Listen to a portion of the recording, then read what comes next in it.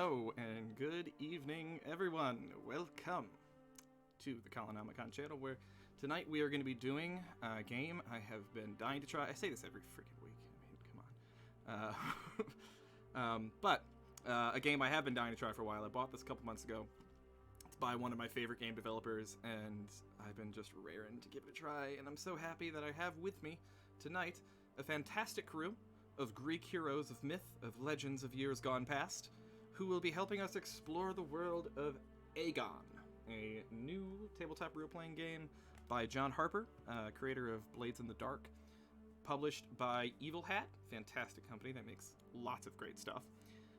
And this is as I said, a Greek mythology sword and sandal kind of TTRPG. That's honestly a niche I've not had filled in any of my TTRPG escapades before.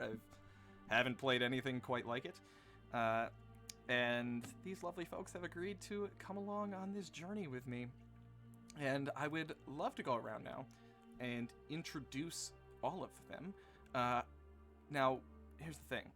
This game requires you to be pretty over the top. I mean, you guys are playing these epic heroes who bear great names that shall one day be written into the stars if you are lucky enough to win the god's favor. Sort of like the end of the Hercules Disney movie where, you know, he gets speckled into the stars. Like that, but more dramatic. So what I would like to do is go around, introduce our cast, and when we get to you, introduce who you are. Tell us your name, of course, who you actually are in the real waking world, but then also who you are playing, and I would like to hear it, epithet and all, as absolutely over the top as you possibly can. Part of the structure of the way this game works, and this is actually an important component of the game, is that you all have great names. That you're not just Bill. You are Wolf-Hearted Bill, Scion of Arcosia. That's a Dungeons and Dragons term. I don't know why that came to my mouth, but Scion of Marathon, and Devotee of Demeter, or something of the sort like that. These things matter. These actually give you different dice values depending on what you have in the situation. So they're all gonna be a little bit. Oh yeah, sorry, Sean Nittner was the other creator. I totally forgot to mention him. I'm sorry. It wasn't just John Harper. He didn't do it alone. John Harper and Sean Nittner, they're both on the cover, so I should have probably said both of their names. This game just came out, 2020. This is my first time playing it. Might be a little bit rough because I don't exactly know what I'm doing, but it seems pretty straightforward, and if none of you have played it, you won't know the difference anyway. So, let us go around, introduce my dear friends and my lovely cast. Starting at the top left with one of my dear friends, a fellow I've been playing games with now for almost a year, but I feel like I've known you a hell of a lot longer than that. Good old Tom, TP Grant. I was gonna say, like, does COVID add time? Because it definitely feels like it's been way longer than a year. I'm Tom TP Grant. I am playing Clever-Eyed Tassos, a scion of Athena, and sworn disciple of Ares, with dabbles a little in Hecate, because I want a little bit of that insight, but a grand, clever hero, renowned for fighting battles with his mind first and his arms second. So points of reference here is this. I think we talked about this before, but a bit of Odysseus, kind of, bit of that wily. Yeah, a little bit of Odysseus, a little bit of a thinking man's fighter. Right? That wily-eyed. Clever, find the upper hand and exploit the weakness, kind of. Absolutely. Okay. All right, I dig that. So we have Clever-Eyed Tassos. Love that one. All right, let us go down below Tom to another dear friend of mine who I have been along on many a strange journey. This one will be less strange and more epic.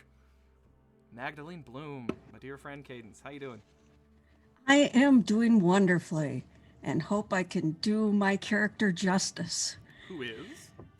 She is bold-hearted Lysistrata, I can't even say, scion of Petra, who worships the wondrous Hermes and also has eyes for Aries as well. I mean, who doesn't have eyes for Aries? That dude's fine. Yeah, exactly. Right. If I remember my Greek mythology right, there was a lot of gods like cheating on their significant others with Aries. I mean, I can remember at least one. Oh, yeah. But I know Yeah. like Aphrodite was screwing around with Aries. All the gods just had fun with each other. I don't know. Yeah, which is weird because they're all related too. So Yeah. that's raises a lot of questions. But yeah. Points of reference, Cadence. What kind of character are you going for? I am going for a bold fighter who just loves to play with her swords and just get in there and decimate everybody. Oh shit. Okay. My brain immediately went to like Xena Warrior Princess, but that's just because I grew up in the 90s. I don't expect to. I lived in the 90s. All right, so you are you are going to be probably drawing the most blood out of this gang, which is so like you. If anybody has the gift, yes. the gift of Cadence licking a bloody knife from Colts. Oh, I should have got that out. Yeah, I never asked you what was on the knife in that That was just fake Halloween blood. that you just had laying around. Of course you did. Yeah, what am I saying? yeah. Of course you had fake Yeah, blood yeah. laying around. You know, as you do. As one does. Yes. That's you, my friend. All Yeah, right. I can't wait till my grandkids see these old videos from years past when they get older. So many questions. All right. Well, thank you, Cadence. I hope I can say your name right. Bold-hearted Lysistrata. Lysistrata. Lysistrata.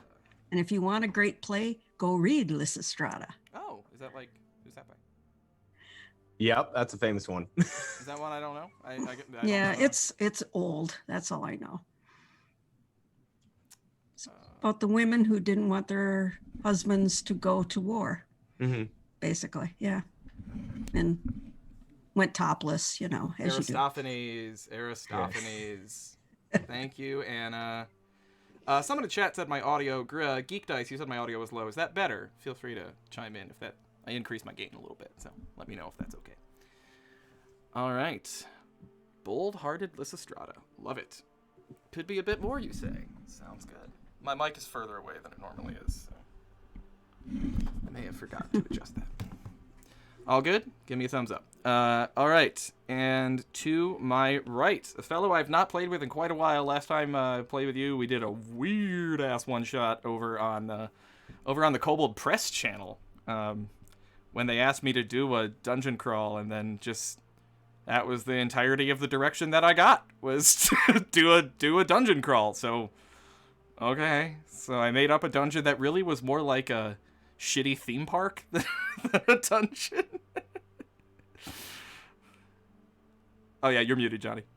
Oh, I know. Yeah. I was just enjoying the tidbit. I'm Johnny Blams.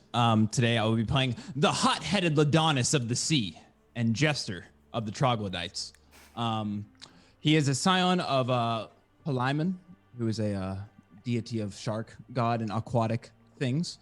I don't want to give too much away about Ladonis. It's just Adonis with an L, so you can take that as it is. He's a loudmouth hero who's ready to get himself into some trouble, and he's got a officially crew to back him. So we'll see what happens. Hell yeah. This one will not be a shitty theme park, Johnny. I mean, it's going to be a lot more. I love that dungeon, though. I had every room had like same. Every room had like the dude at every theme park that's like the guy at the water slide that's like, wait, all right, now you can go. Like making sure that they didn't cheat in the dungeon. And then they ended up finding a like ventilation shaft to skip all the way to the last room. Or like a maintenance shaft or something beneath it. It was so stupid. Thank you for coming along with me on that journey. And last and certainly not least, someone I have never played with before, but this is great because we will be playing together very, very soon. As they have been cast on Black Void, my upcoming show for Weave the Tale. We're going to be doing, God, what's the name of the campaign, Colin? You're only GMing it.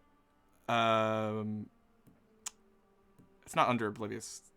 Into the Oblivious Depths? Yep. That sounds right. That sounds I don't know, to make it up. I don't know. I'm going to be running, and so I'm very, very happy that you decided to join us, Stella. What's going on? Yes, hello. I'm Stella Luna here on Twitch. Today I'll be playing Lion-Hearted Lanthe. I am a scion of King Cassandros, so I'm a princess and a badass at the same time. My honored god is Poseidon. I do carry a spear and shield, so I do very much have the aesthetic of a servant of Athena, but I definitely don't have the wisdom.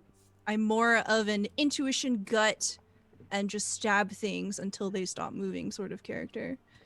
Yeah. And I have a little bit of divine favor with Hermes for daring and Demeter for conviction. Oh. So I don't stop stabbing. We have an interesting... We got, like, a couple of hotheads, it seems like, here. And we have, like, Tom, like, Tassos seems more of our voice of reason, I suppose. But you just said stab things till they stop moving, so that's pretty... Lanthe seems a little more, to the aggressive negotiation type. It's the classic saying that Tassos knows many good tricks. Lanthe knows one great trick. Absolutely. And then Ladonis. Johnny, by the way, could you throw your epithet in your Zoom so I have that for me too? And we have I think sounds like Ladonis is going to be our wild card. We'll see what happens there. Never. Me never. No. What do you mean? What are you talking about? We shall see. Want to apologize in advance to everyone out there in Viewerland if I forget about it. I quit smoking, so I'm living on lollipops right now. This is scratching a certain itch. So if you catch me talking with a lollipop in my mouth, feel free to just remind me that I'm doing that so I can get it out of my freaking mouth, because it's not the best for narration. But I also kind of need to do this because I'm jonesing over here. So we're going to do a very quick little sort of character building / setup for the scenario before we really break into it. So today's action, for those of you unfamiliar with the system, and I imagine it's many of you,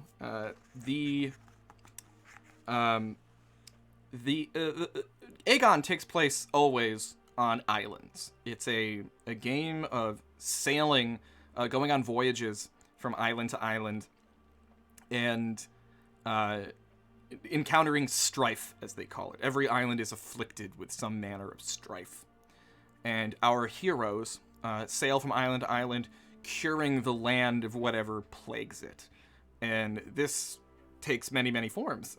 They may be up against great monsters, a gigantic basilisk or a minotaur. There actually is an island in this book that's classic Jason and the Ark, like a labyrinth and everything. I very nearly ran that one, but this one I thought had more good talky bits, so I went with this one. They are big damn heroes that are going to be sailing the world, ridding the world of pestilence and whatever plagues these islands, and then they either succeed or they fail, and then they pack up and move on to the next one. Their journey is never quite done. So, because I love that setup a lot, I decided to lean into that, and we're going to do a little bit of a Oh, Anna, thank you for, Jesus, 5 subs. You've gifted 26 in this channel, you big, generous, beautiful woman. Thank you. Thank you. Frax gets a sub. Silver Bullet gets... Stella gets a sub. Welcome, Stella. Happy to have you. So, that setup is going to dictate what we do here.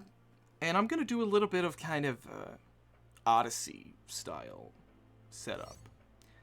So, our heroes, the 4 of them, are returning from a war, trying to get home, sailing across this rough, choppy sea. I'm going to say that this war was quite brutal, and you lot, the 4 of you, have only survived because you are such epic heroes of myth, and you are essentially all that's left of the force that you went with to fight this battle. You are the final survivors, and of course all of you have divine favor already to start with, and I think that sort of makes sense. The gods smiled upon you enough to let you survive for this battle. So you all know from the get-go, you all know that you are special. You are set apart from other people because everyone else, their blood is currently soaking the beaches of wherever it is you came from. So let us do a little bit of setup on this. I will tell you a couple small facts about the world. You live, because the island hopping thing, all of you live in an area, it's ancient Greece inspired, but it's not actually ancient Greece. It is some sort of archipelago. There are large chains of islands that go across a massive sea. To enter into the sea, which is very Mediterranean, it's sort of an interior sea. To get into it, you must go through a small strait, very much like the Strait of Gibraltar. Very narrow, hazardous to get in. Beyond the strait lies the great open ocean. And that is where you're all coming from, somewhere along the coast of that ocean. And now you're heading back down into the strait to get home, back to the archipelago that you came from. To get there, you have to pass by the island of Vrakoi. Vrakoi is known to be a dangerous place. It has a formerly active volcano on it. It is also crucial here. Vrakoi is formerly considered to be neutral territory, but now to be a territory that is claimed by two different warring city-states. Those city-states are, I always forget their names, the city-states are Prisos and Saqqara. The war between Prisos and Saqqara is one that none of you were aware of. You've been away at war for a very long time. Using sort of Iliad Odyssey setup, it's probably been a decade that you've been gone. And in that time, what was formerly a sort of tight-knit confederation of city-states scattered across this archipelago have ended up at each other's throats. And Prisos and Saqqara, formerly maybe not best of friends, but at least tense allies, have gone to war since you've been gone. And you could probably gather once you arrive at Vrakoi that this is probably not the only city-states that have gone to war. The confederation that you once served, the country you swore to defend in war, doesn't exist anymore. You could think of yourselves almost as knights, in a way, sworn to protect this realm, but the realm you're supposed to serve doesn't exist. You are people without a country now. You are stateless. The oaths that you swore don't mean anything anymore. This may be a bit of a shock. Everything that you served basically was all for nothing in that war. So I'm just going to do like one question each, and I'll kind of think of them on the fly, but I'd like to set up our background here. So the four of you fought in a war. You all served the same confederation of city-states. You may name it whatever you like. Come up with your own. Anyone who wants to volunteer to throw out a name, you're welcome to throw out a name. But I would like to know, and I'm going to start with Tom. And type it in the chat when you come up with an answer, but also say it out loud for viewers. Tom, who was your enemy in this? What were you fighting against? Feel free to use historical reference points if you want, but whatever. I think we were fighting against the city of Mitis, a city further away and aggressive piracy sort of place, a haven of raiders and those who didn't follow the conventional norms of how things were done in terms of warfare or trade or anything. So this was a punishment mission. We were going there to exact revenge for the harms caused. Would you call them a wretched hive of scum and villainy? We could go with that. Okay. So type that in the chat, but I believe I heard, was it Mitis? Mitis? Is that the... Mitis. Okay, we'll kind of build on these as we go. A vicious, absolutely vicious city-state of lawless pirates and bandits that I suppose probably many of the ships of the Confederation that you served fell victim to this nation over and over again. So at long last, the decision was made to send you all out to show them what for. And you have done so. But let's go down now to Cadence. Cadence, in the war against Midas,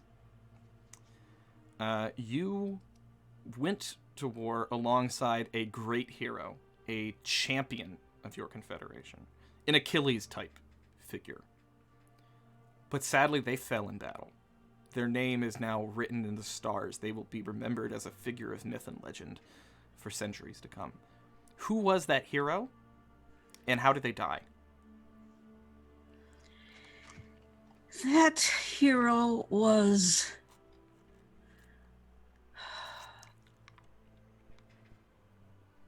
I'm looking quick. Jakai. Jakai. He fell trying to protect our general. And he was just riddled with arrows. Oh, we got a Boromir death? Yeah. Jakai. The great champion Jakai. Yes. I'm going to say very much like an Achilles-type figure. Someone who was not themselves a general, but who was known by reputation to be an extraordinary warrior. Mm-hmm. And who was recruited to this war effort, maybe not entirely willingly, strong-armed into it, but went along nonetheless on their honor and died an honorable death. Exactly. Yep. And I will say that Jakai also was a friend of yours, so all of you. Someone that you knew, someone you respected. You may all, as the game goes on, improvise whatever traits you want for Jakai. Maybe they were hot-headed, maybe they were compassionate, maybe they were kind of contradictory. I don't care, it's all up to you. But the reason I mention this is because Jakai lives on now in your memory. You are, as the only survivors, you are the people that must... It's sort of your duty to carry their memory into the next generation, to not let Jakai be forgotten. And Jakai's heroic death was the kind that heroes like yourselves really can only hope for. A good, honorable death at the hands of an enemy, looking them square in the eye, riddled with arrows, but going down with a fight. Mm-hmm. Also like a bit of Hector at the end of Troy. All right. So, war against the city-state of Midas, you lost the great hero Jakai, your friend, ally, and a champion, marked by Zeus himself. Let me go over to Johnny now. All right, so we have the warrior against, we have the hero that fell. Johnny, how did the war end? Was it a total victory for your forces? Was it an inconclusive battle? Or was it inconclusive in that no side really won, everyone got their ass kicked? Or have you lost and the four of you are the only survivors of a horrible tragedy?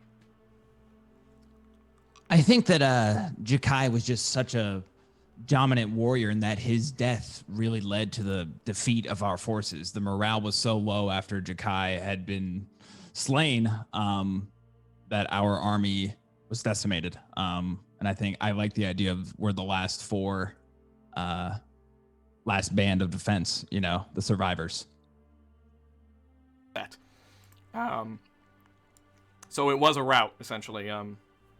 We got destroyed. Yeah, you got your asses kicked. Okay, I love that. And I also love that this sets up a nice boogeyman, because if the kingdom of Midas is triumphant in this battle, and now you're about to find out that your confederation back home is breaking apart. If Midas decides to strike back, y'all are separated, the unity is broken, it is going to be a dangerous situation if they come storming back. So you lost the war. Sorry, y'all. It's a bummer, but great call. I like that. I think that's very good. So, the war against Midas, the great hero Jakai fell, and after that, everything crumbled. Your army was routed, everyone was in full retreat, and the four of you are the only ones that got away. One extra, just final question on that, Johnny. How did you get away? Me personally, as hot-headed Ladonis, or the four group? of you? The four of you together. I think we got slaughtered so badly in a typical phalanx positioning that we were buried by the bodies of our enemies, and we disguised ourselves in their garb to escape. That was the only way they wouldn't notice us, given that we are these renowned heroes with such rippling abs. Observable qualities. Yes, rippling abs. Yes, and just a lot of power. So we disguised ourselves and ran away in a Scooby-Doo like fashion from this tragic battle. Zoinks! All right, I love that. That sounds like. May I throw out that we remained on the battlefield hidden. So when the enemy left, we declared victory as we held the battlefield and then left. Planted a flag and then bailed. Actual stories from Greek warfare. That's a real who did that? Who's responsible for that? I believe that's part of the Spartans' myth of how awesome they mythically were, but actually. I love the myth of Sparta is so much cooler than the truth of Sparta because they were actually dumb in a lot of stuff. But I love the badass Spartan like laconic phrasing and like what's that? They did one-liners like nobody else. Like no one's business. That is the one thing they legitimately were elite at. Everything else they were mostly hype. What's the one that's like they sent the message to the king that's like, if we invade your country, we shall salt your fields and burn your buildings and enslave your women or something. And they sent back a letter that just said, if. Yeah. Yeah, if. Yeah. All right. Final question. Up to Stella. Stella, I saw you look like maybe you were Googling something. Were you coming up with a name for the Confederation by chance? Yes, I am quite familiar with Name Generator. No, fantasy name generator? Yes, I love it. It's responsible for all of my campaigns. Yep. What'd you come up with? Mydora. Mydora. I like that. Oh, Mydora. All right. So, the Confederation of Mydora. This is who you served. This is who you all swore an oath to protect. And it's now a thing of the past. None of you know that yet, but you're about to find it out. My question for you, lion-hearted Lanthy Stella, is what broke up the Confederation while you were all away at war? What went wrong?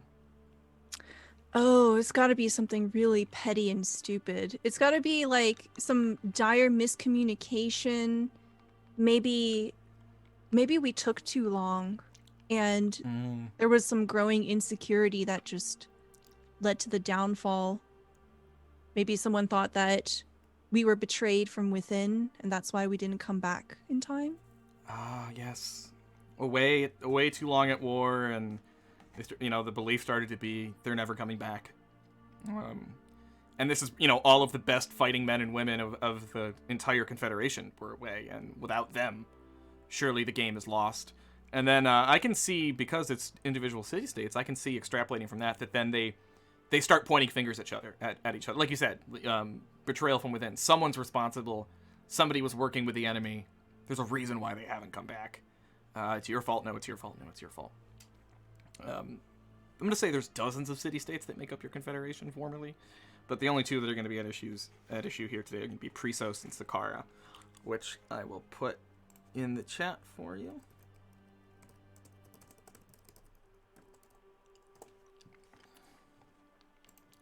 You may all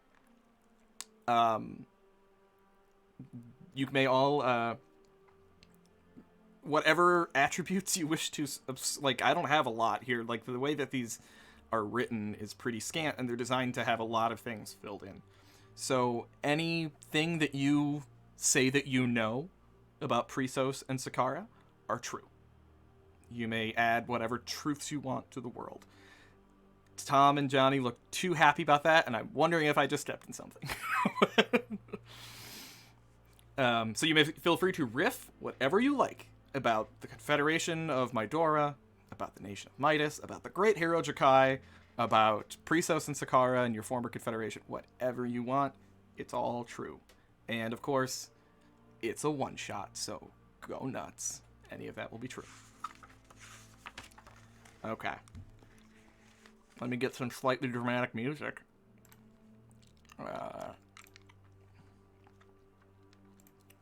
And we shall... Oh, lollipop is in my mouth. I'm just going to actually pause that right there so I can get some quiet for narration. Okay. Our 4 great heroes. Hot-headed Ledoni, as I'm calling him. I'm imagining he's French in my head. Hot-headed Lodanis. Bold-hearted Lysistrata. Lion-hearted Lanthe. And clever-eyed Tassos. The last 4 survivors of the great and final war between the Confederation of Mydora and the lawless backwater that is the Kingdom of Midas. They went to war a decade ago. A war meant to be a punishment, a final word that this confederation would not be bullied, would not continue to be harried by these awful pirates from the North Sea. These lawless ruffians that continued to plague and harry your ships, to take captives, to take your cargo, to impress your sailors into service. They acted with impunity for years. At long last, the decision was made that something had to be done. They had to be put down and told that this simply will not be the way. For as long as the Confederation of Mydora stands, its ships will sail free. No one will make them afraid. And so, the greatest warriors of the Confederation of Mydora were assembled, coming from city-states all across the archipelago. Yes, from Prisos and Sakara as well, but also from whatever home islands you guys come up with. I don't care. Drawn together under the leadership of the finest generals, and one in particular, one great hero, the warrior Jakai. I'll have to come up with an epithet for Jakai. He definitely needs an epithet.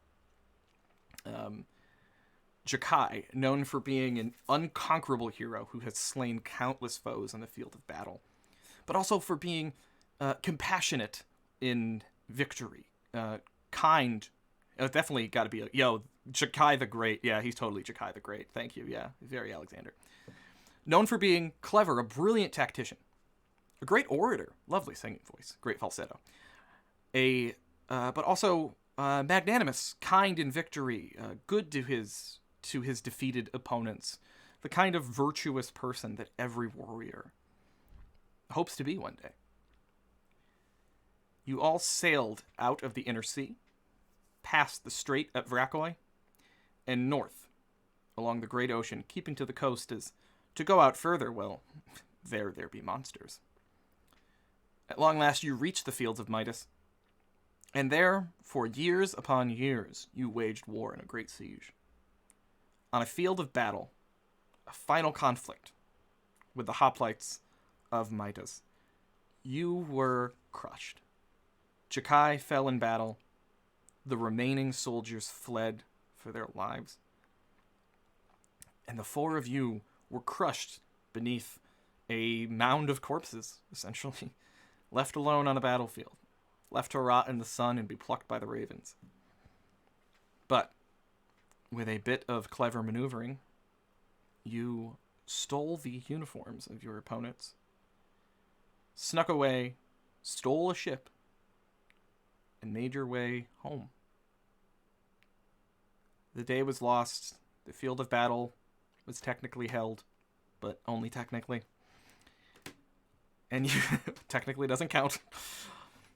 And you sailed south for the strait at Vrakoi, just wanting to go home, see your families again, return to your noble confederation, try to get some semblance of a normal life. What you did not know is that while you were away, the confederation had crumbled. The city-states have gone to war with each other. How it all started, no one knows for sure, but there was distrust between them. They blamed each other, as their forces spent a decade never returning home. Foremost between them are the great city-states of Prisos and Sakara. Their territory lies on either side of the Strait of Vrakoi. The island of Vrakoi itself is a lightning-struck mountain sitting on a spit of land. And it is to use the flavor text in the book, Vrakoi is a miserable cluster of unforgiving rock. It is said to be sacred to the god of war himself, Ares. It is an embodiment of his wrath and his favor. High cliffs are crowned with brilliant green plants, and at the very top of the lightning-struck mountain is a single towering oak. The legend goes that Vrakoi was struck, cleaved in two, by Ares' own sword. The mountain, if you can picture this, a pointed mountain peak, perfectly symmetrical, almost a Mount Fuji type, but cleaved right down the center. And at the very top, on one side of that chasm, a towering oak tree. This is what you see now, the four of you, as you sail. The mists around the strait part. And ahead of you, you see the island of Vrakoi. But what you did not expect to see is that just outside the harbor of Vrakoi, which Vrakoi contains only a single wretched little spit of sand, a tiny little beach where ships can safely land. Right outside that sit two great warships. You can see from the ensigns flying off the back of the ships that they are ships from the nations of Prisos and Saqqara. They should not be here.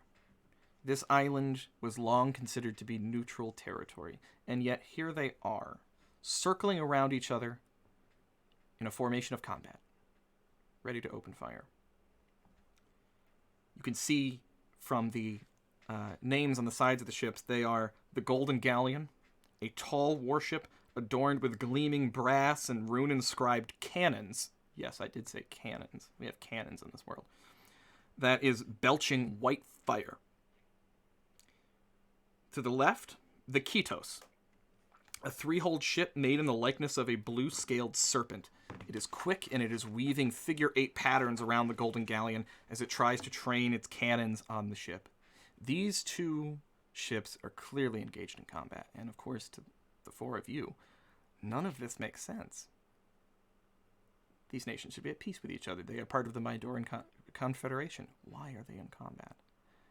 Who is at the helm of your stolen ship?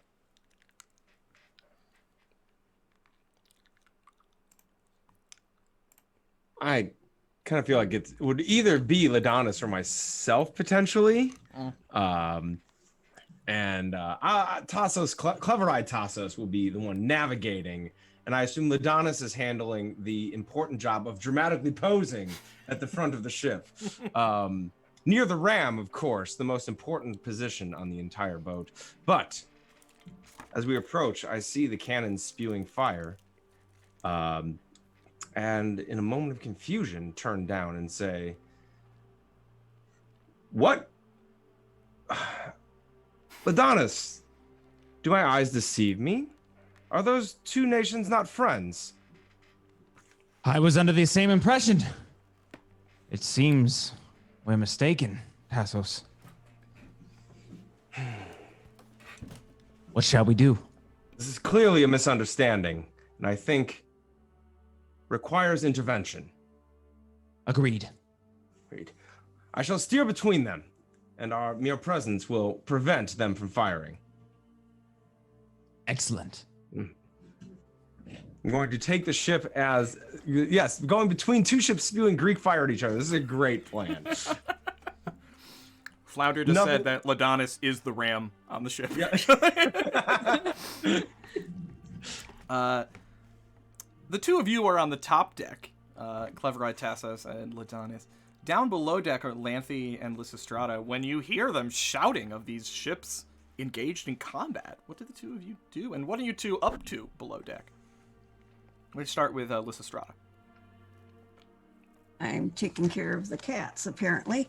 Gotta have ship cats. Gotta have ship Yes. cats. Keeps the Yeah, rats they away. take care of, yeah. I am below decks, not being very happy about being on a ship, but but trying to stand strong. Yeah. Lysistrata doesn't have her sea legs. Never had, never will. So Lysistrata is below deck with her head between her knees, trying to stay composed, petting the cat for comfort to stave off the nausea. Lanthy, you are down there below her. What are you up to?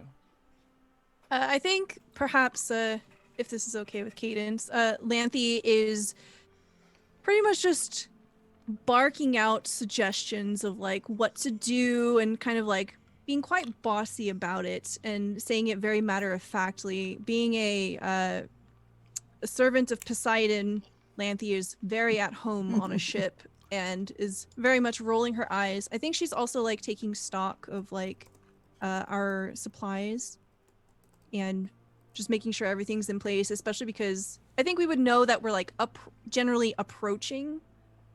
Vrakos? Yes. What do you think that they are fighting about up there? Oh, heavens only knows. Do you think we should go see? It is probably a good idea. Yeah. Do you? Yep, I'll be fine. Fine. Everything's fine. You take your time. I will go first. And Lanthy just grabs up her shield and her spear, and she'll go up the stairs 2 at a time. Of course. Of course. Lysistrata. These years. Oh. Lysistrata, bold of heart, but meek of stomach. Lanthy, you grab your spear and shield and double time up the stairs. And you see that Tassos and Ladonis are charting a course directly between 2 ships that appear to be about to shoot at each other. Lanthy just starts banging her spear against her shield, and she just like throws her head back and just lets out a battle cry, totally for this. This is what I've been waiting for. Just no questions. Hell yeah. Yeah, with that, Lysistrata's grabbing her swords and flying up those stairs as well. Stomach's forgotten. Yeah. Friends, I've come up with a plan. What is happening? We are going to sail right between those 2 ships. I am going to board the ship on the left and climb their mast to the top with a rope. One of you 3 will climb the other ship and climb their mast to the top with a rope. We will then tie the ropes together and ruin their sails, peacefully ending this conflict. Ladonis, could you perhaps attempt to talk them down with your honeyed words and your silvered tongue? We could try that as well. But first, I need to get to the top. Very well. As I steer towards one of them to bring it in close enough for Ladonis to leap. Oh my word. Let's get salty. All right. You see that in the area where the 2 ships are circling each other, it is riddled with jagged rocks, any of which, if you were to be dashed upon them, would surely destroy the hull of your ship. They are maneuvering quite deftly, these 2 ships, as they are, well, I did say over the top, and yes, thank you all for buying into that. The 2 ships are very, very well crewed, and they are maneuvering themselves quite deftly to get around these rocks. It will be a challenge for this crew to pull it off, but not impossible. You are heroes, after all. So, thank you for immediately finding something that the campaign did not account for anyone fucking trying. So, it's either like it gives you 3 options here, which is either so one ship is very fast and the other one has a lot of guns. So your options are either normally to try to steer closer to the ship with lots of guns and basically risk getting shot, or steer closer to the quick ship and try to outrun it and get to the shore, or do neither and find a different way around, which I guess this is going to have to fall under that final one, where rather than your enemy being one or the other ship, your enemy is the island itself, to not crash your ship upon the jagged rocks of Vrakoi. A trifling matter. So, A worthy opponent has appeared. The great island of Rakoi itself. Your opponent shall be the island. A contest, I propose. Let me roll to determine what your target number shall be for this contest. The island of Rakoi. It is, jagged, ergo perilous. This will have consequences. So that is going to be a D10 for Rakoi, a D10 for perilous. And that'll be the only two. All right. Oh, boy. That's bad for y'all. Okay, I rolled 2d10. You load super low. Super low, right? And the strife level is 5, which is the normal one. So the way this works, for those of you new to the system, is you roll whatever the island has, name, quality. That's 2d10s. Take the highest number, add the strife level. The strife level is basically always 5. It might change. For our purposes tonight, it's going to be 5. I rolled a 7 and a 9, plus 5, so your challenge rating for this will be 14. Who will face this contest? If this is piloting the ship to avoid the rocks, I believe it falls to me. Yes. Oh, I have to give a domain. The domain of this contest, they suggest resolve in spirit. Actually, I think I'm going to go with that because that's a catch-all. You guys are trying to do a lot of different things. Trying to steer away from rocks, trying to not get shot, trying to not get a ship to ram into you, and try to climb a mast and stand triumphantly upon it. This requires this requires a lot of resolve and spirit. You can, to answer Geek Dice's question, you cannot talk down the rocks. No, I'm sorry. This will be a contest of resolve and spirit versus the Great Island itself. Oh, well. Shall face Tassos is embracing the well-known Greek epithet of when you have a ship, you sail it like you stole it, which we actually have. So, I'm rolling for my epithet, my name, and for resolve and spirit. I want to just point out it's epithet because an epitaph is the thing that's written on your gravestone, and you don't want that. We're getting there really quick. So. It could be the same. It's fine. Yeah. So it'll be your name dice, your epithet, and then your domain, which is resolve and spirit. If you wish to take you could spend a pathos and get an extra domain die added in, whichever one you want. You could totally do that. May I? You can invoke divine favor. How many pathos do we have? I do have. I'm gonna save Athena for something. Your pathos is it's if you look on the second page of your character sheet, there is a tracker. Basically, you can spend. It'll be at the left column. Pathos. You mark off those dots. You get 5. I see. When you get to the bottom one, you're in agony, and that's like being doomed to Monster of the Week. That's when I'm going to fuck with you really hard.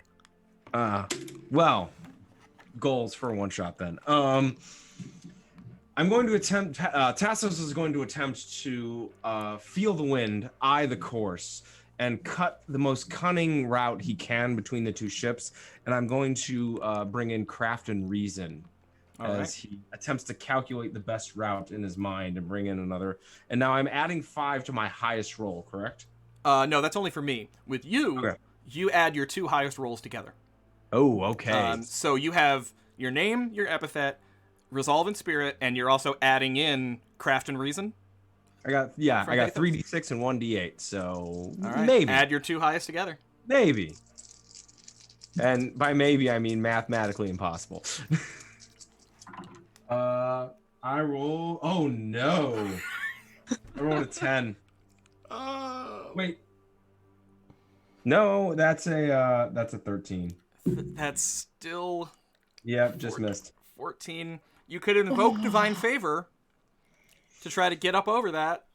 I mean, do we need a boat? We're already. It's not our ship. Whatever. We'll. Okay, so you're steering. That's not great. Who else shall face this challenge? All of you can get in on this action. I, hot-headed Ladonis, will face this challenge with ease.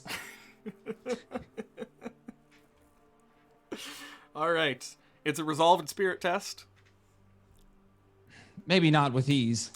All right. Resolve and spirit test. I get that guy. Name, epithet, resolve and spirit. And if you want to get pathos, whatever you want in. I could use divine favor of Poseidon as well. Yes, that would add a D4. I like that. I think that's jiggy. I should mention the D4 is separate. So you all your other dice you roll, you'd add the two highest together, and then the D4 just gets tacked on to whatever that is. That's spicy. Okay, yeah, I think Lodonis would call in the support of Poseidon here. That was a good place for it. Poseidon, please move these rocks out of the way or do something. Please, I beg of you. 14's your number.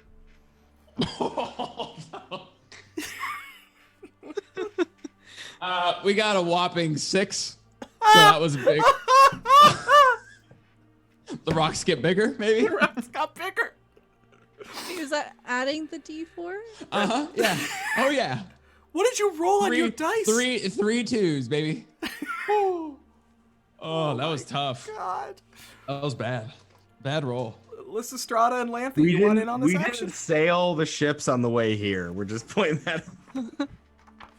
I am lion-hearted Lanthy, servant of Poseidon. I will do something. What shall you do? So I have a quick question. Yes. So I remember reading Resolve in Spirit also includes magic. Is that a thing? Or is that more of like an intangible, not really us kind of thing? But I think it's more that. It's the gods favor you and stuff will happen that might help. So if you want it to be just a prayer and hope the gods pull off something cool, you could do that. Yeah. So Lanthy will continue like banging her spear against her shield, and she's just invoking Poseidon's name, saying, "I'm one of the greatest soldiers of your name. Come, protect me as I have protected you." And yeah, so I'm gonna use my name, epithet, and my resolve, and divine favor. Divine favor, yes. Okay, so take the two highest and then add whatever you get on the D4 also. Oh, okay. That's 7, 10. 10 total? Yeah. Not great. Okay, I should mention too, this is a perilous stunt. The rocks are perilous, which means all of you everyone that just failed, must mark mark a pathos off. Oh, I should mention, they're not just a resource you use, I get to take them from you as harm too. So Tom, you should have 2 pathos marked.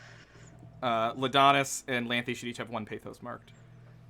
All right, so that's 3 failures, or as they're called in this system, suffering. So 3 of you suffer.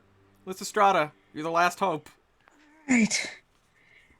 I will call upon my bold-heartedness, my name, and my scion, Petra. Mm-hmm.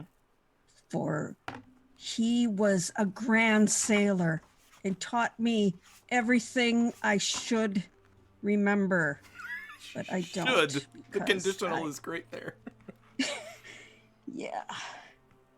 And also divine favor from Poseidon to give me fortitude.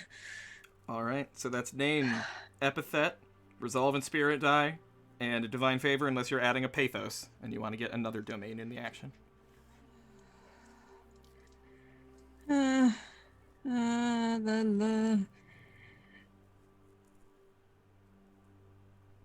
Could I get my blood and valor? I'm being valorous. Valorous. Mark a pathos on your sheet, and put your blood and valor die in there too. So roll name, epithet, blood and valor, resolve and spirit, and a D4 for the divine favor. Mark off that you've used your divine favor. These are to the question of how many divine favors you get 1 right out of the gate. Whatever you pick as your honored god in the beginning. You get 2 divine favors from them right away. And then you get to pick, I think, 3 other ones at the beginning. Yep. So whatever one you use, mark it off. All right, so you're going all cannons blazing. You're rolling more dice than anybody else did. Oh, heck yeah. 2 highest? 5. 5s and 5. And a 3 on my divine favor. And that's 13. 13, which is still not high enough. You all suffer. Okay. Everyone suffers. So Cadence, mark another pathos, because you Yeah, failed a yeah. perilous. So everyone should have lost at least one pathos. Some of you lost 2. God. Man. Jeez. Agon meat grinder. Oh my god. So, the way this now works is we go around. You're supposed to start with the players that suffered, but... You start with the players that suffered. We'll go in the same order we did before. You explain how it goes wrong. To borrow a phrase from Pope a couple weeks ago on this channel, you tell me how it goes wrong, and I'll tell you how it gets worse. And no one... Who got the highest roll? 13 was the highest? Was that 2 people got 13s? 2 people, yeah. Okay.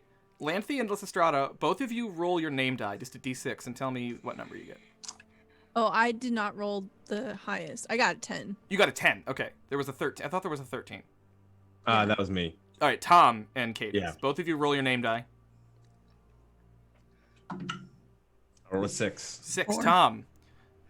You all suck, but you... the 2 of you tied. Tom, you roll higher. Tom, you are leader of this rat tag band for this adventure. Okay.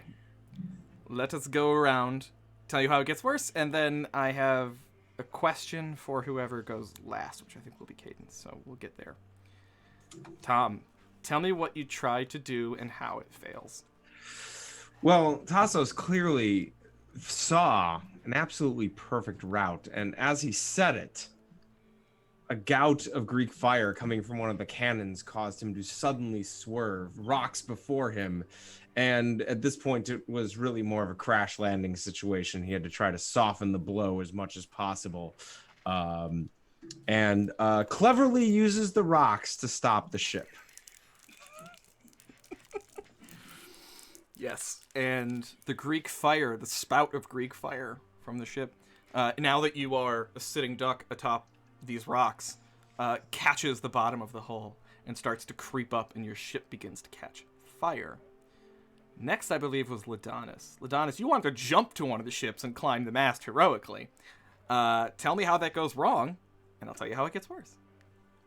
I picture as clever-eyed Tassos is trying to do this miraculous steering job. Ladonis is practicing his moves, getting ready to peacefully subdue all these sailors with his fists and deflecting all their. So he's parrying, and he accidentally chops a wrong rope, which brings just one of those giant logs, whatever they're called in pirate movies. It just comes and cleaves him in the center. He's like, whoa! And then as he crashes into the ship, I'm sprung over the side, whatever log that is. You all know what I'm talking about. I know. I've seen Pirates of the Caribbean. Yeah. Yes, exactly. It's a big mizzen master. I don't know ship terms. Exactly. I'm really happy we're about to get off the ship, Boat so I don't have to come up with nautical terms anymore. And Ladonis is struck by this. Right in the back, you hear a sickening pop as you are thrown overboard, dashed against the rocks, and land in the water. Ladonis' fate is unknown. Now we go to Lanthe. What were you trying to do? How'd it go wrong? Oh, I was. You were praying. I was praying. Yeah, I Actually, can I imagined save that you for last?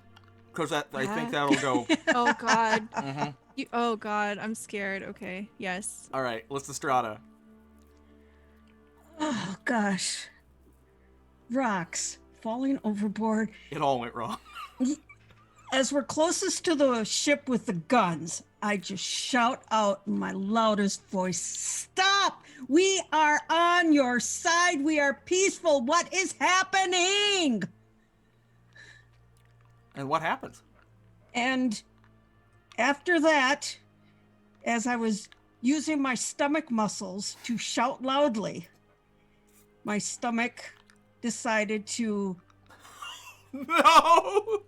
expunge. Oh, no! Oh, God. Thank you for that follow, Nisa. Great time for it, too. Sorry. As bold-hearted but weak of stomach Lysistrata is shouting to stop! We are on your side! We are Mydorans just like you! Just the diaphragm just hits the gut, and you vomit and pass out. Fall unconscious, And the ship is now sitting off kilter on the rocks. And you just start to roll down the deck and down into the water below. Lanthe, you were praying. Yes. Very, very loudly. I imagine Lanthe moves to the front of the ship as we're kind of like careening towards these rocks, and she's just trying to be as loud and prominent as she can, just cursing down to the waters, and yeah, there's no seatbelt.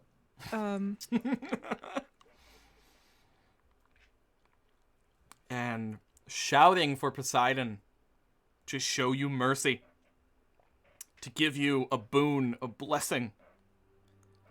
I like to imagine that it's less like, bless me, more like, where the fuck are you? Do your job, help me, take care of me. It's very, very not humble. And that's the problem. You know how the gods despise hubris. You did not appropriately prostrate yourself before the god of the sea himself. You called out to him not for his blessing, not humbly, but demanding. To borrow a term you used a little while ago, a bit bossy. And Yeah. you see Poseidon. You see his form. You swear upon all the gods of Olympus that you see his face. Sort of like that dope part from The Mummy when the giant face in the big sandstorm. Bit like that, but coming out of a wave. A massive harbor wave that approaches the ship. You see it coming slow motion as the mouth opens and engulfs the entire ship, dragging it down, sinking it to the bottom of the harbor. Lanthe, you're struck by a beam, and the world goes black as this wave engulfs the ship. Likewise, Tassos, you are taken by the water. You join Lysistrata, Ladonis, Lanthe. I just realized you're the only one without an L name. In the water, pulled down to the inky depths. Question. I'll put it to a vote. Which nation would you like to be captured by? Prisos or Sakara? Prisos. Fuck Shakara. Yeah, fuck those guys. Yeah, fuck those guys. Do we know which ship belongs to which nation? Yes, that's important. Which one is the Priso ship? Is it on the left or the right? Kritos Big- was the serpent-like ship, Yeah, big, I think. There's the Golden Galleon and Ketos. Yeah, Kritos, yeah, that's it. the Ketos belongs to Sakara. Lollipop. The serpent-like ship belongs to Sakara. The big gunship belongs to Prisos.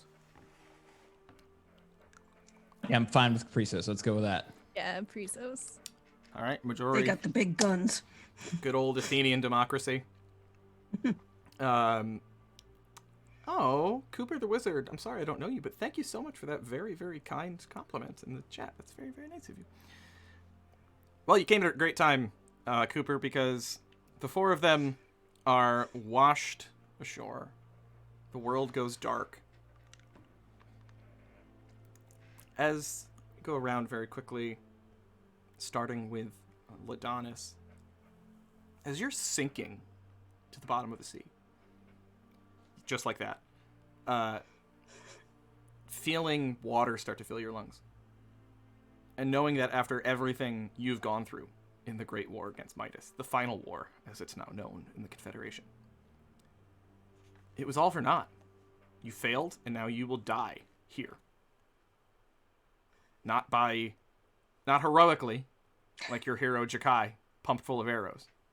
Not in the field of battle, with a sword at your neck, but drowned like a rat at the bottom of a harbor. What's going through your head?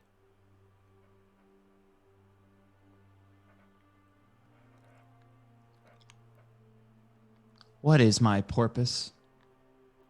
Just rings through his head continuously. And Ladonis dies. With a lot of reverb too. It's echoing in his mind. What is my porpoise? Porpoise. Yeah. And Ladonis continues to look around him for any sea creatures that could maybe assist him in. You're not fucking Aquaman.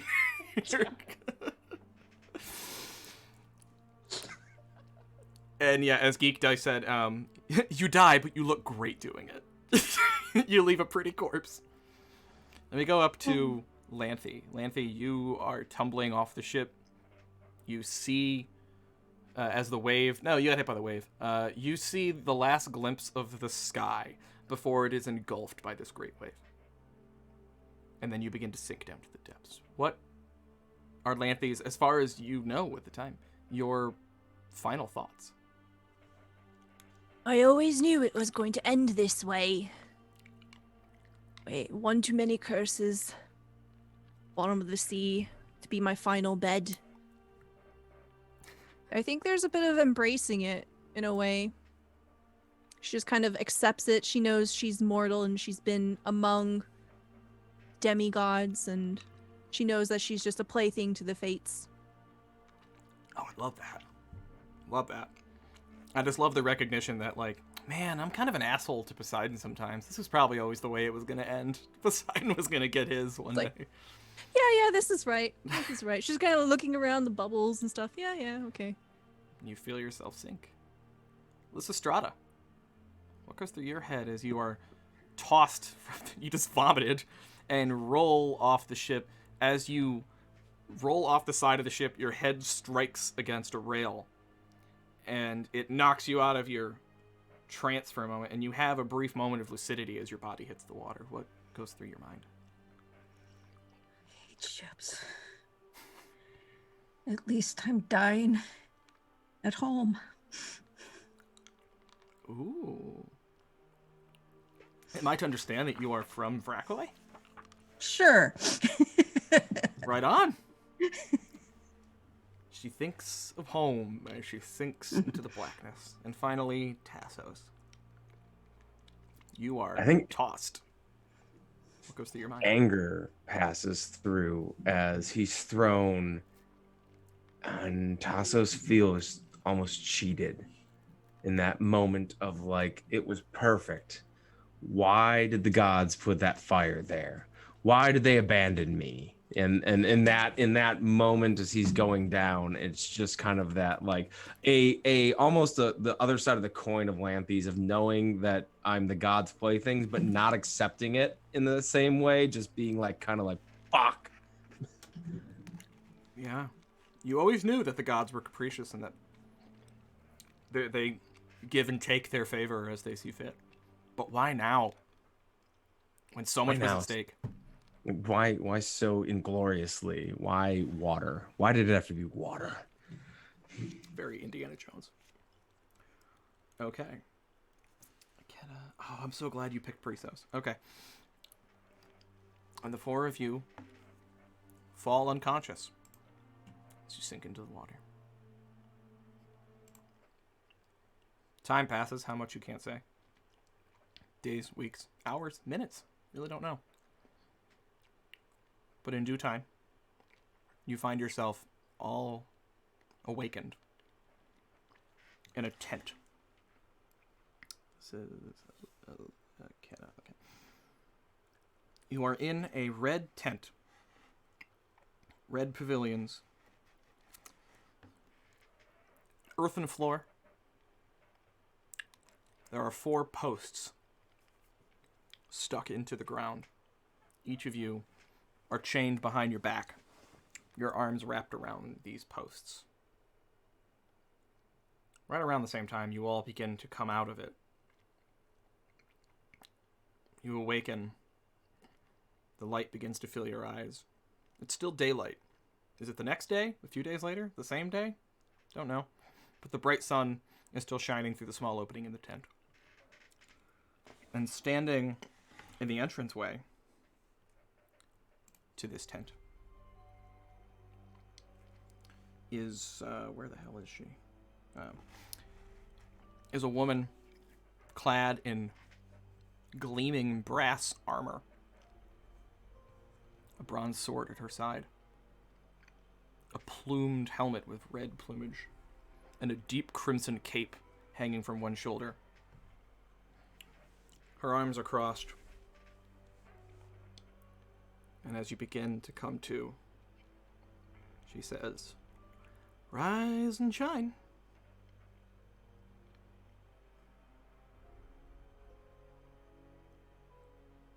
You all with me?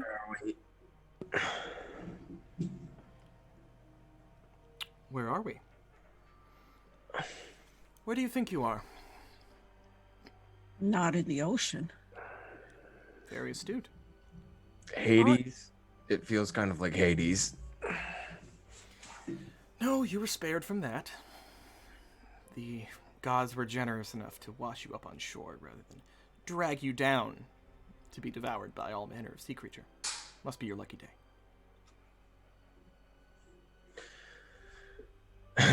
Yeah. Yes, lucky. That was quite a maneuver you tried to pull. Let me guess. You. She points at Ladonis. You look handsome and foolish enough to try such a devilishly stupid maneuver. Was it you at the helm? Just go with it. Just go with it. Just go with it. Yes, it was I, Ladonis. Ladonis. Yeah, that's good. That's good. Okay. Yeah. Ladonis. Would that be hot-headed Ladonis? Perhaps. I thought you died. Hot-headed Ladonis never dies. He just gets saltier. And he locks eyes with this crimson-browed woman. We will certainly test that, hot-headed Ladonis. We'll see just how salty you can get. And the rest Better of than you, anything else. away at war a long time. Eh?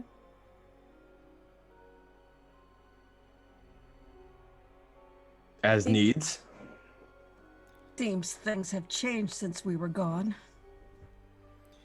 Yes, well, you were gone a very, very long time. And you can also forgive the error. You did ride into our harbor piloting a Mython ship.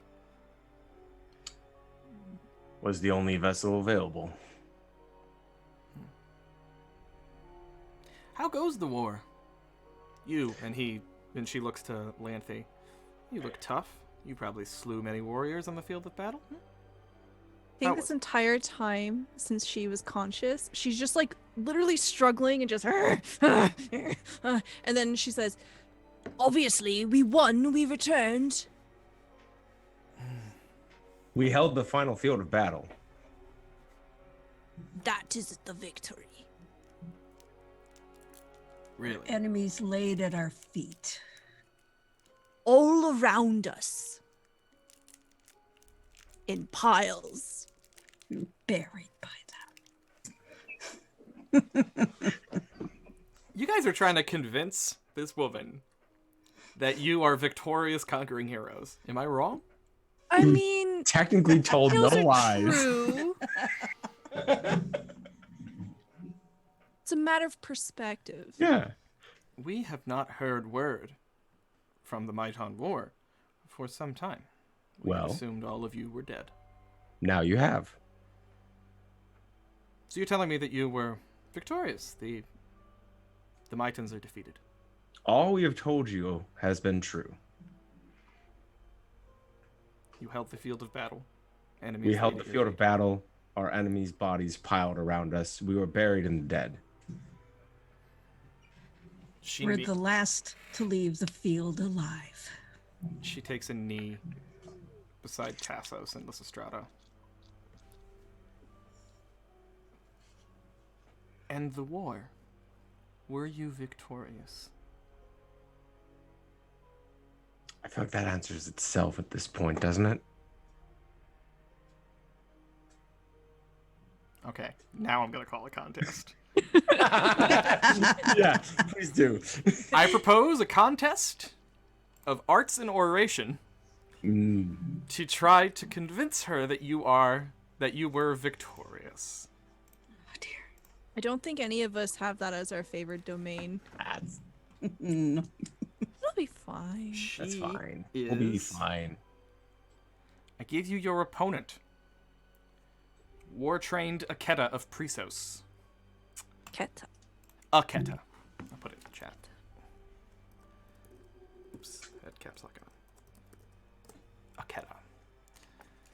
Alright. Her name gives her a D8. And War-trained, which I'm going to apply here, gives her a D10. Doomed. Woof. Your... Oh, God. Oh no. No, your target's a 3. Oh well. Oh, wait, sorry. I forgot. No, sorry, your target's a 7. 7. Sorry, I forgot to add the strife. 7. Are we rolling against what I've already said? It's gotta... You can... If you succeed, we just do the scene to find out how she succeeds or fails. But I'm rolling 3d6 to beat a 7. to beat a 7. Yep. All right. Who shall face this contest? I guess I was already talking. I don't know. Do any of us have arts and oration? Nope. Someone can all right. I'm also- only good at killing shit. Someone can Clever also... eye. You can also sit out to give your name dice to whoever. So, like, the three of you, if you wanted to, sit out, and I'll give your D6s to Tom. Yes. Or you can get in on it. Yeah, hey, it's however you want the odds to roll. I have an important question that Yes. will decide what I do. Mhm. Is she hot? She's so hot. She's a bronze goddess. Brass. She's Sorry, wearing brass, but she's bronze of skin. Lanthy is not sitting this one out. Get her, Anthony. Get her. Thirsty-hearted Lanthy. I will give my D6 to They've been at sea for a long time. Who you giving your name dice to, Lysistrata? Clear-Eyed Tassos. Clear-eyed Tassos. Ladon, is he Yes. getting in on this action? Or are you giving your name dice to somebody? I'll give it to Tessus as well. All right. Okay. So I'm rolling 4d6. 4d6 to beat a 7. Your two highest must add up to more than a 7. I rolled 2 1s. That's your highest? No, my other 2 were 3s. So you got a 6. Your two I got a highest. Yeah. 6. Oh, you suffer. I should have invoked my domain on this one, or my divine favor on this one. Oh, well. Lanthy. Lanthy can save us. Oh, I'm so sorry. I should have helped you. Wait, Wait, hold Tom, on. you should have rolled name. I should have rolled 5d6. Yeah, you missed one. Yeah, I just realized that. Yep. All right. So your highest is a 3 right now, I need a 4. I need a 4 up. and a 4 up. I rolled a 5. Hey! Eight. All right, you succeed. So your total's an Yeah. 8. It's an 8. All right, Lanthy. Okay. So 3d6 and I'm going to use a pathos. What are you Because adding? why not? I'm gonna add arts and oration. It's already an arts and oration. Sorry, my bad. I'm gonna add resolve and spirit. Okay. Um, Is that a D8 for you? yes. Nice. All right. Okay, 7 plus 6, 13. Oh, Lanthy, I have great news for you. You are best. By the way, from before, all of you failed previously on the last contest. Everyone should mark 1 glory. You all get 1. Glory. Oh, that's at the top. Yep. Lanthy, normally what happens is when you succeed, you take the amount of glory equal to whatever the difficulty was. So here it was a 7. So Lanthy, you now get an extra 7 glory. On top of that, whoever comes in second but succeeds, who also succeeds but doesn't get the highest, gets half of that, rounded down. So Tassos, you will take 3 glory. All right, let us begin with Tassos.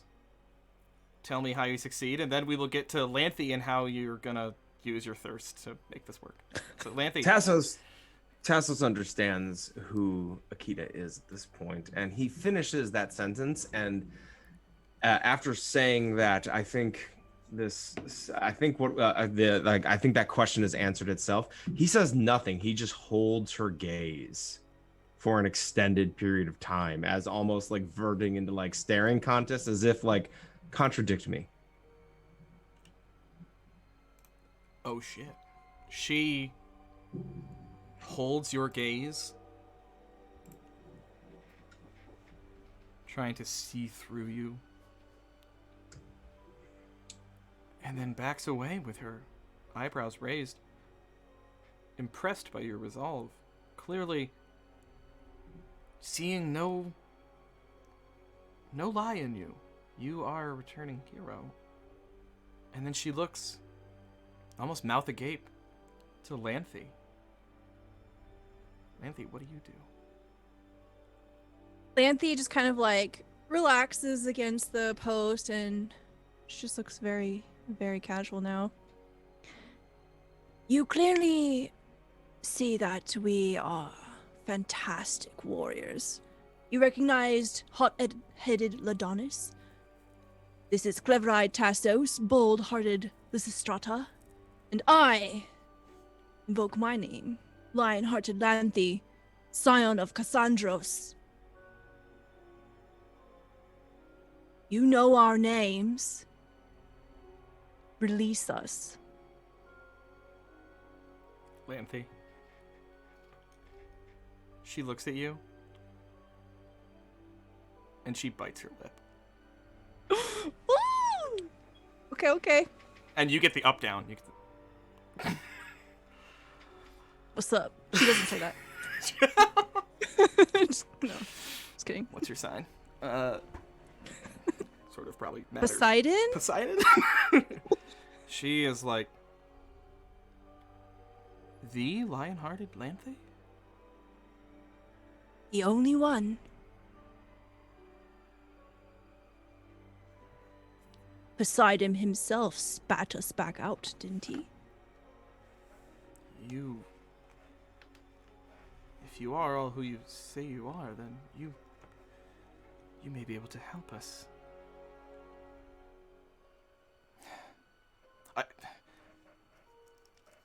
I believe you, but if you're going to help resolve this conflict that we find ourselves in,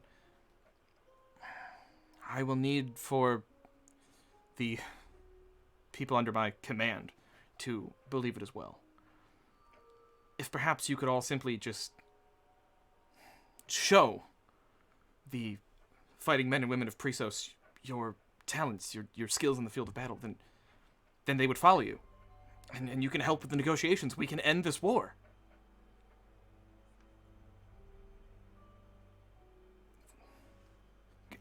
Will you help me? Of course. Yes, but we will need some wine first. And to get these cuffs off. And to know how this war started. Yes, at once. And she snaps, and two oil-chested servant boys come in and unlock your cuffs, free your wrists. And she invites all of you to stand. She places a hand on Lanthe's shoulder and says, I'm sorry, had I known, you would not have been treated so savagely. Lanthe just kind of looks at the hand, then looks back at her. I will overlook this transgression this one time. Do not cross me again. She gives you a bow and lowers her helmet a bit. Of course. Please, come, drink, dine. We'll get you whatever you need. Please, get yourself some sun for starters. Step outside. And she leads you out into an encampment. You see that you were in this one small tent at the edge of this camp, but all around you are dozens of these red tents. There is, outside of each of the tents, there are armor and arms, spears stuck in the sand, stacks of armor, crates of food rations, water skins filled with water and wine. There is a table at the far end of the camp that is laid out with all manner of rations, and there are men and women wearing the red cloaks of Prisos, all about, milling around. No one seems to really be, they're not actively at war. No one's getting ready to run out and fight the enemy right now. Everything seems to be a bit of a standstill. And what really catches your eye is just to the right as you come out of the tent. There is a ring set up, a fighting ring, with lines of chalk. There are 2 men in there right now with wooden swords drawn, who are dueling with one another. And the soldiers standing around are clapping and cheering. Break his fucking head! And Akita's like, they get a little into it. They get a little excited.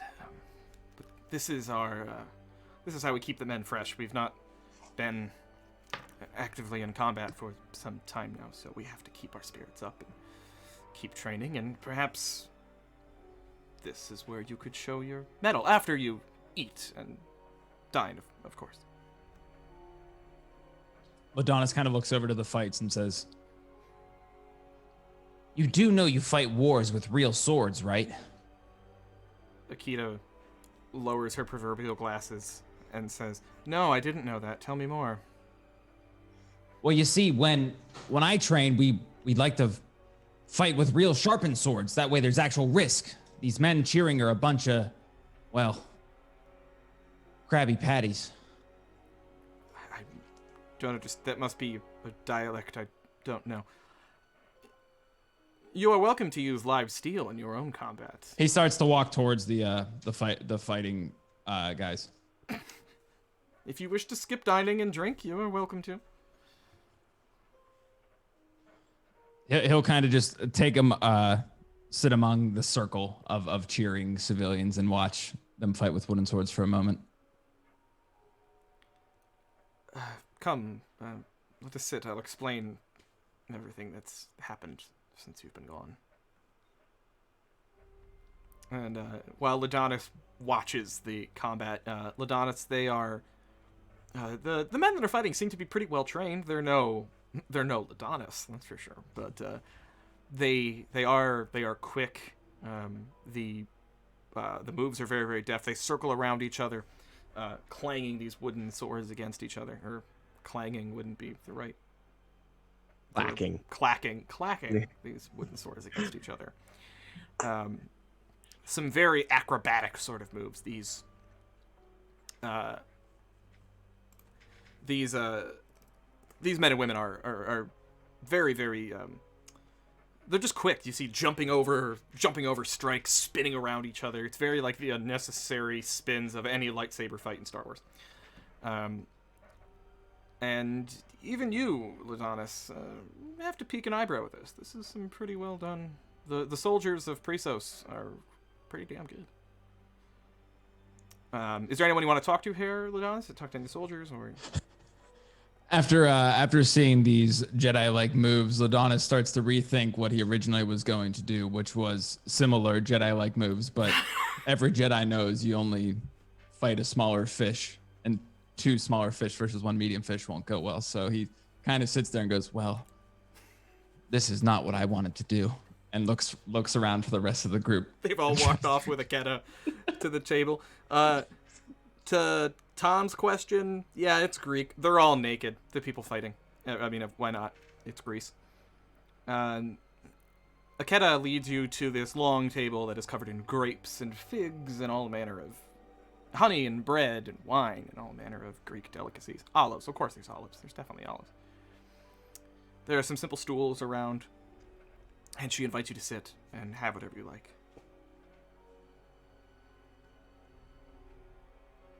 So tell us of this war that broke out while we were at war. Yes, it's unfortunate. And she, like, pops a grape in her mouth. The states of the Confederation began to mistrust one another. The war dragged on so long, and there was no word for such a long time that we thought the effort was lost. We thought all was lost. Especially the one messenger that we did get told us that Jakai was lost in battle. He was. It was a tragic loss. And it must have been a trying time and a great moment of great confusion as, looking over the camp, so many able-bodied and well-trained soldiers did not make their way to the battlefield.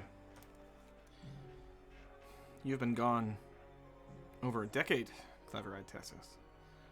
These men and women were but children when you left. They've only recently come into their own, ready to fight. The state of Saqqara blamed Prisos for what we believe to be our defeat. Our king, Medon, he's a difficult man. He's not one to make friends. Always had a bit of a spiky personality. I am his foremost general, and he's quite hard on me as well. Anyhow, he made a lot of enemies, and the Sakharans believed that Medon was making a play to make himself, I don't know, first among equals or boss of bosses, whatever you want to call it, among the Confederation. So when he was sailing back home, his ship was captured. Medon, our king, is currently a captive of the Sakharans. He is here on this island somewhere at the Sakharan camp. They've brought him here, and we came to Vrakoi to bargain to hopefully ransom our king back, but we've had no luck. The Sakharan general, Elise, is difficult. We've had negotiations have been fiery a bit. I respect her very much, but she doesn't seem open to reason. That is quite a tale. Tell me, what would the Sakharans tell me of you? The Sakharans tell them of me. If you're asking me to recount my great deeds, the Sakharans know me as the Storm Rider. I have, unlike I suppose the lot of you, I have been blessed by Poseidon. I have sailed directly through thunder and lightning upon the sea and come through the other side victorious and in one piece. It's become somewhat of an assumed specialty of mine. I should say I believe I may have been more lucky than anything. Nonetheless, they call me the Storm Rider.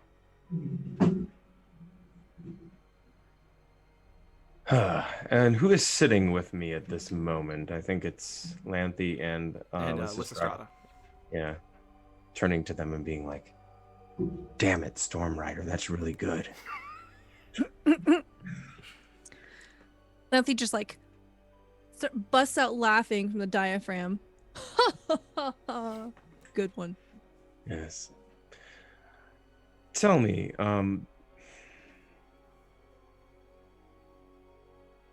what does the other side hope to gain? Why be so aggressive? Why do they feel they need to turn to these extreme methods, even in a play of power?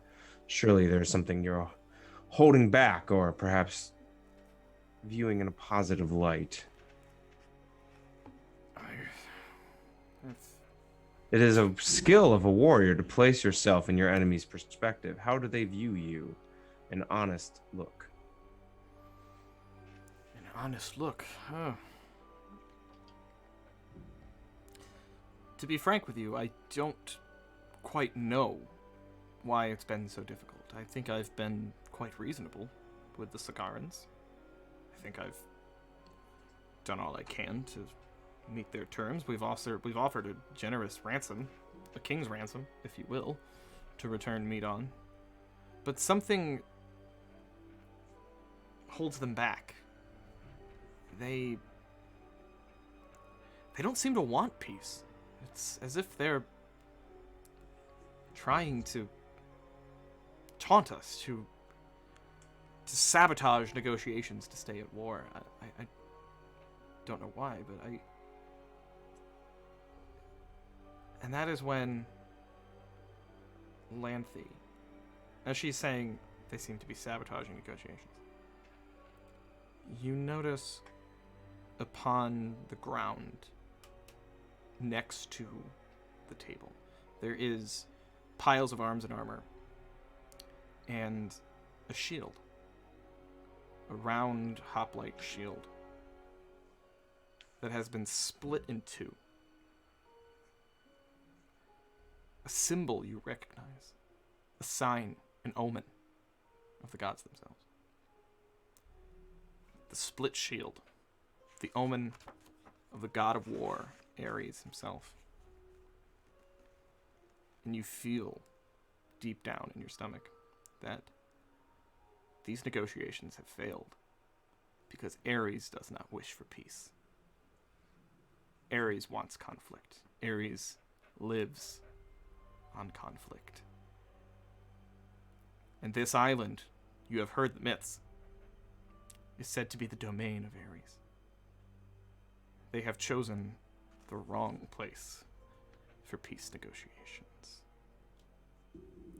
And there we will take a short break. And when we return, our heroes will attempt to negotiate a peace or start another war. We'll see you all back in 10 minutes for some quick bio and drinks, but we'll be back. Fare thee well, folks.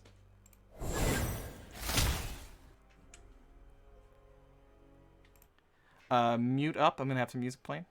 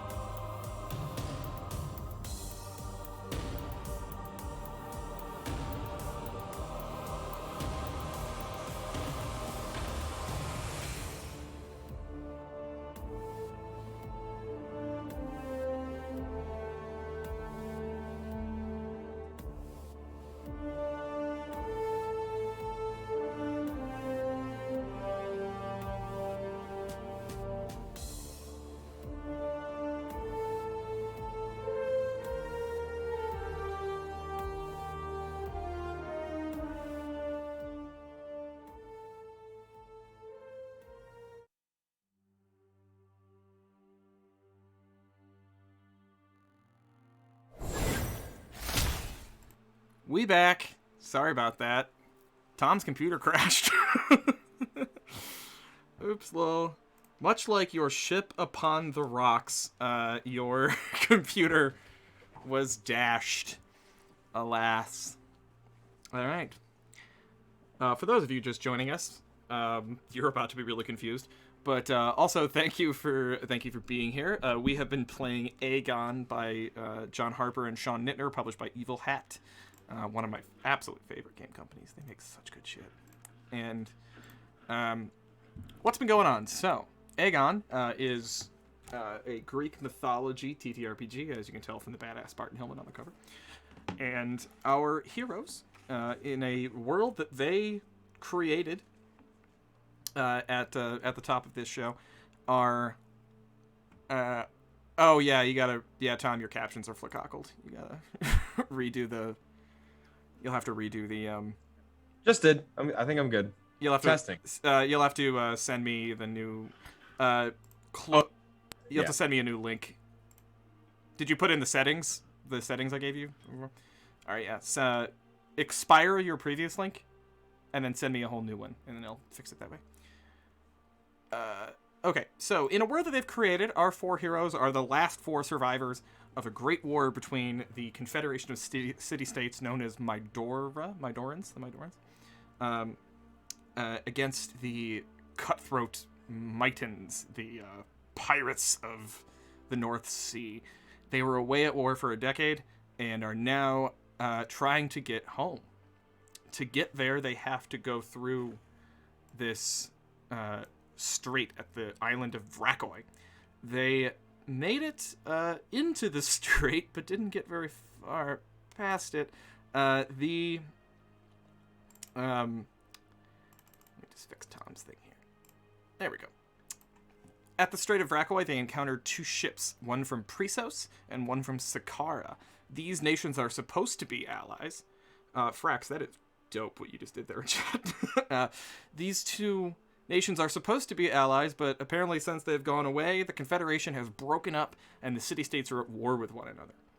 Prisos and Sakara, the two ships, the Ketos and the Golden Galleon, were circling each other, and our heroes attempted a crazy-ass maneuver dreamed up by Clever-Eyed Talos. By the way, put your name back in Zoom too, Tom. Clever-Eyed Talos tried to maneuver them in such a way... tried to maneuver them in such a way to get between the two ships, and Ladonis was going to climb a mast and heroically declare that this war was over, damn it, and get them to sit down and talk to each other. But long story short, every single one of them failed their roles. And instead, they ended up dashed upon the rocks. Their ship crashed into an outcropping of rocks. Lysistrata got sick and puked and passed out. Ladonis was thrown overboard, and Lanthe prayed to Poseidon for absolution, but instead Poseidon sent a great harbor wave and devoured their ship. They were all thrown overboard, nearly died, but were washed ashore because the gods said not yet, and they were taken captive by the nation of Prisos. They awakened in a tent, chained up, and met the Prisos general, General Aketa, as we established, super hot general, a bronze goddess that questioned them about who they were and why they were here, as they were sailing on a stolen Miton ship. Tassos and Lanthe convinced Aketa that they were returning heroes from the war, though they have, which is not strictly speaking untrue, that yes, the great hero Jakai did fall in battle, and word of that had gotten back, but that they had held the field of battle, that the honor of the Confederation was still intact, and that they, while they were the lone survivors, they were victorious in their fight. At least that was the implication, and the implication was enough, so they left it at that. Aketa believed them, and said that heroes of their standing, returning heroes from the Great War, may be able to help negotiate peace with the Sakarans. She explained that the Sakarans had taken the king of Prisos, Medon, captive, that he was here somewhere on the island being held, that he is a bit of a grump, a bit of a disagreeable fellow, who's very, very hard on Aketa, and probably was giving tons of shit to his captors. Tom, I just realized that my captions are coming through on you. How did that happen? We're doubling our captions. Can't expire your link and send me another one. Anyhow, that he's a bit of a grump, a bit of an asshole, really, and has been making negotiations very difficult. Aketa has been negotiating with the Sakaran general Elise, and despite all of her best efforts, she thinks that she's being quite reasonable, but nonetheless, they're not getting anywhere. They just can't seem to break through this deadlock. Let's see if that fixes the problem. Let me just do a transition here. Okay. They can't seem to break through this deadlock. They are just not getting anywhere with these negotiations. And as she's saying this, Lanthe divined what the problem was. Sitting on the ground, Lanthe saw a shattered shield next to the table, which she recognized to be an omen, a symbol of the god Ares. There is not peace between these nations because Ares does not will there to be peace. And that is where we are now. Lanthe will literally stand up and shove her way towards the shield. She'll pick it up, turn towards the others, point very dramatically to it. I have divined the problem here. Do you see this? She just shoves it in everyone's faces. Do you see this? Do you know what this is? This is a mark of Ares. We are on a sacred ground in which he has claimed. There is no other reason. There is no other possibility. It is because of the god of war that we are at war here. There will be no peace.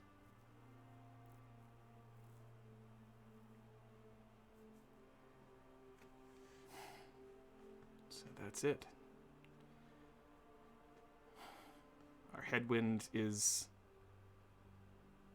the gods themselves. Damn.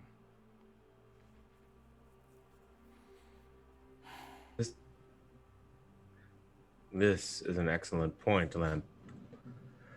Does the enemy recognize the old ways? Would they be agreeable to a negotiation by a challenge of champions?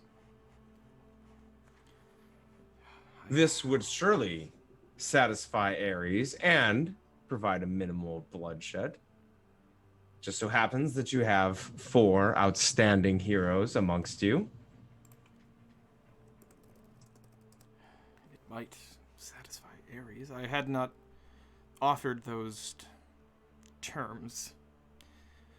I hadn't wanted any additional bloodshed. I've been trying to avoid an all-out war or anyone being killed unnecessarily, but if it comes to that, perhaps you would have to speak with Elise. What terms have they offered, if any? Oh, the unconditional surrender of Prisos.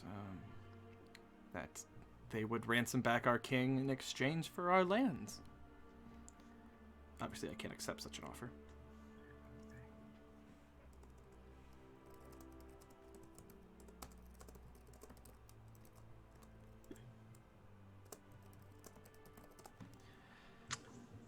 I think an offer of champions could be enticing.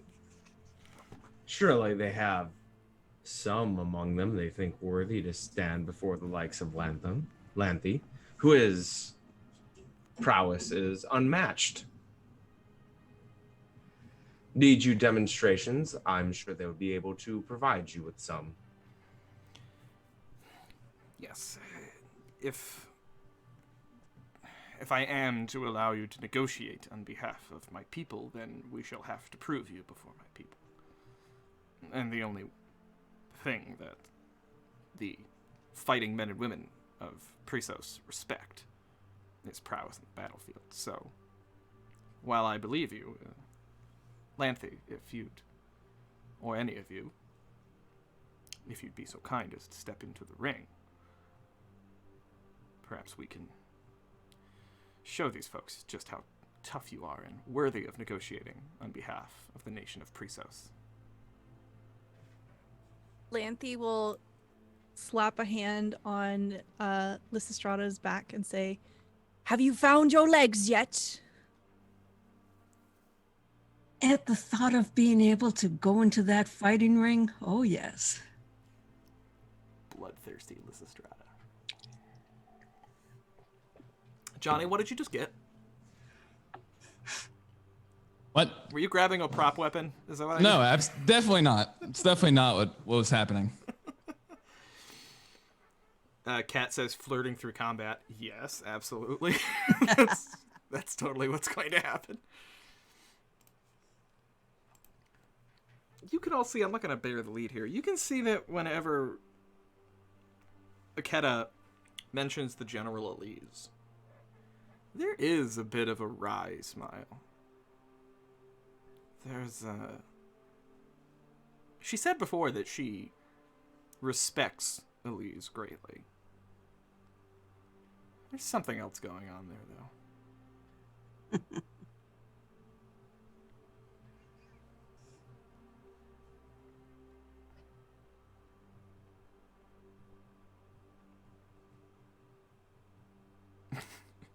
You hear a cheer go up from behind you, from the combat ring.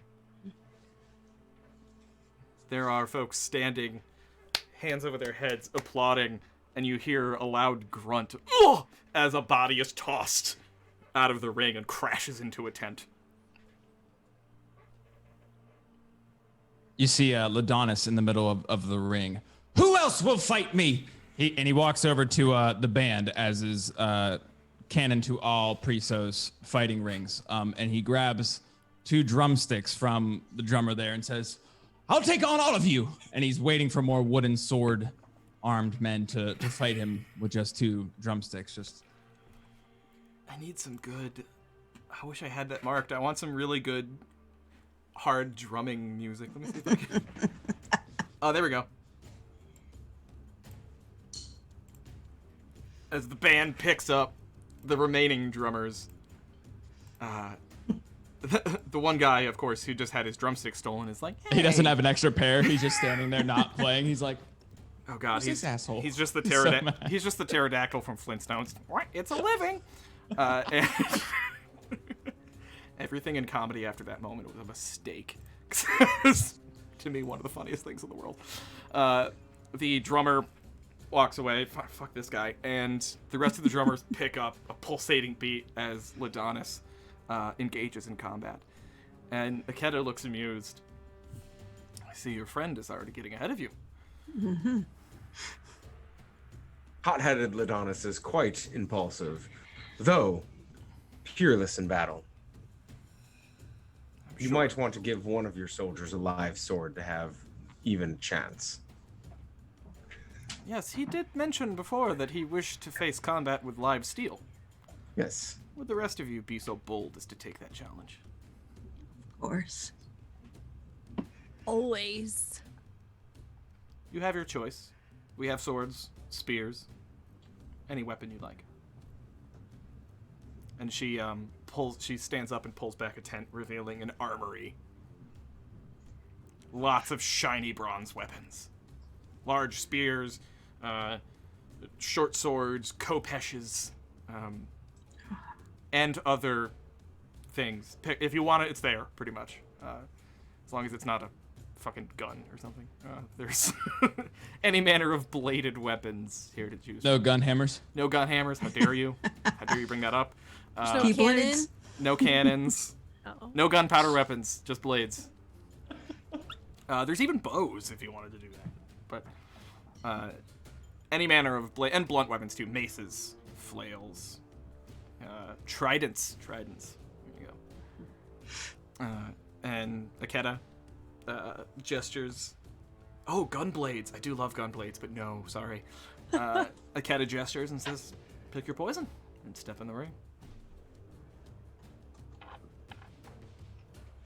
After you, Lysistrata. Find a nice, good, balanced pair of swords. Short Adonis swords, continues to fight people with drumsticks in the background. rhythmically. Ladonis is in perfect time. Unnecessary backflips. There are many men charging at Ladonis, but he's handling himself well. Lysistrata, you take a couple of well-balanced swords. Would you like short swords, scimitars, kopeshes, scythes, whatever you like? I like scimitars. 2 scimitars. They're pretty. Dig it. 2 vicious single-edged curved blades. Give them a nice spin. Do that thing that Orlando Bloom does in Pirates of the Caribbean. Perfectly balanced. They are well made. They are sharp. They will cut. Make your way to the ring. Alrighty. Lanthy. Lanthy finds a big honkin' shield and a sturdy spear. Smart. Hoplite style. All right. Big, long spear, taller than you are. 6.5 foot long spear. Oh, hey Rex, thank you for subscribing. Much appreciated, my dude. 3 months. Aw, love you. Lanthy grabs a big, long spear and a nice, round brass shield that gleams in the sunlight. And you make your way to the ring. Clever-eyed Tassos. We'll turn to the general and say, I choose none of them. Are any of your men skilled in pankration? I will fight them empty-handed.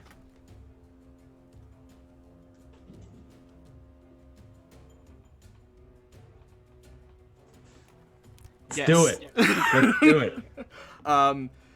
The way it's written in it is this is actually supposed to be an empty-handed brawl, but because of the offer to use live steel, I just went with it. Yeah, it is supposed to be more of a wrestling match than anything here. Bare-fisted Greco-Roman wrestling or something like that. But I'd wrestle them naked. That's fine too. oh yeah, everyone has to get naked too. That's the other part. Strip off. As is traditional. Well, of course. Of course. That would be offensive. Oil me down. Yeah, she put olive oil just. But we're using live steel except for Tassos. Tassos chooses to go in hand to hand. Mm-hmm. As you all approach the ring, Ladonis is still fighting with drumsticks. Ladonis, one man has entered with live steel and cuts your drumstick in half. He takes the remaining 3/4 of it and whips it at his head, hopefully for one of those I'm moments. gonna make you roll for that. It's dope. Just Yeah. knocks this guy's head back like a Pez dispenser, and he crumbles, leaving the ring empty. As the rest of the soldiers look about, like, who's gonna? I don't know if anyone else wants to do this. And Akeda walks into the ring with you, Ladonis, and says, Ladonis, your compatriots have agreed to a trial by combat, if you will, to test your mettle. And you are welcome, as per your offer, to use live steel. My soldiers will be as well. You have the run of my armory. Instead, he retorts, I appreciate the offer. However, I will be using the sword of my best friend, Jakai. The sword Fight of me if you can. The sword of Jakai. The sword of Jakai. The sword of Jakai. The sword of Jakai. Jakai? Jakai! Jakai! Jakai. The people look odd. And the sword catches sunlight, shining that same prismatic glow. Jakai's legendary sword that creates a rainbow as the sun alights upon it. Your enemies, well, friendly foes, are quite floored as the rest of your friends step into the ring. Akeda, calls out, "Spear!" And someone, somewhere in the back, tosses her a spear, which she grabs with one hand, stabs into the center of the ring. She turns back to her soldiers. "My friends, brave soldiers of Prisos, these 4 champions have come from Mightus. They have come from Mightus. They were soldiers in our Confederation's final war, before the bands of our friendship were shattered. They have come to restore those bands. They have come to reunite the Confederation, to bring peace with the Sakarans, to tie the Confederation back together as one. But all of you are soldiers of Prisos, are you not? You are not amused by mere honeyed words and claims of glory upon the battlefield. No, you wish to see it with your own eyes. You wish to see the blood upon the sand, and so you shall. These 4 have agreed to a trial of glory. Against whom, you may ask? All of you, take up your blades, take your spears, arm yourselves, as these 4 shall do combat with the entire garrison. And she pulls the spear from the dirt, myself included. Puts her helmet on, picks up her shield. They say that you, held the field of battle. Ladonis, Lysistrata, Lanthe, and the great Tassos. Let's see if you can hold it again. She points to the chalk line around the ring. If you can hold this small area of ground, if you can keep this battlefield, if my soldiers cannot drive you from this ring, you will have earned our respect and the right to speak on behalf of our nation. If you are pushed from the ring for any reason, you are out, and your honor would forbid you from interfering in the contest any further. Are my terms clear and understood? Aye. Aye.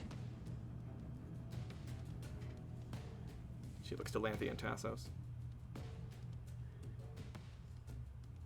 Yes, Standing there empty-handed. What'd you say, Lanthe? Sorry. Yes, let's get started. Very good. As the soldiers strap on their armor, place on their helmets, pick up their shields, draw their blades, and ready their spears, they surround you. There's not an ounce of daylight you can see between their spears. You stand back to back at the center of the ring, an entire garrison looming down upon you. At my command,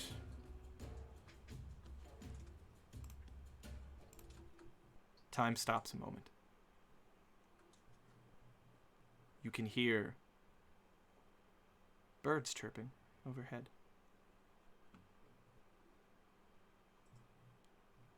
You hear the waves crash upon the beach. You hear the sound of your own heartbeat and the intake of your breath. And then you hear Aketa shout, "Fight!"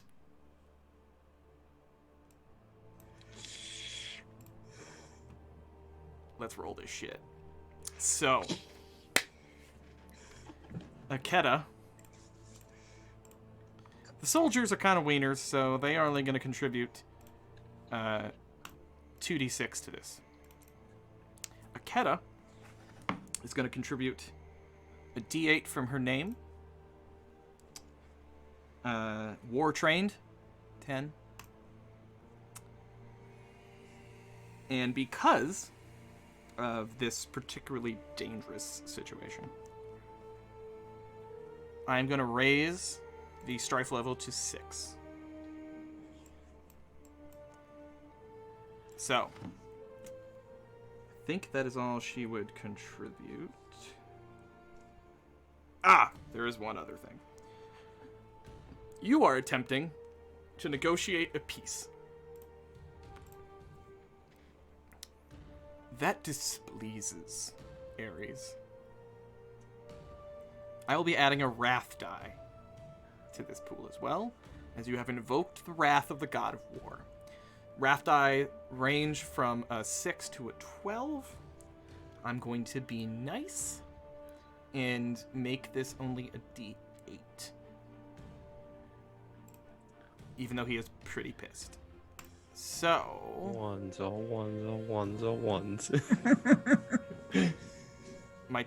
My highest is a 5. Plus 6. 11 is the number you must beat. This is a contest of blood and valor.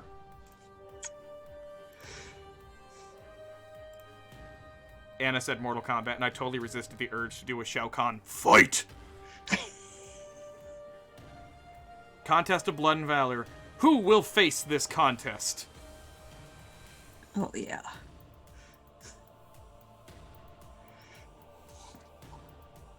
I, hot-headed Adonis, will gladly face this contest.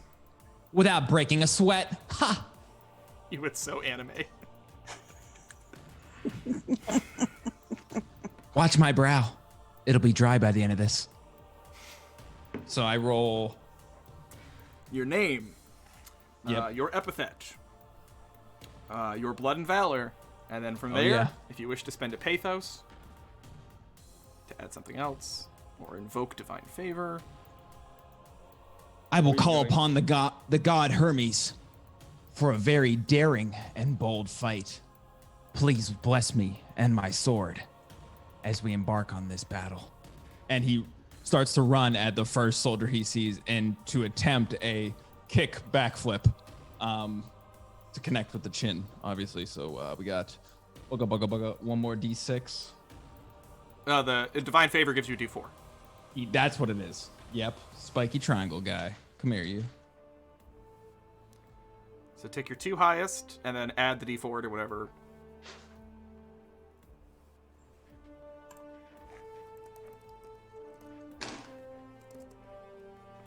Oh my. We got a nice 9. 9. Who else shall face this contest? What's the number we have to beat? 11. 11. Oh, dear God. Yep. Crying is a free action. I have my blood and valor. Yep. My Name, epithet, blood and valor, That- and anything else you want to add. and my god, Hermes. Again, maybe he will favor me over Ladonis. So right now you've got 3 dice. Is blood and valor your favored one? Yep, All right, so it should be a D8 for you. yep. So 2d6 and a D8. You want to do divine favor? Yeah. All right, so add another D4. 4.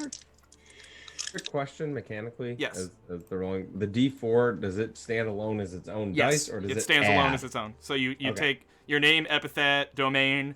The top 2 get added, and then the D4 is just an extra bonus on top of that. Oh, okay, yes, okay. So it's an extra bonus on top of it. Yes. Yeah, I've just been cursed. It's fine. Oh, an 8 on the 8. Nice. A 4 on the D6. Ooh, you've already beat it. That's a 12. What else you got? And the 2 on the D4. Oh, nice. So that's a 14 for you. All right, so Lysistrata. I'm just putting this in for my notes. Lysistrata, you got a 14. All right, you succeeded. Who else shall face this challenge? I shall. Lion-hearted Lanthe, scion of Cassandros. D6. D6 plus I am going to invoke upon my divine favor with Hermes. Hopefully he's nicer to you. For daring. More insults to gods, because can I piss off 3 gods? Let's see. Okay. Fuck. It's a 9. 9. Fail for Lanthe.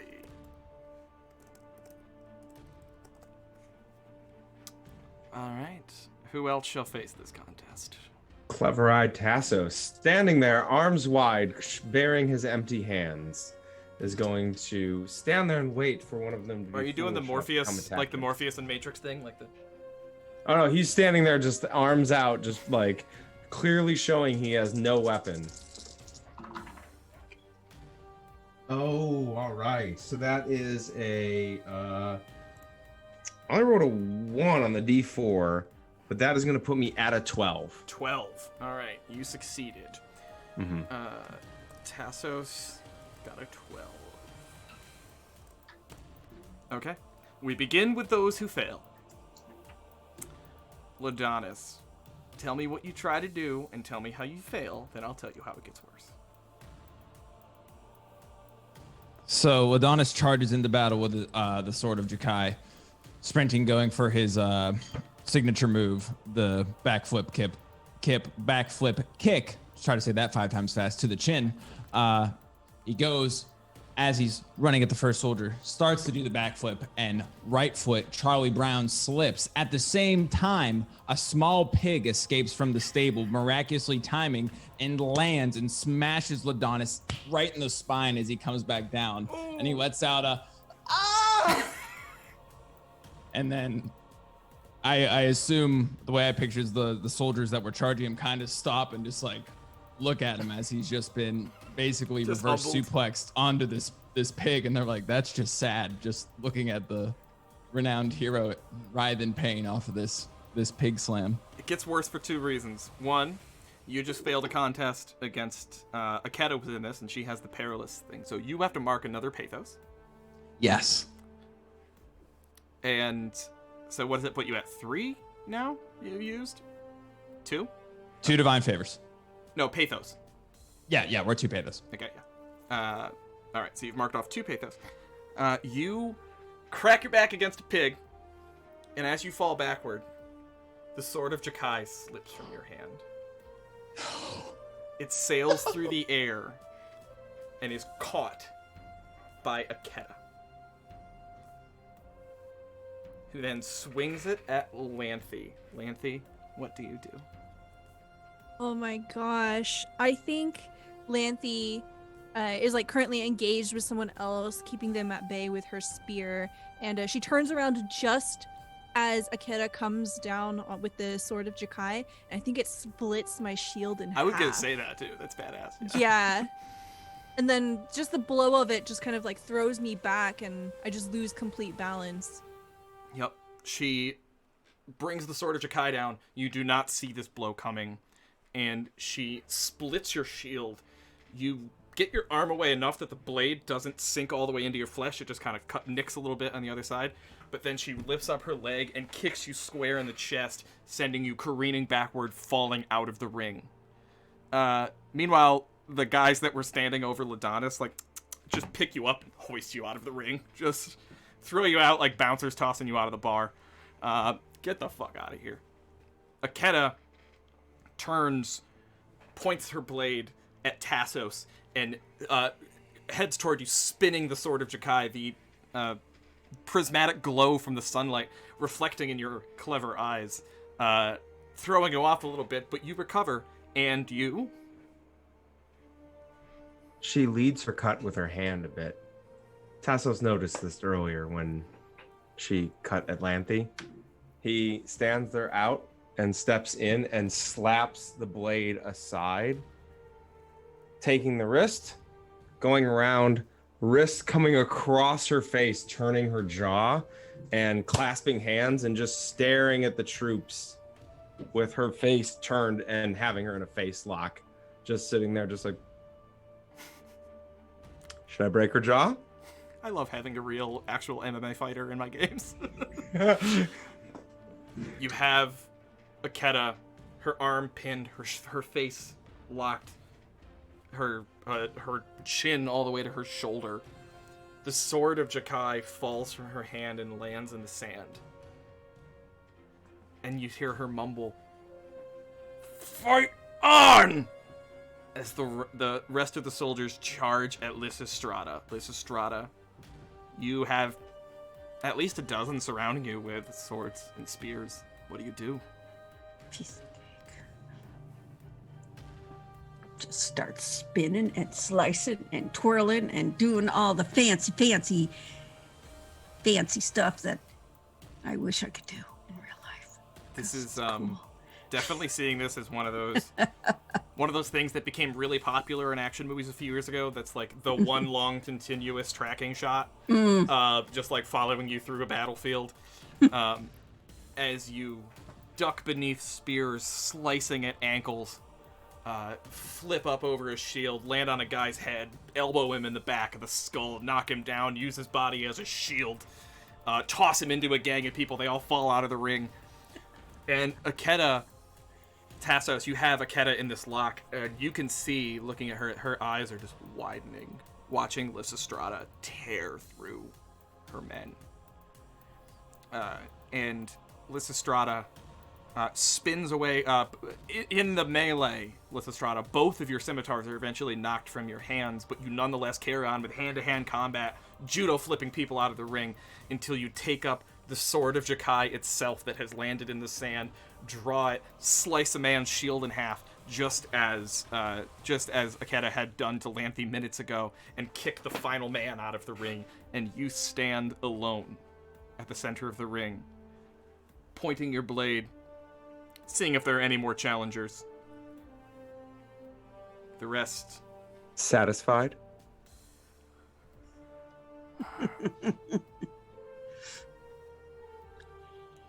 Aketa looks to you, Tassos.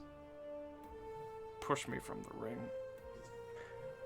Going to release, but foot in her, like the small of her back, and just like push her with a foot so she takes a step out of the ring. She stumbles forward and one foot goes over the line. And then she stands, straightens herself. There's a reason we were the ones who survived the war. I can see that. She takes a breath, leans over, steadies herself.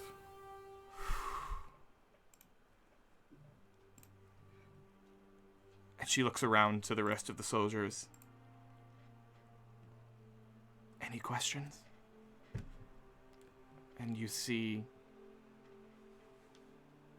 not in unison, but in a wave, as the first soldier is Aketa. As Aketa takes a knee before you, and the rest of the soldiers in a cascading wave follow suit, until the entire pre-Sonnen garrison kneels, genuflect. The sign of respect. A show of honor to a worthy opponent. Aketa is the first to stand. Looks about and says, "Where's Ladonis?" Yeah. Satisfied? Ladonna says, getting out of a pig trough, like wiping off all the stuff. I told you I wouldn't break a sweat. Ha! Anybody seeing the sword of Jakai? Here you go, darling. Oh, thanks. Must have slipped or something. Did you guys see that pig? The hell? That's a vicious pig. I didn't know pigs went on the fight this time. I thought this was a no pig horde battle. I was wrong. It was unclear in the rules. Exactly. Foul play. He says as he steps into the middle of the ring with the rest of the party. Anna added a exclamation point sword command to chat, which if you enter brings up the text, "The Sword of Jakai." So, just so you all know that's there. The sword of Jakai was originally going to be delivered to Ladonis from a dolphin, but after I couldn't be Aquaman, I was like, okay, I got to pivot with this sword somehow. So now it's part of the lore. Cat, I saw you trying to. There's a 5-second cooldown, and I can't make it any shorter. So, if you try it again in a minute, it should work. There it is, the sword of Jakai. And Lysistrata, do you give him the sword of Jakai back, or do you keep it?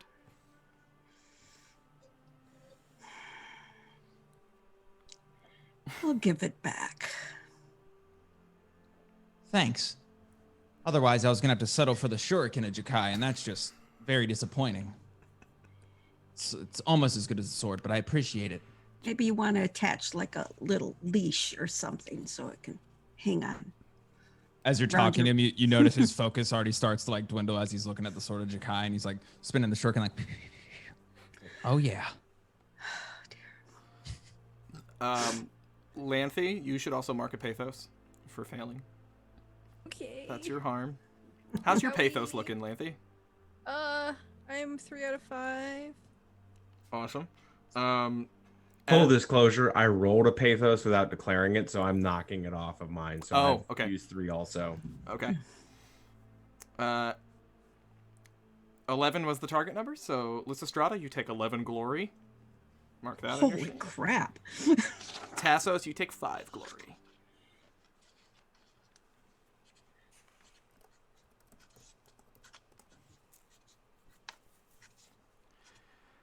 All right. Aketa steps to Lysistrata. You fight like a whirlwind. It's either that or die. And I like living too much. Yes, well. Since all of you have gone away, there's not been much to live for in the Confederation. There's been strife. Constant strife.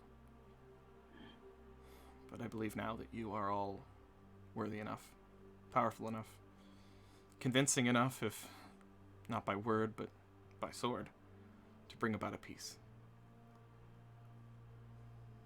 You have earned our respect. You may negotiate with the Sakarans. Excellent. And hopefully more will stay alive that way, as life does need things to live. That's deep.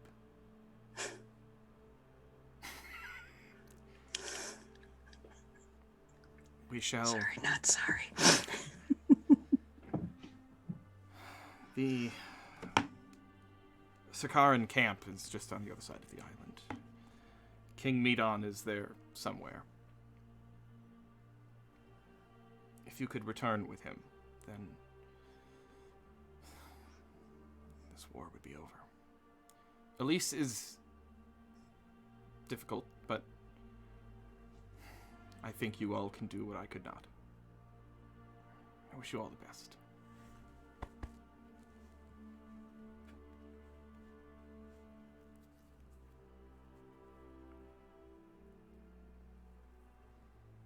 Don't worry, guys. I already have a plan constructed. Remember the first time we got out of the war? Let's just go find some of their men, put on their uniforms, go get the king. Easy, right?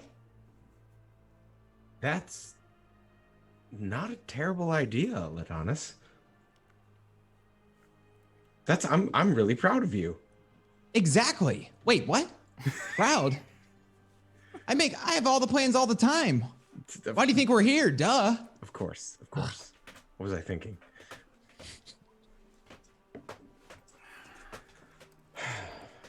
That's sneaking into the camp under disguise is inspired. Lanthy, Lysistrata, do you think you could find some enemy soldiers and relieve them of their uniforms? Yes, but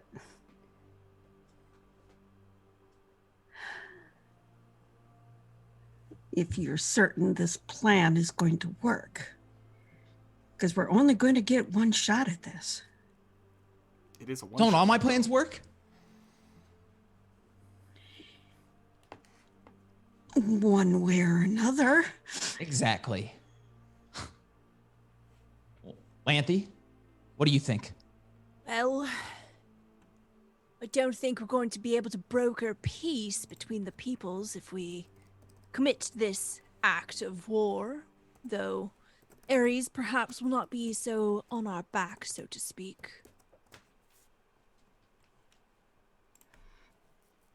This Well, might make good. things worse. Sorry. No, you're good. Well, it's either we sneak in, or we can just light the whole camp on fire. We'll put a pit. We'll stick this camp on fire in the maybe pile. Okay. Adonis.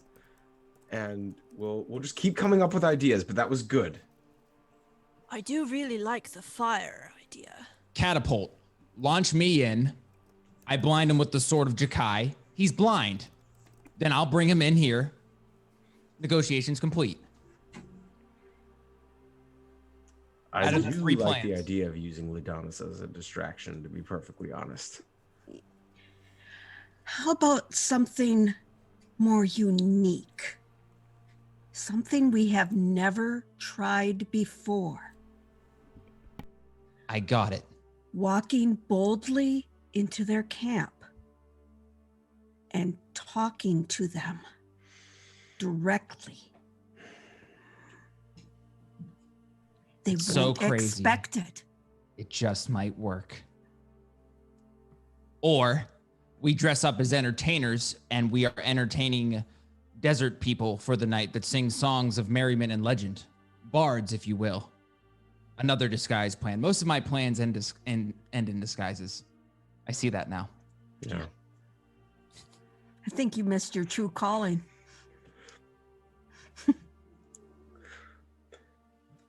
Alas, Ladonis, you are too well known and your face too iconic for a disguise. You notice he starts to pose as you say this. I hadn't noticed. I like Lysistrata's idea. I do as well. I think an initial negotiation areas could complicate things, but we now Start officially represent small. one side.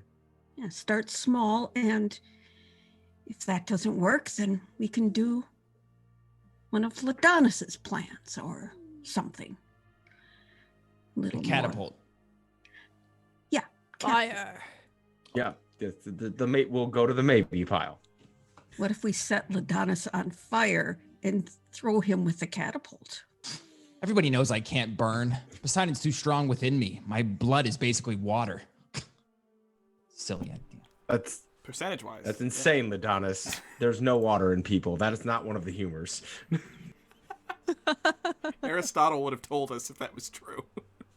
Don't be ridiculous.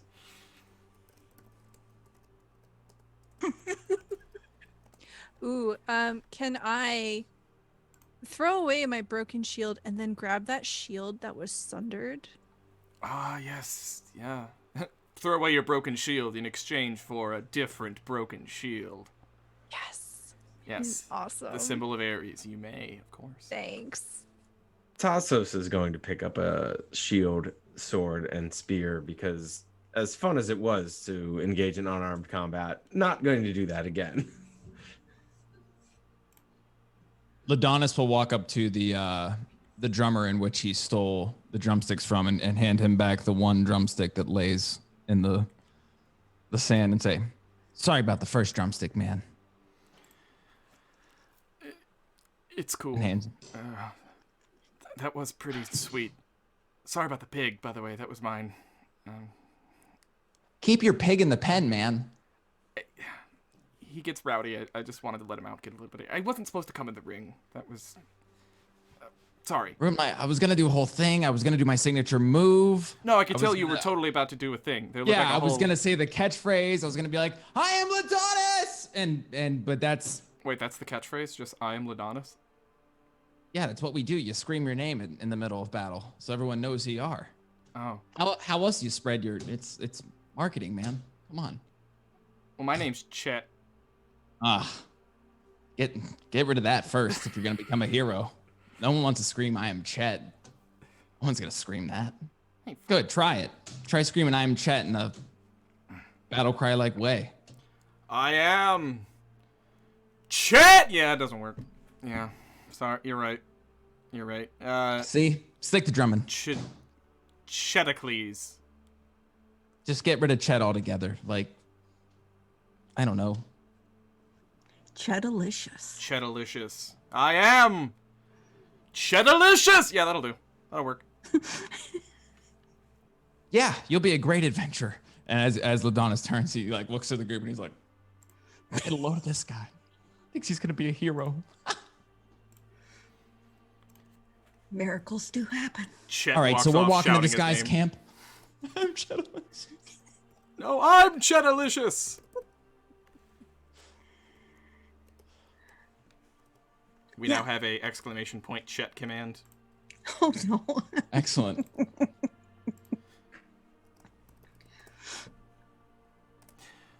All right. Shall you all proceed to the Sakaran camp?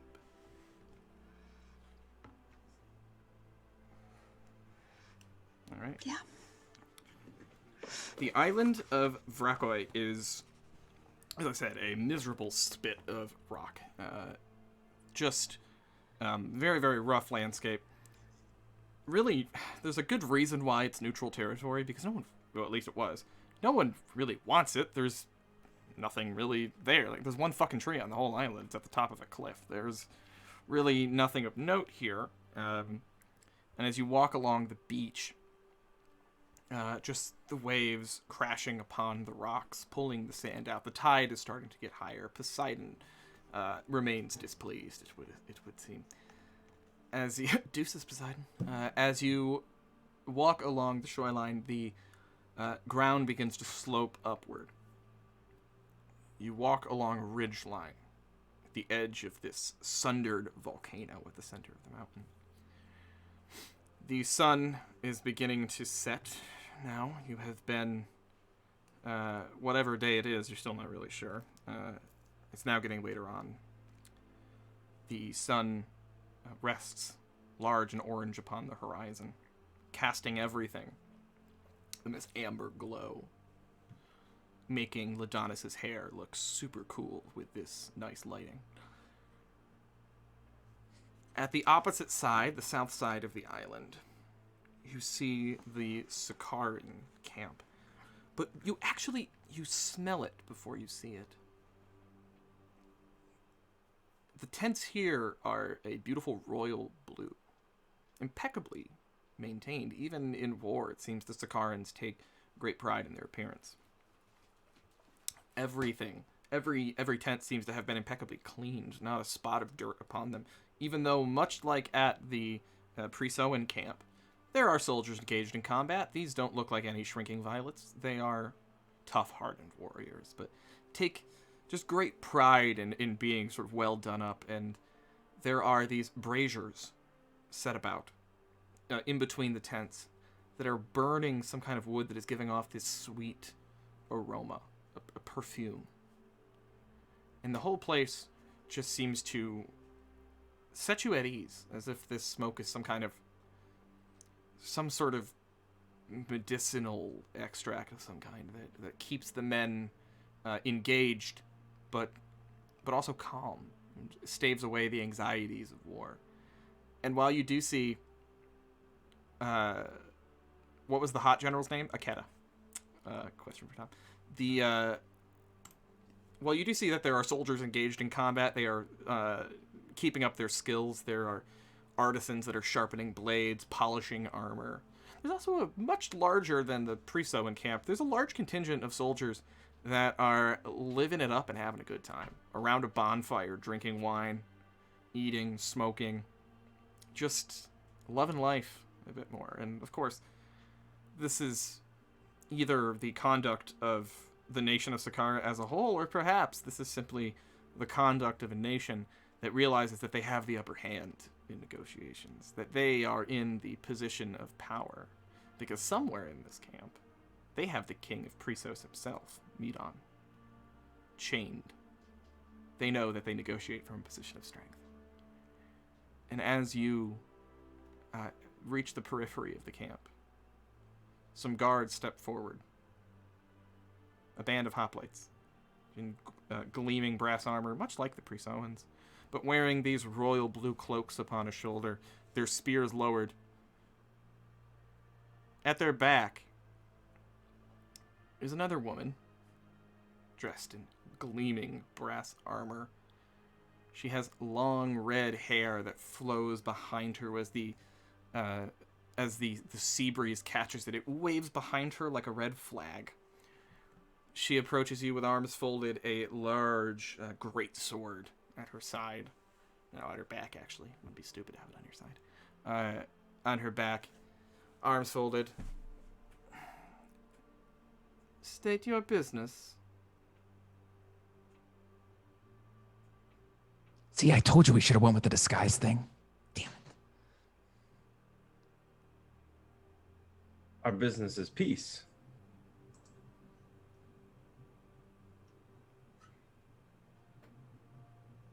Yeah, we're here to end your war. You're welcome. We are veterans of the true war, the one you all seem to have forgotten.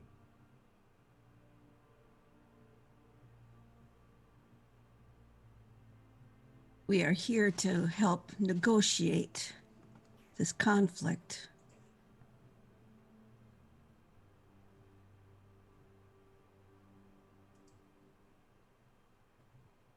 That's it. You are veterans of the war that we forgot, and you are here to negotiate an end to our conflict. With swords drawn, I might add, as she looks to Ladonis. He does that. Oh, he's really just more- posing.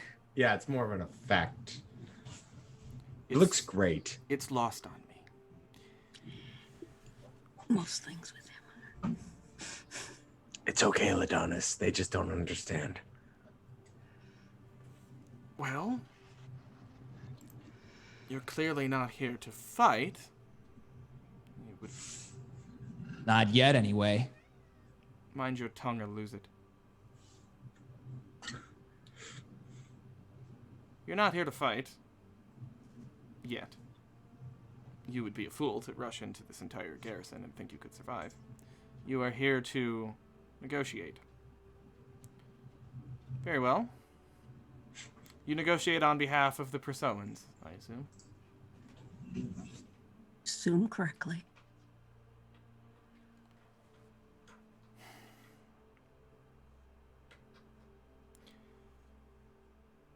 Remove your arms, and you are welcome in our camp. On my honor, I swear upon Ares himself, no harm will come to you.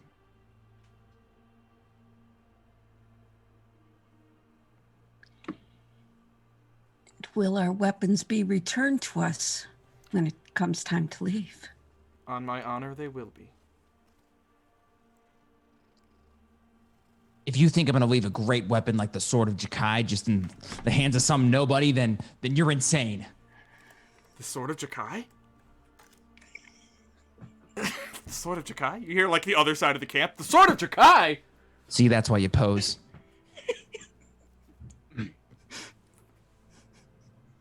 Is that really the Sword of Jakai? What do you think? Does it not match the prismatic lore behind such a blade? If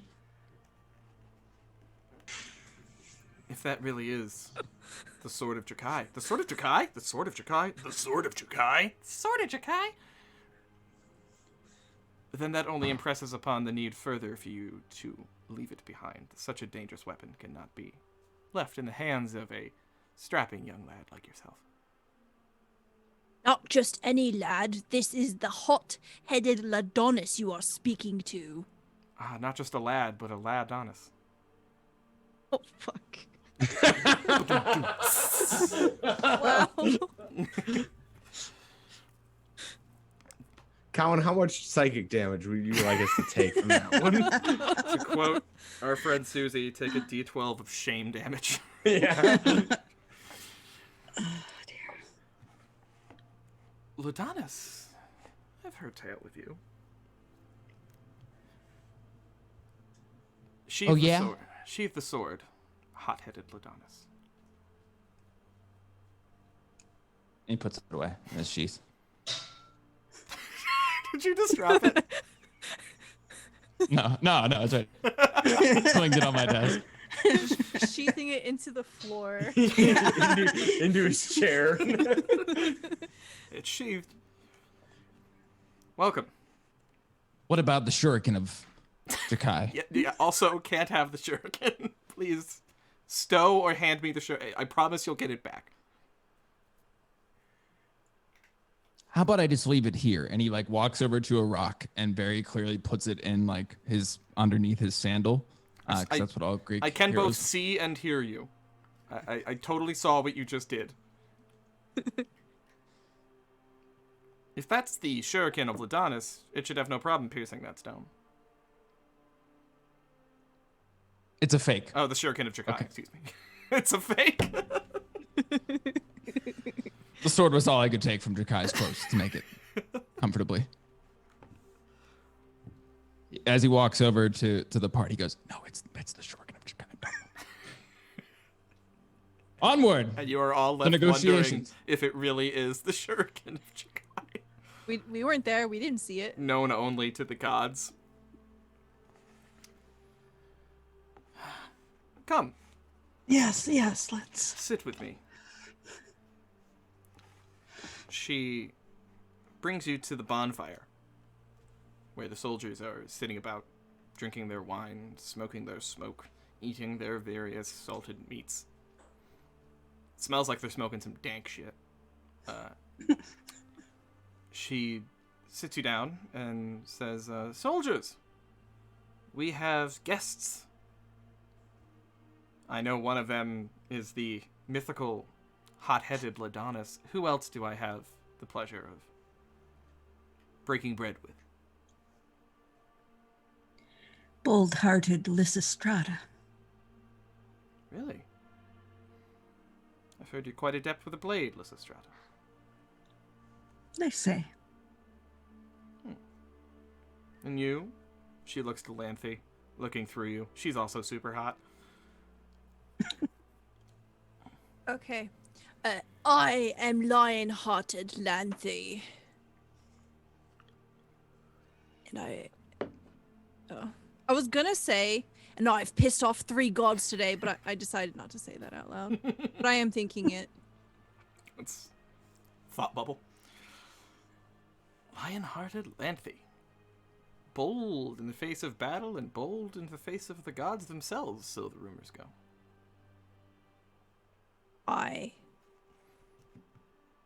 It's my pleasure, Lanthe. Mine too. Just then, a gust of wind just whoosh, blows her hair back. Of course. Thanks, Hermes. And you, she looks to Tassos. I am but a simple soldier seeking his way home. Simple soldier who survived the Great War.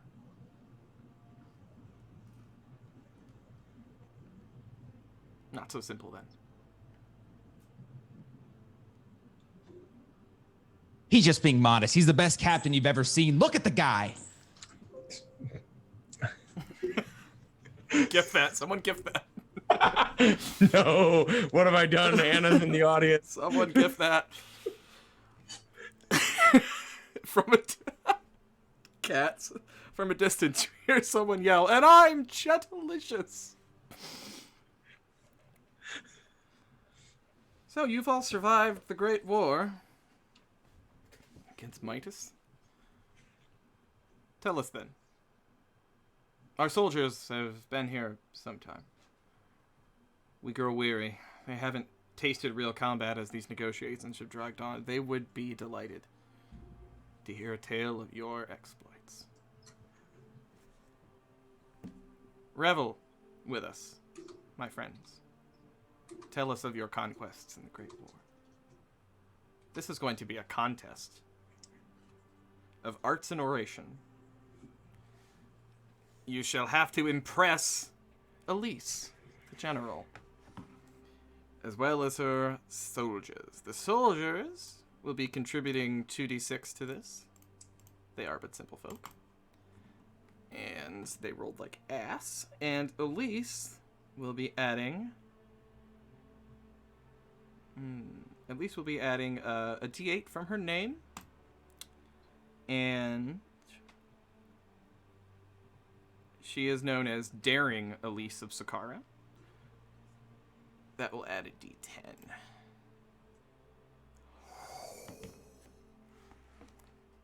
Your strife is back to 5. But she got a 10 on that d10. So your challenge is 15 to impress Elise with your tales. Who shall face this contest?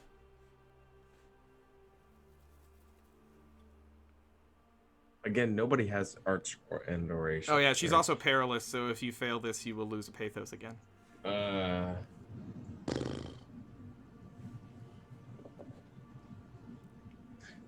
Before the roll, I have been thinking I was going to lend my name to somebody, but I'm not sure how helpful that would be. That 6 could be a lifesaver. I mean, who knows?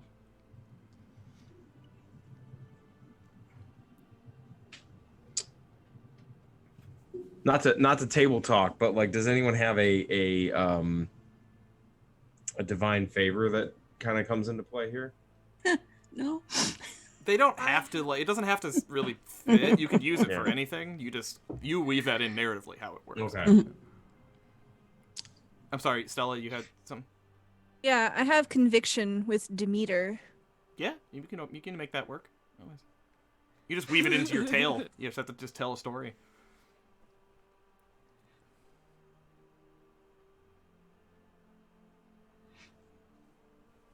I am lion-hearted Lanthe, scion of Cassandros, and I will tell you my tale. All right. Let's roll, and we'll see if your tale is awesome. Can I lend you my name?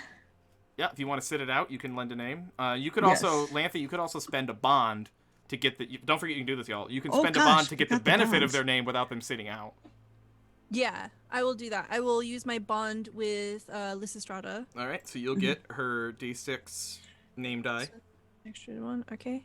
I will call upon my divine favor with Demeter. All right, that'll add a d4. Do you want to use a pathos to get an extra die in there or something?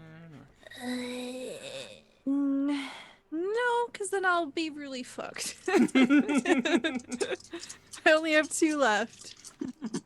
All right, here we go. Think big numbers, chat. Big numbers. Big money, no whammies. Okay. That's 9, 10, 13. 13, not good enough. That's with the d4 added on? Yeah. Okay. Lanthe fails. Who else will face this contest? I've forgotten about bonds. Mm-hmm. If I'm a scion of Athena, can I call in the bond with Athena? Yeah, the bond. If you call in the bond with Athena, it's a d12. Yeah, let's do that. Bonds with gods. That's why you get less of them, but bonds with gods are twice as potent. Okay, so that's for my name, Epithet. for my clever-eyed, for bond, and then for the Arts and narration. I'm going to call in a divine favor for insight for a d4. All right, so you get name, epithet, arts and oration. So that's 3 dice right there, plus the d12 from the bond with Athena, plus a d4. Ooh, okay. I'm trying to think if I use pathos. Yeah, why not? Yeah, why not? Mark of pathos. Mark pathos. I only got 1 left. Before you're in agony. Or I'm in Fail. agony. Don't No, I fail. need one more to be in If agony. you fail, you'll lose that. No, I have one. I have one left Before. to lose Okay. before I end up in agony. All right. Pathos is starting to look more and more like a doom tracker. It is a doom tracker, literally. What's the number we're looking for? 15. I rolled 2 6s and a 12. 4 on my d4. Oh! 16. Oh!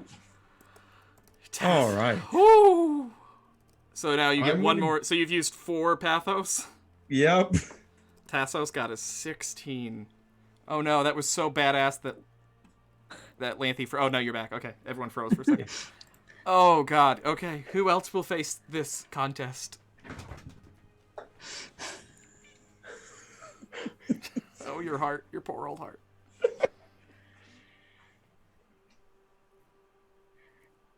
Athena got me a 5. Athena didn't do shit for me. Mark that you've used that bond. Yep. Gotta get hot in here. Must just be Elise. Do more of us need to accept the challenge, or You don't have to. You can sit it out. Yeah. Nope. I think Ladonis has done enough harm today. Probably sit this one out. All right. The only, I guess, to make it clear, the only downside of sitting out is that you lose any chance to earn glory. Yeah. So, Why you gotta? Come on. I'm hot-headed Ladonis. Of course, if he knew the table talk, he wouldn't know. well, yeah, no one's gonna know. I mean, hey, look, situationally, if you don't tell a story, no one's gonna know. Yeah, I have to. I'm hot-headed Ladonis. Stuff. Even if I fail, I have to. Yeah. Manipulated by the GM. Yep. Easy win. Yeah. I, hot-headed Ladonis, will gladly accept this challenge. I'll tell you the best tale you've ever heard. I'm going to. He'll say like a baby prayer. Actually, maybe not. Maybe not that. Can I use my bond with someone here too? Or Yeah, you can use your bond with anyone to. I'm gonna use my bond with Clover-Eyed Tassos. With Tassos. All right, so you take a d6, mark that bond. Yeah. Where did my pen go? There it is. Got it. All right, here we go. Big money on the dice. Wait, this is impossible to get with 2d6. I need more. Well, you should have at least 3. Oh, Name, epithet, arts and oration, yeah. plus bond. So that should be 3d6, and then whatever your arts and oration is. Got it. Is your arts and oration also a d6? Yes. Okay. So yeah. Even then, though, you Need that divine favor. You need divine. Yeah, favor. I need the divine favor. It's actually the only way you can do it, because if you took your 2 highs, Yeah. the most you could get to 12. Yeah. He'll say like a silent. You notice that Ladonis is saying like a quiet word to somebody. He's like, "All right, Poseidon, listen. The boat thing didn't go good. No dolphins came to my rescue. Like, please help me impress these people. Like, I need this. After the ship, I need this. Otherwise, my tale's gonna be completely terrible. And then, yeah. So, I like being hot-headed. Ladonis, not Ladonis the fool. Okay, This is like really huge for me. Okay. this is the biggest moment. I swear to God, Poseidon. I swear to you, God, Poseidon. If this doesn't work out, I'm just gonna fight everyone in this camp and go down in glory. You could also spend a pathos to get whatever your D8 domain is. We got this. We got this. Okay. I have faith. I have faith in this roll. This is it. This is money right here. This is big whammy. Big whammy. Okay. 2 6s and a 4 is what we needed, right? Yes. Yes! Let's go! That means you tied with Tassos. Which means you guys. As I'm rolling, I'm like, wait, this is the only thing that I could possibly get. It's the only combination that works. You two need to roll Oh, wait, 3 your 5s. 3 5s, right? I could have got no. Oh yeah, No, 3 I 5s. mean- Yeah, if you need it, so a 15 Oh. would have done it too. Yeah. You. Oh wait, though, but you only add the highest 2. Yeah, I got 2 6s and the D4. The was a D4 had to be a 4. Yeah. Yeah. Okay. We rolled the exact same dice. Yep. So Um. you need to roll your name dice to determine the tiebreaker. Ooh. All right. Spicy. Roll a 2. Oh, come on. I gotta win something in this world. Come on. 6, baby. I come in second in all of these. Now, At least you've won a contest. may I propose, since he used my name for this, that we joint tell the tale of how we held the battlefield after the fall of the mighty hero. I love that. You invoke his name, so it only is fair that he is definitely a critical part of the tale. I guess the only thing is at the end of this, Ladonis is going to look slightly cooler. I mean, he always of course is only going to set it up so that Ladonis is the hero of the tale after, of course, the rest of us play vital and critical supporting roles. That was a hard contest. But see, that first contest against the ocean actually was doable. That was a 15, that first one. But it just did not go well for all of you. You just had to roll the max value of at least 3 dice. Yeah. Like, what's the problem? That's possible. Okay, we begin... we begin with a notable absence. Lysistrata stays quiet.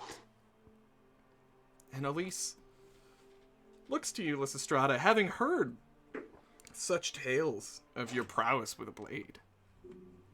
And looks to you expectantly. And when you hold your tongue, she looks disappointed. Cast her eyes down. One of those don't meet your hero's moments, I suppose. But then she looks to Lanthe, eyebrows raised. Lanthe, lion-hearted Lanthe, tell me of your success upon the battlefield. Lanthe begins to paint a picture. She is very verbose, and it is extremely gratuitous, and she talks a lot of shit about the gods, and she says it in a way where, like, she probably thinks it sounds cool, right? Just absolutely trashing all of these gods, but to, like, any person who has, you know, their wits about them, they're like, what the fuck are you doing? No, shut up, stop. Don't bring those names here, right? Like, yeah, like you're being like a little problematic. Like you're like they're kind of, everyone's kind of like, oh, you can't say that. Oh, yeah. And she's like, and fuck Demeter, you know, like. Whoa! That's my tale. You don't even finish your story because you get kind of like shouted down by the crowd. They're like, are you? You can't say that. Do you want to bring the wrath of the gods on us? What's wrong with you? She like points at the shield. She's like, there is already literally the wrath of Ares here upon this realm. Yeah. Okay, listen. We're done. We're done here. That's Kidding. Yeah. Oh my god. And 10 years. Not cool, man. And Elise is doing one of those like, ooh, Okay, let's hear a story that's less offensive, perchance. And let me give you some cool music for you to narrate your awesome story. And she begins by looking at Tassos. Tassos is going to turn to Ladonis and be like, Ladonis, I believe it is time for the story of how you acquired that sword. The Sword of Jakai? The Sword of Jakai. The Sword of Jakai? Is that the Sword of Jakai? I think that's the Sword of Jakai. That's the Sword of Jakai. Was a terrible battle. Awful. The phalanxes met, shields clashed. Soldiers on both sides died. It was their archers that were the true deciding factor in the early stages. The arrows blotted out the sun itself, Jakai being the focus of their fire. And when he fell, it was, and he points across, Lanthe, who held back the hordes. Their spear became a blur, holding back hundreds. Lysistrata rallied the troops and brought them forth. But it was Ladonis Tell them how you stood over the body and defeated the enemy champion. Well, you see, Gregorius was the largest man I'd ever seen in my life. He stood about 9 feet tall. Some say he blotted out the sun. Others called him the sun, for he had eaten the great star. Anyways, the bigger the foe, the harder they fall. He used an evening star, as large as one of your rowboats, to try and strike me down. However, I had found the body of Jakai earlier in that battle. The body of Jakai. The body of Jakai. The body of Jakai. And I took the great sword from his corpse and vowed to use it only valorantly and with honor. As the sun tried to strike me with his giant log of an evening star, I dodged right, slashing the giant's hands both clean off, watching him scream and writhe in agony. No. And that's why they call me Ladonis, the Sunslayer. That's fucking dope, by the way. Sunslayer is cool as fuck. Wow. The great sun himself. I've heard of this warrior, this great brute of the Mythology army. You defeated the Dark Sun himself. It was pretty easy, honestly. Give me something harder. And he starts to take out the shuriken of Jakai and spin it around.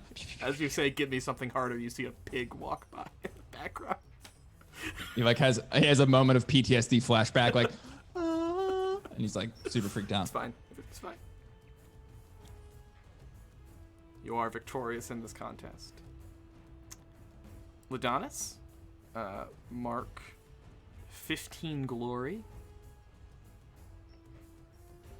Tassos, mark 7 glory. Lanthe, mark 1 glory. And mark off a pathos for failing.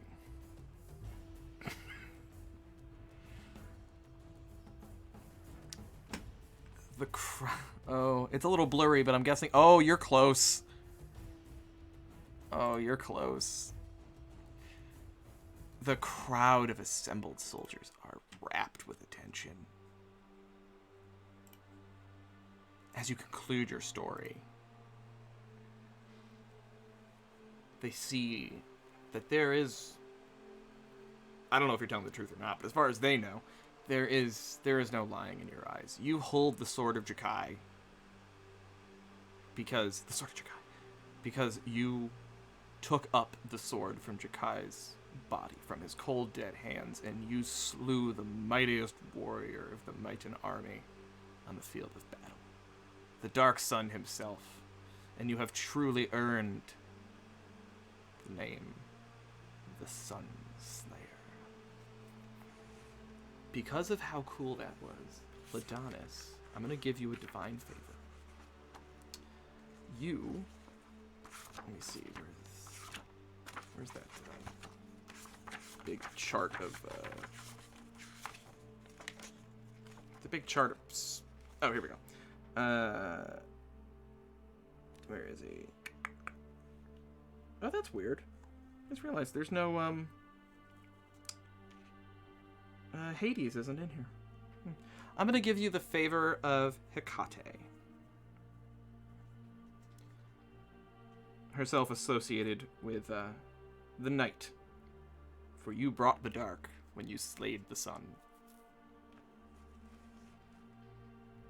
Tassos, for your role in this, since you tied, I think it's only fair. You will win the favor of...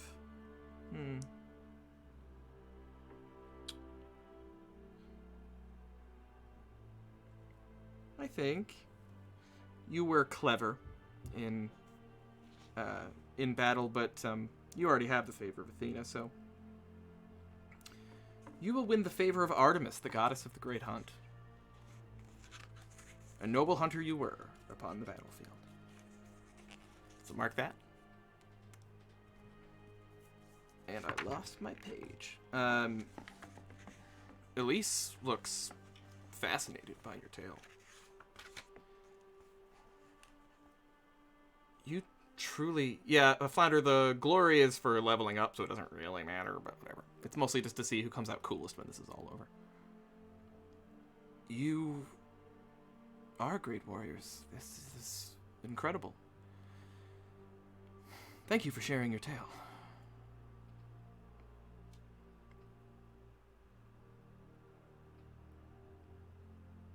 Perhaps we may reopen negotiations with the Prisoans. It is time for this conflict to end. What do they want? I thought we were generous. Tell us, why did you take their king? We had reason to believe that Medon was a traitor, that he had sold out the Confederation to the Mythn pirates. What evidence did you have? There were, according to our dispatches from the front, there were Prisoan ships among the Mythn navy that there was no report of them having been stolen. We believed he was perhaps lending arms to the enemy, maybe hoping that the Confederation would be defeated, better position himself to take over. He's known for, even Medon's own soldiers will tell you that he has an eye for conquest and fancies himself worthy of an overlord type of position. He's very full of himself. It fit. The shoe fit, and so the sandal fit. And so we moved quickly. What has he had to say for himself? Oh, he's but spewed insults. He doesn't seem to want a peace. We've allowed him to send dispatches to his general to communicate his terms, and well, Aket has been here many times. And as she says Aketa's name, she kind of looks far off.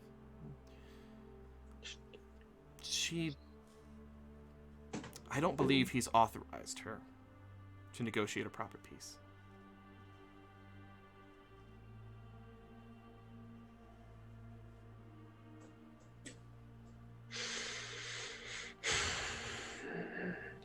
So he moves against his own people's interests. He does not authorize his lieutenants to negotiate for his own life, and he seems to be only interested in propagating endless war.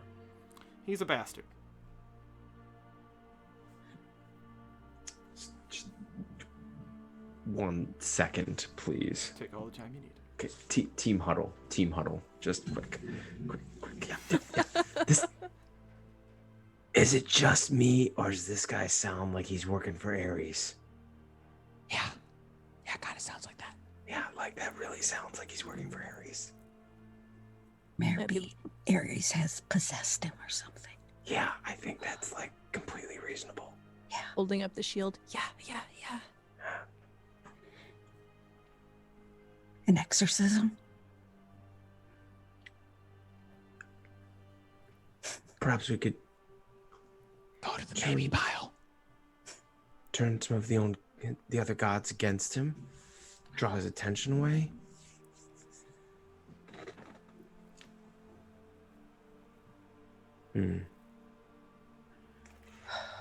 Or we could go down as heroes and defeat this whole army right here. Or we tell them to bring us their king, and I use the shuriken of Jagai, and that ends the conflict, right? Who fights when they don't have a king?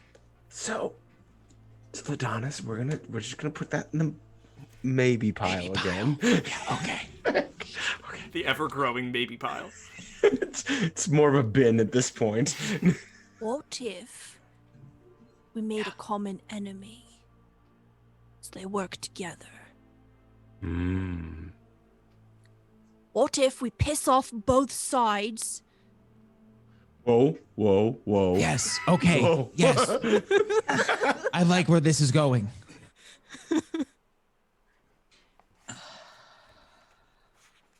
So we could refocus them on the true enemy, the one that we totally defeated. What's that? Might. Yes. Yeah, the Sword of Chagai definitely wants to fight these people, guys. The Sword of Chagai. Talking to your sword now.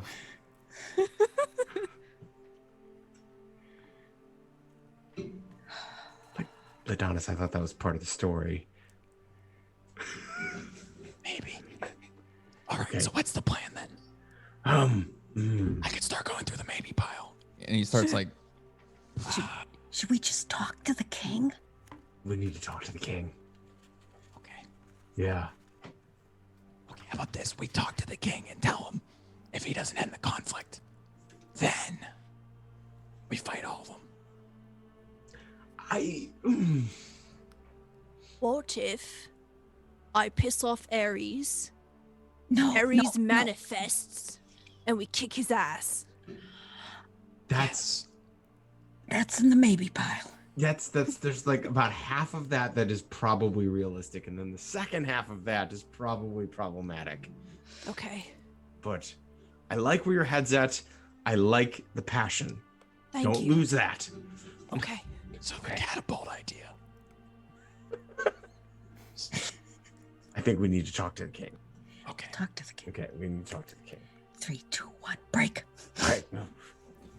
Talk to the king. Yes. We'd like. Were you listening to everything we said? I thought we were whispering. Keen-eared Elise. Oh God. Oh man, this is. Oh, we should have asked for the epithet. If you wish to speak to Midon, you're welcome to. Oh, thank you. That's That would quite be helpful. His tent, just down there by the battle pit. Thank you. You put him by the battle pit. Mm-hmm. Wanted to keep him near as many armed men as possible so he doesn't think of running away. Yeah, that's fair. It's pretty smart. Yeah. Thought it might have been a subtle hint or something, but no, that makes sense.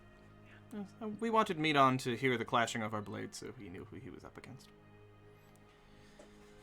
Go right ahead.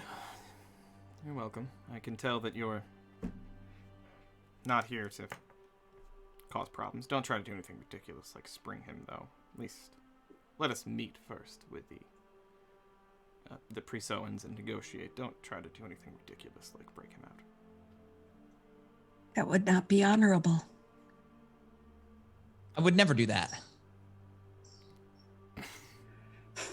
On your honor, then. Proceed. You walk through the camp. The rest of the Sakarans blazing that kush, drinking wine. I told you we could fight all of them. They're all high. Come on. There are still soldiers clanging swords in the battle arena. Amidst the din of the laughter and the banter and the clashing of steel, it is no surprise that nobody noticed. No one noticed the person who snuck into Midon's tent. As you approach the tent, a brazier burning inside casts silhouettes against the tent wall. And you see a knife raised above the prostrate king. This will be a contest. Can you save Midon? So. Shuriken of a guy time. This character, who you don't know, is going to get a D6.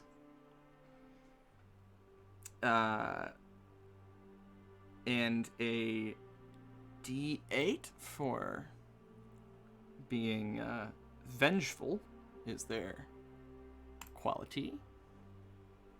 It's a 5. Your number to beat is a 10. Who will face this contest? Oh, yeah. Oh yeah, let's do that. Oh, yeah.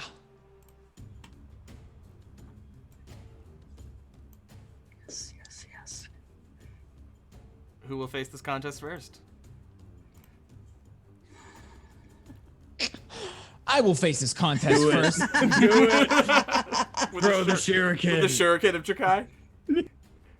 And he's really going to try to aim specifically just for the knife, not even for the rest of the assassin's body, so he can disarm him in the most showboaty-like fashion. Of course. Of course. I'm going to use my newly gained insight from Ikate. From insight, and so I got 3d6 plus the d4. All right, come on, big roll here. Please don't throw the Shuriken of Jakai into the night and it gets lost in this camp. That would be a shame.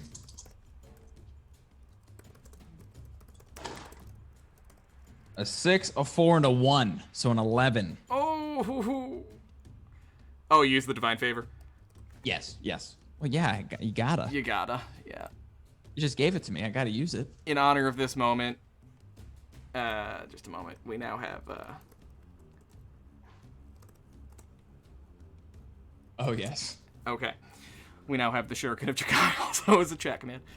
All right, you have an 11. You succeed. Who else will face this contest? Gosh, yeah.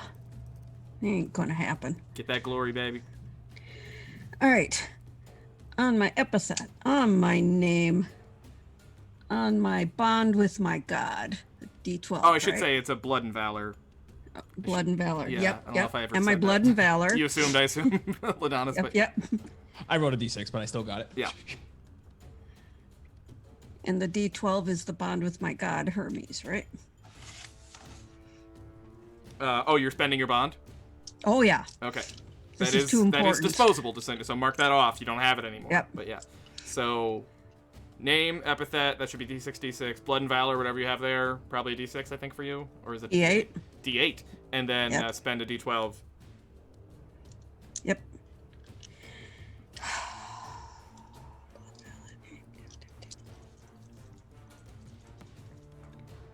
Oh, nice. 10 and a 5. 15. Oh, sorry, Ladonis. 15. Who else will face this contest?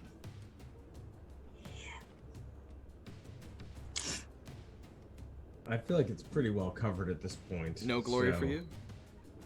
Yeah. Yeah, I'd rather not, teeter on the edge of agony. Yeah. All right. I'm gonna Ladonis, say you were it's divine beaten, my favor. friend. I'm sorry. Let us start with you, Ladonis. What do you do with the Shuriken of Jakai? I feel like, so it's kind of like a bittersweet moment if I was beaten. So he, not so fast. And he whips it at him and he throws it so hard that it disarms the assailant's knife. But the Shuriken of Jakai keeps going and it cuts right through the canvas of the tent. And you see this look of, oh no, on Ladonis' face. And he goes, oh shit, guys, I'll be right back. And he starts running. He completely leaves the scenario to try and go find the Shuriken of Jakai in the dark. He's like, oh, it's prismatic. It's in the dirt. It has to be somewhere around here. Come on, there's crazy things happening. And Leaves. damn it. Cuts, Why can't anything go right? the Shuriken of Jakai cuts through the canvas, clean through one side and out the other, ripping it straight down and exposing. It cuts through the canvas and nicks this person in the arm. They drop the dagger, exposing a woman dressed in the full garb of a Sakaran general, a traitor from within. She looks to you, Lysistrata, eyes wide, and the voice that leaves her mouth is not natural. It speaks in a deep, guttural roar. There shall be no peace upon this island. How do you take her out? She's not hot. Oh, Not everyone's hot. We have limits, Colin. Thank you. Just respecting the lines here. you said there is a brazier in this tent? Yes. And Medon is chained to a post on his knees looking up at this person. I take the brazier and I just don't care how hot it is and just whack her with it. You pick up the scalding hot brazier. It sears your skin, but you take the whole, this big burning brass bowl, how's that for alliteration? And Chuck it. Yep. hits her in the face. Hot coals seared out as she screams on the ground. Wilhelm scream. As you kick the brazier aside, and she is writhing on the ground in pain like Darth Vader at the end of episode 3. Just burned, charred all about her face and hands. And this voice is still just erupting from her. No peace. No peace. As she burns, she is still alive, but barely. You take 10 glory, Lysistrata, 5 to Lodanis.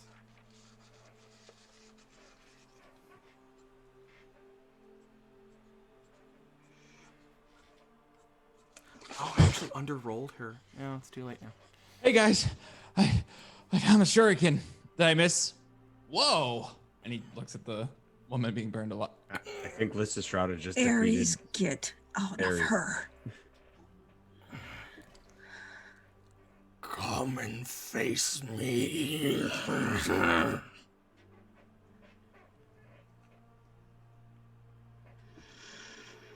I'll kick his ass. Great heroes. Scale my peak. Face me, you cowards. We'll meet you there.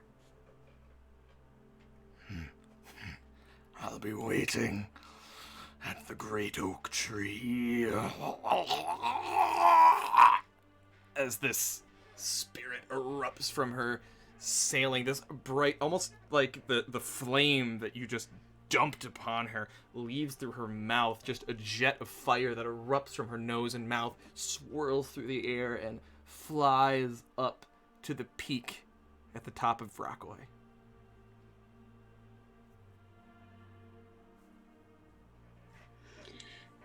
Looks like we have one more quest to do, folks.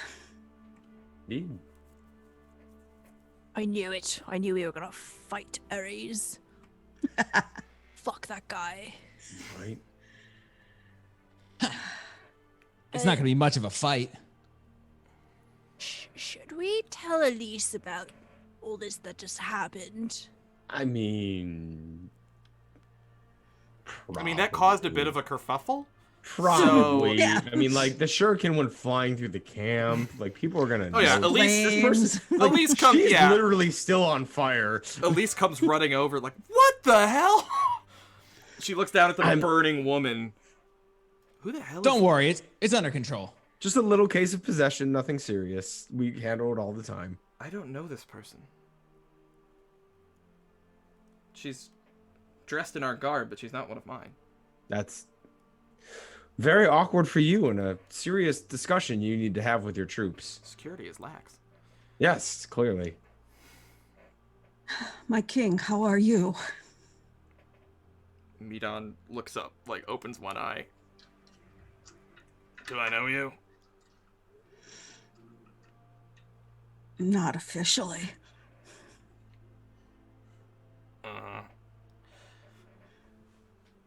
You should though. I'm the Sunslayer, man. Come on. Who is this guy? We just saved your butt. You're welcome.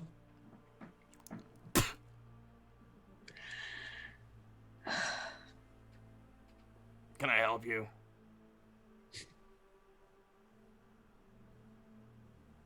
I turn back to Elise and be like, "You were right. He is just the worst."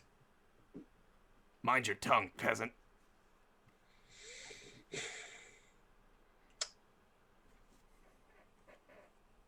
Let's go take care of Aries. Let's go. Yeah, let's just go. Let's just go before we do his work for him. Hey, Bright, thanks for the raid, buddy. Appreciate that, Chris. Just in time for the fun. As you're walking away, Elise... Oh, right. I am a princess. Oh, yeah, you are a princess. Elise... She's like... Oh, go ahead. No, go ahead. No. It's better if I don't say anything. Elise touches Tassos on the shoulder.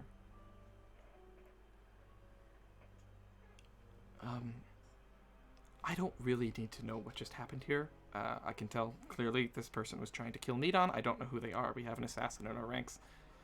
I don't question your methods. A little harsh, but not my place. Just, Tassos, right? Yes. You spoke with General Aketa? Yes. Did she mention me? Ooh. Yeah, I'm sorry. I got bad news for you. But you know, I think if you play your cards right, you got a shot with Lanthe.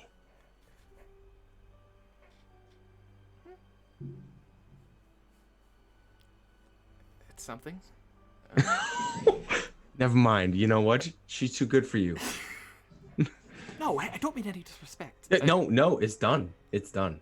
We gotta go fight a god now, all right? Look, it's not like transferable, okay? You can't just Like, be like, we're oh, really I'm really into that person, and then like, oh, but there's this other person. You can't just, oh, sure, you know, I kind of had a whole thing going. She seems very. I don't know her. She seems. We're great. gonna go now. Okay. Yeah, we're gonna get out of here, jerk. Yeah, seriously. She's like kicking the sand. Like, son of When they leave, Lysistrata will go up to her. Yeah, she wants you. Akita. Aketa. Yeah. Aketa. Yeah, she's interested in you. Really? Oh, yeah. She All had a the- look about her when she talked about you. All the more reason to make peace. Exactly. Do what you have to do.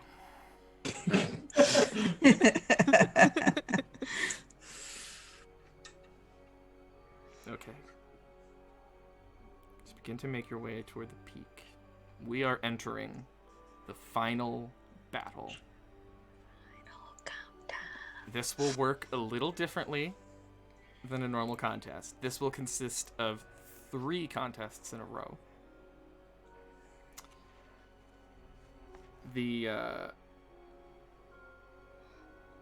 There will be a hell of a lot of shit to deal with.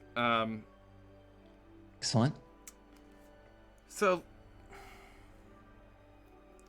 guess it depends on your... Oh, I'll mention one thing. As you're leaving, Elise tells you, if you're headed to the peak, there is something you should know. That peak is... I mean, if you believe these things, it's blessed by Ares. But I don't know whether or not that's true. But there is something kind of peculiar about it. From that peak, it must just be a strange acoustic thing. But if you're standing at that peak and you shout, you can be heard on the entire island. Quite clearly. If you were maybe... I mean, none of us have had the gall to go up there. That would be hubris, but you all seem powerful enough. If you are trying to get the attention of the Fisoans and ourselves, that would do it. If you ascend that peak and maybe can bring us together and negotiate with the right honeyed words from atop a mountaintop. It might work. It's just a thought. That's all. We'll put it in the maybe pile. The what? Nothing. Let's go, gang. She looks to Lysistrata as you go, like, thank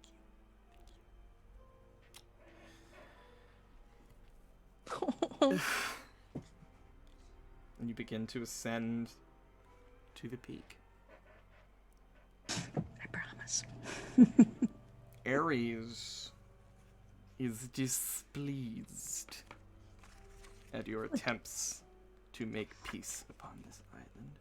And he makes that very clear right away. As you climb up the rocky outcroppings toward the peak, the whole island begins to quake. The ground shakes beneath your feet. Rocks begin to tumble. First, scree down the side of the cliffs, but then boulders begin to tumble. You are all in a race for your lives to reach the peak. And I should probably put some appropriately intense music on for this. You are all in a race for your lives to reach the peak. This will go through 3 phases: the clash, the threat, and the finale. First, the clash. You all get to too much shuriken. Sorry about that, fam. We're back, and no, I'm Chet. All right. So, the Sword of Jakai. So we were just discussing, this is the clash phase of the final battle. They get to all decide what they wish to do to give themselves a leg up in the final fight against Ares. So Tassos was just saying, I would take the Sword of Jakai and I would cleave the stream in half. So I think Ares is hot-headed and a brute. He would be rolling over and trying to reason his way towards a way to goad Ares into making a mistake. And wants to roll a craft and reason to devise tactics once confronting Ares to see if he can outthink him rather than outfight him. all right, you may roll. And I'm going to invoke my divine favor of Athena for this. The D4. The D4. I've already used the D12. Name, epithet, domain, craft, and reason. Yep. Remember that divine favor and bond are not the same thing. You have a bond with Athena, but then you also have Yeah. You're right. I was making sure. I'm not using the bond. I'm using the divine favor. Okay. So, all right. Let's see how this goes. So 2d6, a d8, and a d4. Oh my goodness! I rolled. Well, I rolled a 4 on the D4, Nice. and I rolled a 2, a 1, and a 1. Oh. So I rolled a 7 total. Oh, I never even fucking rolled for... I didn't even tell you what your target number was, though, because I got way ahead of myself and didn't even tell you what it was. So... Well, let me tell you, that target number is a 6. Okay, so your target number here... There's going to be a few things going on. You're going up against the island itself, which is possessed by Ares. The island gets a D10 for being an island. It is... Oof. It gets another D10 for its feature... For its feature, hungry. It is hungry for blood. Also, we are invoking the Wrath of Ares here, which this time is going to be another D10.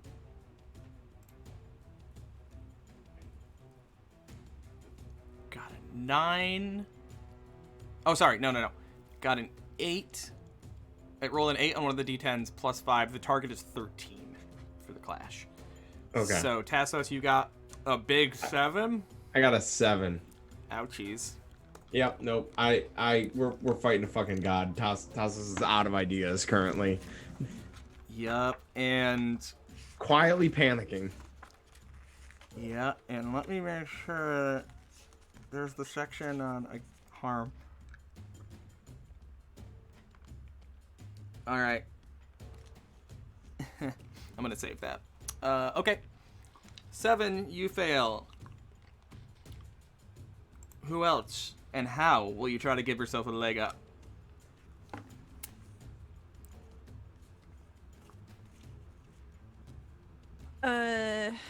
We get to choose our domain here, Yes, right? this is where you get to choose domain. Okay. Lion-hearted Lanthe will call upon resolve and spirit. Is it you said 13, right? 13. Is it possible to use a bond and divine favor? Yes. Okay. Okay, that's exactly what I'm gonna do. All right. I'm gonna use my bond with Poseidon, and also my divine favor with Poseidon. This is gonna be like tapping out all of my stuff I have with Poseidon here. And I'm gonna use my resolve in spirit. I'm calling upon the fortitude that is the domain of Poseidon, and just essentially just pushing my way through this, just bullying forward with supernatural tenacity, hopefully, unless I roll really bad. Okay. Got 8. 13, 17? Is that right? Can I do math? 12, 17. Holy shit. Yeah, I got an 8, 5, and a 4. Damn. So you got a 4 in the divine favor, and then... And then 8 on my bond, and then I rolled a 5. Holy shit. Nice. Lanthe got a 17. All right. But now Poseidon's gonna be like, bye. Well, for some reason, Poseidon has... Perhaps it's a humble grudge that he holds against Ares. But as you call upon the favor of Poseidon, you can see the seas roar as the earth quakes and the ground shakes beneath your feet. Waves crash against the side of the island. Poseidon is in this thing for whatever reason. He gives you a bit of a tailwind. The winds blow off the seas, and it gives you that extra boost of speed getting up the hill.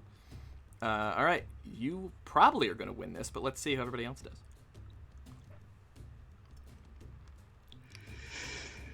Okay. Calling upon my name, my epithet, and my father, so I can honor him with this battle that we're heading toward. Blood and valor, because we need to come out of this victorious. Unlike the war that we came from. Shh, no one knows that. Everyone thinks you won. I know. And then divine favor with, with Hermes.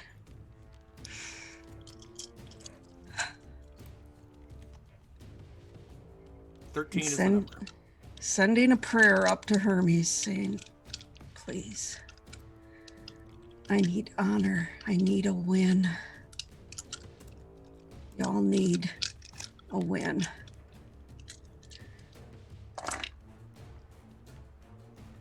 Okay, 3, 6, 5, 14. 14. All right, that beats the number. Does not beat Lanthe. That's all right. Ladonis. I think for the one and only moment in this one shot, you see a serious side of Ladonis, and he's admiring the great sword of Jakai. Sword of Jakai. Sword of Jakai. If only you could see us now, buddy. You've slain many men, but you've never slain a god. Please, Jakai, be with us in this fight. I am Ladonis! And then I roll. I'm gonna use my bond with I am Jakai. Shadowlicious. Some The fuck? I never told that guy my strategy on marketing your heroism. And then I'm also gonna use my divine favor with Hera. Okay. I got epithet, name, blood and valor, and then divine favor. Come on, big money. Not great. We got an 11. 11. Not good enough. You failed. The number was a 13. Okay. Oh, Ladonis. So, mechanically, Lanthy, you came out ahead. You have the advantage. So, you will take 13 glory. Hell yeah. And also, you get a D10 advantage die that you can add at any point in the battle to come. You only get one, but you can tack it on to anything. D10. A D10. So just remember that you have that. Okay. Use it or lose it. But there's going to be 2 more contests coming up, so you'll need it for one of them at least. So hold on to that. Thank you. Yes. Lysistrata. Color blood. Lysistrata will take 5 glory, but does not get the advantage die. And the other 2 fail. So let us begin with the fails. Let's start with Tassos. Tassos, you were looking for an opening. You were trying to reason with Ares, trying to find a way you can maybe throw Ares off his game. Why do you come up short? Tassos's mind becomes just spirals of gaming out ways to defeat a god, and them all ending in terrible death, and is just sitting there quietly panicking in that we're fighting a fucking god. It's a fucking god. There's no way we can win. And he is at the point of massively overthinking the problem. Oh boy. Oh, I'm just seeing all the like math appear in the air. Oh yeah. It's yeah. But everything like equals death at the end. This is the downside of knowing many good tricks. You don't have, when you don't come up with an answer, you got nothing. All right. Ladonis. Why do you come up short? In his prayer to his friend and Jakai. mentor, sensei, local legend, Jakai. Firstly, he's disappointed that nothing epic happens. You know, typically you reach out to these deities, these heroes, and something crazy happens, and he says his heartfelt speech and nothing happens. And that kind of hurts Ladonis's huge ego and pride, the fact that his friend can't show a sign of recognition from beyond the grave. And then the second, as he's kind of still meditating in this moment and saying like, why didn't Jakai bless me? A swarm of pigs roll across an open field about 200 yards that way, and it like totally fucks with Ladonis's head, and he's like, is Ares mocking me? You can hear from atop the cliff like a I'm about to get real hot-headed. Ares is mocking you. Lysistrata, you succeeded. What's going through your mind? How do you succeed? What's going to my mind is the war that we just went through. All the death and destruction surrounding us. We survived, but we did not win. Remembering all those children in the fighting rings. They don't know what it's like. I don't want them to know what it's like. This land needs peace.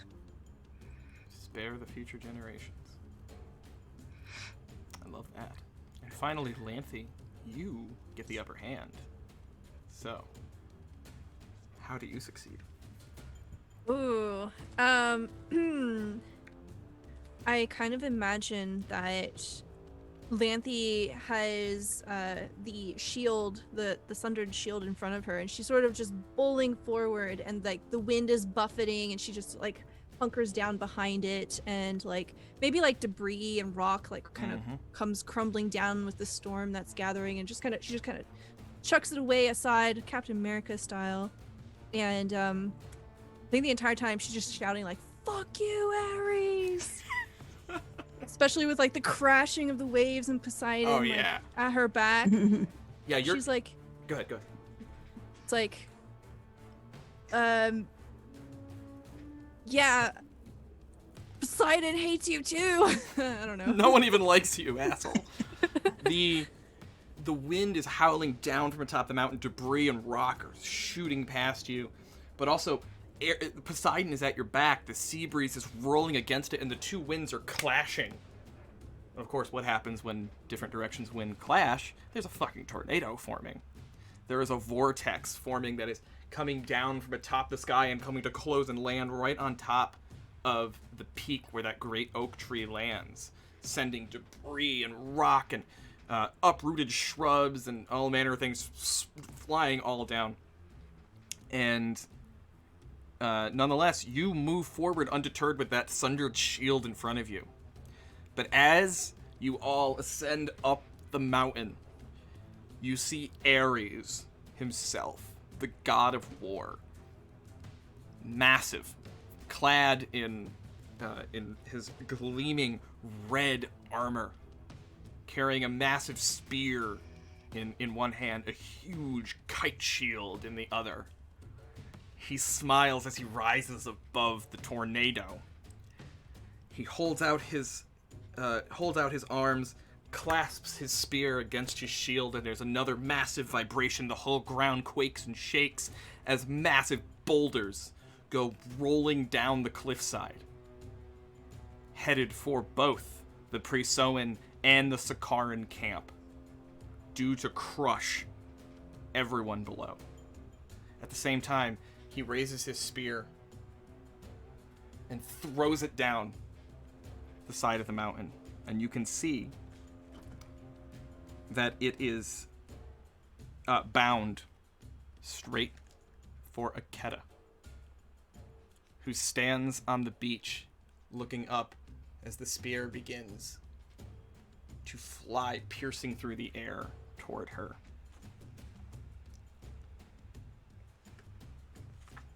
You all are now in the threat phase of the battle. Here you have a choice. You may either... There are two threats. Everyone being crushed by the boulders, and Aketa getting run through with a spear. Each of you has a choice. You can either try to defend against the threats. If you succeed, you will stop the threat. Or you may try to seize control of the battle. If you succeed on seizing control, you get to decide what will happen if you succeed in the finale, which would be the contest after this. You will decide Ares' fate if you win. If you fail to seize the battle, you may still defeat Ares, but I will decide what happens to him. So, do you wish to defend or seize control? Big old boulders, Aketa's about to get impaled. Is this a group decision or is this just a person it's by an person? individual. Each of you will decide which one you want to do. I think we all know where Ladonis goes, so rest of you can tell. The spear is being thrown, right? Yes, you can still stop it. There's still a way. You just have to figure out how. Want to seize control of the spear. All right, you wish to... Oh, that would be a defend, then. That would be a defend. Defend against the threat. Okay. Yes. I want to do that. All right, defend against the threat. You have that D10 advantage. Okay. You may use now, or you can save it for the finale. I will use it now. Do we know what domain this is? This one I don't think you get to choose. Let me just check. Yeah, okay, so it's... The domain is whatever is most appropriate to the disaster that you're averting. I will hear an argument on whatever domain you want to use. Okay. I don't think arts and oration would work here, but I could see blood and valor or spirit or resolve working. Yeah, resolve in a spirit. That makes sense for you. That's my highest one. Okay. All right. I invoke my name. I invoke my epithet, resolve in spirit, and also using my advantage die 10. Okay. So what do we got? D6 name, D6 epithet. Yep. D8, and then die 8. Yeah, arts and D8 spirit and resolve, and then a D10. What do advantage. I have to beat? Oh god, I keep forgetting to fucking roll. All right. This. Okay. Here's where it gets sexy though. Here, Ares. This is his preferred domain. This is violence. This is kind of what he does. With that, to even engage with this threat, this is epic level. To even engage with this threat, you must spend a pathos. Okay. You don't get any benefit for it. You don't get an extra die, but you must mark one off just to even engage with this. Okay, that was my last one. All right. Good luck. Do I get to know what number it is? Oh, sorry. God, I keep forgetting. I'm getting so caught up here. No, it's okay. There's a lot going on. You're lucky. It's a 10. 10. All right. Cool. I'm going to save my last divine favor for the last thing. All right, here we go. Big numbers. A 9. Oh, no!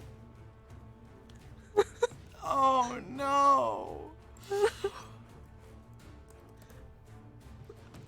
Lanthy, you fail to defend. All's not lost. Someone else can still do it. But you will fail to defend against Aketa getting killed. Who else will face this contest? You may choose to defend or seize control. I will face this contest, and I will avoid all pigs while doing it. Which one are you doing, defending or seizing control? Seizing control. Okay. I picture Ladonis will try and get eye level with Ares and taunt him back by jumping from rock to rock in a very heroic and Spider-Man-like fashion, if that's possible. Yeah, so you're mostly trying to make a show here? Of course, it's Ladonis. All right, I'm going to call that a arts and oration domain. Yeah, okay. Okay. Trying to taunt a god. Let's see. Do I Your have target any... is a 10. I'm guessing I can't use my divine favor from Ares, right, to taunt him. That probably doesn't work. There's no rule against it, but it kind of doesn't make sense. That's how I felt as well. And it's like, divine favor, I don't feel like it's like currency where it has to be like, hey, you promised me, so you have to. So I'm gonna just say no because it just doesn't make sense narratively. That's fair. That's fair. Booga, booga, booga. I could still use my bond with Poseidon, correct? Yes, you could. Yeah, which would get you a D12. But we could save that for the final battle, and I could hopefully not fall on these rocks. Or, yeah, let's do that. No boost, nothing. Just 3d6 in a dream. All right. New band name, I call it. Gotta get at least a 10. Come on. Come on, Many-Face God. 7. 7.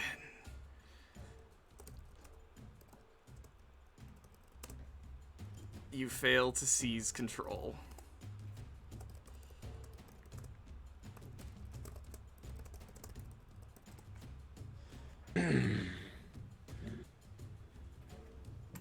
Who else will face this contest? Clever-eyed Tassos will face this contest, seeing those around him falling and things happening. There will be many losses in war. This is a lesson Tassos has already learned, and that the key is to seize control of the battle. Sometimes after the battle is ended.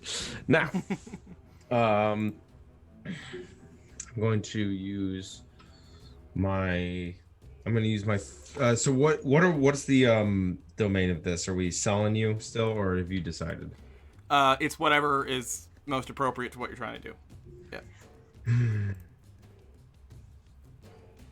So he has thrown all things. He's thrown a spear. He's thrown boulders. Yeah. His attention is divided at this moment. Sure. May I seize an advantageous position from which to strike potentially the final blow against him? I see you angling for a craft and reason roll, and I will allow it. Yeah. And then I'm going to use my last divine favor from Athena for wisdom to find this advantageous position. All right. Name, And epithet, that- craft and reason, divine favor from Athena. Yep. I just got rolled above a 10. Do you want a pathos? No. Okay. No, I don't.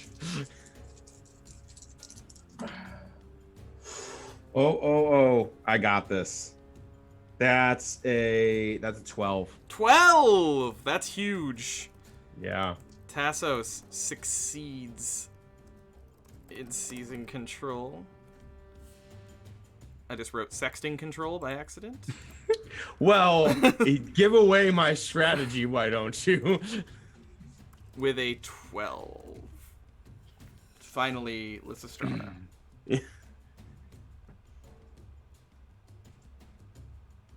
I don't want all those children again, squished by all those boulders.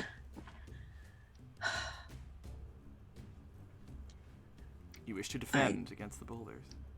Yeah, I don't know how I'm defending against the boulders, but just hoping that the gods will look upon us fighting against Ares alone on this mountaintop and have mercy on those innocent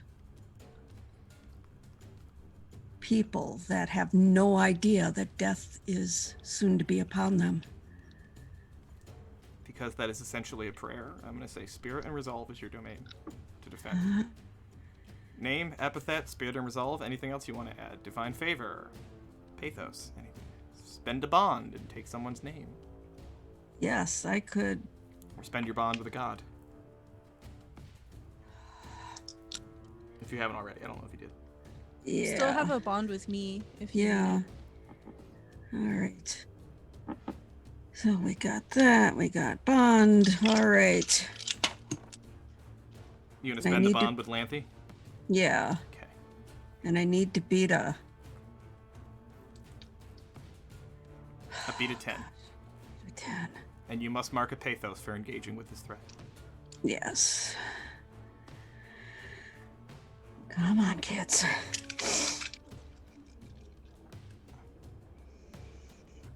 Got a 6 and a 5. Oh! You defend against the boulders.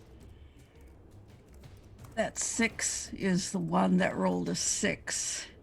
At the Oh, end it's the of- same one. It's from the same one. Quietus. Yes. Oh my god, that die is legendary. You got an 11? 11. Okay. Best is Talos. Talos, you take 12. Oh, sorry, you take 10 glory. Lysistrata takes 5 glory. Now, I have talked with Lanthy behind the scene, and she's going to do something special, so we're going to let her go last. Okay. So we will instead... I'm actually going to do this reverse order from how you're supposed to do it. I'm going to start with the people who succeeded. So first, we're going to go... I'm actually going to... Well, I'll do Ladonis first, because you super failed. Ladonis, tell me how you failed going up the mountain trying to distract Ares with taunts. I think it's not actually the acrobatics and athletics that get into Ladonis's way, but as he's getting to the last rock right before you would be eye level with Ares, he looks down at his sandal, and one of his clasps are slightly coming undone from this rigorous jumping, and he's like, oh no, my shoe's about to fall off. And as he's jumping, just in that mid moment, he slips and starts to just tumble. Whether or not I land next to, or where I land is up to you, GM, but I'm somersaulting through the air off of a unfastened sandal strap. Yeah, you're not out of the fight, but you do land you do land quite dangerously. This is also perilous, so you have to mark a pathos. Nice. For your harm. You land flat on your back, looking up at Ares at the top of this tornado, looking down, mocking you. You're in for it now, buddy. We're going to go to Tassos now, because I have an idea for the other two. Tassos, you do seize control and find the opening. How do you succeed? I think between the two boulders, the spear and Ladonis falling, Tassos simply, the spear and the shield that he was carrying, he drops the shield, moves behind a rock carrying the shield, and he flips to an overhand grip and is ready to spin out from an unexpected angle to throw the spear at Ares' eye when the moment is right. So you got like one eye closed, readying the shot with the spear. I'm gonna do something a little bit different here, because I should tell all of you out in Viewerland, there is a rule in Agon, which is my absolute favorite rule in the entire fucking game, which is that you may succeed instantly at any roll that you fail if you choose to die. Lanthe has taken this option. Lysistrata has successfully defended against the boulders and did so using Lanthe's name.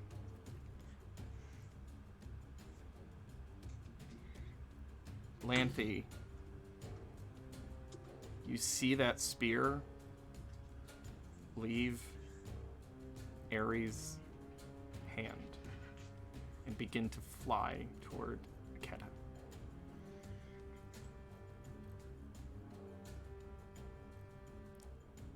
You jump. The spear pierces your chest, clean through the breastbone, and you begin to tumble. Not tumble, I take that back. Soar.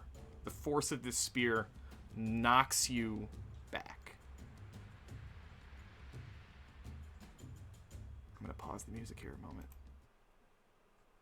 The world starts to go black, but Lanthe, what are you seeing in your final moments? I definitely want to say, when Lanthe jumps, it's not out of like selflessness, like to be a hero. It's out of total hubris. She brings up the shield as she's jumping, and she's just totally convinced that this sundered shield broken by Ares is going to be impenetrable. And she like holds it up, and the spear just cuts through. It's just a shield. And it gets her. And in her final moments, she's thinking, well, I thought the sea would take me, but somehow this is better. I'm pretty sure if I was at the bottom of the ocean, Poseidon would give me hell. But this is the warrior's way, the lion-hearted way. Blech. As the spear pierces your lion heart, and the light begins to fall from your eyes, Lysistrata, you see Lanthe soaring through the air, and you were told, and you invoked her name.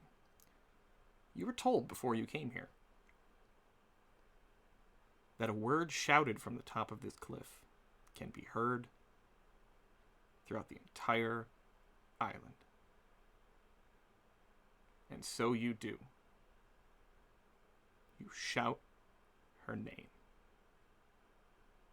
Lion-hearted Lanthe, as she was known on the field of battle. You hold out a hand and see your comrade, who fought with you for 10 years, who survived countless clashes with vicious enemies, take her last stand and soar. And as you shout Lanthe's name, it is heard throughout the entire island. As the soldiers of both camps look up to see the great soldier, Lanthe, soaring, arms splayed open, a sundered shield falling. You alert them and give them enough time to run and get out of the way of the falling boulders. Lysistrata.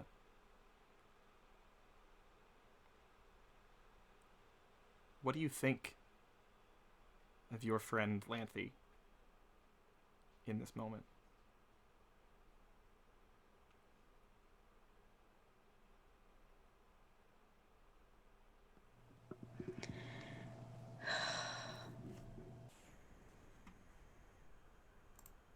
Think how much I loved her.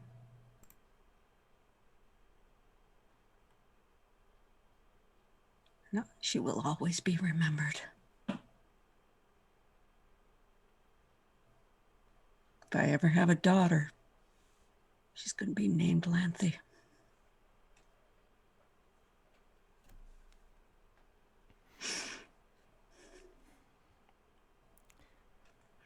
Now let's kill this guy. Can we get back to politics? Yo. So, we are now at the finale. You have averted both threats. You have seized control. Lanthe obviously cannot participate in this one. I am going to re-roll for the final battle against Ares. Boy. So, a D10. That's 3D10 again. It's the same thing. A D10. Hungry epic.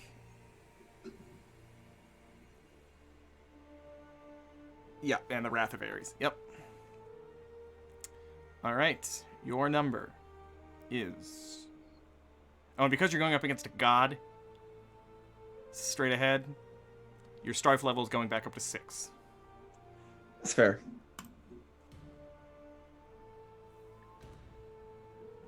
It's like 36, isn't it? It's 16. Okay. Okay. That's... Shoot your shot now. Whatever. Smoke him if you got him.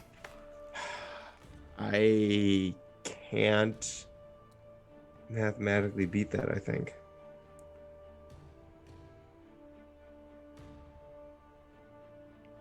Do you still have your bond? No, I used my bond earlier. You have bonds with everybody else, right? I have a bond with other people. What You what can use dice multiple. You can use multiple bonds on the same. Oh, but those are D6s. Yeah, those are D6s, right? And you have divine favor.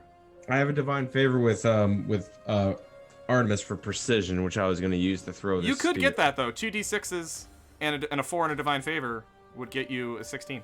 You could. Yeah. Use that. Perfect roll. You just have to get a perfect roll. All right, I'm going to burn Again.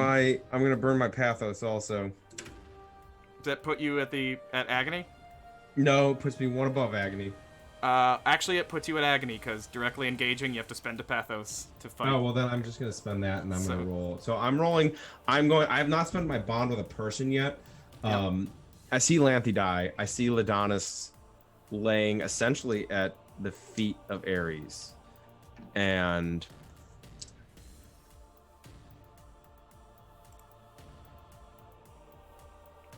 Oh, you did not just freeze there. Are you serious? No. Oh, God. Of all the times, Tom. Son of a bitch. It's the goddamn finale. Alright, who else wants to go? Ares is too strong. He's too powerful, but not powerful enough for me. I'll gladly accept this challenge. Alright. Hot-headed Ladonis. In a contest of blood and valor. Uh-oh. Uh-oh. Uh-oh. What? Oh, no. Now what happens? God damn it. Oh, you're kidding me. We Oh, win. you're back. You're back. Yeah, but Tom's gone, and all our Yeah. windows are fucked. Crap.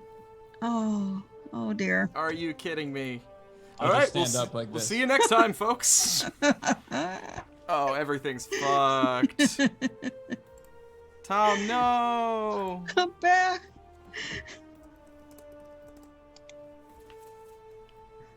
Oh God. That, I literally can't imagine a worse time for this to happen. This is Oh no. ridiculous. It's just like, all right. It's almost as if we're going up against the god. Yeah. Okay, folks. We'll be right back. I'm gonna cut away for a hot second. Ignore the timer. It doesn't. Well, I'll hide the timer. Here, I'll just get rid of that. Don't need that. We'll be right back. We'll see what's up with Tom. I can't believe this just fucking happened of all goddamn times. This is incredible. All right, be right back. No.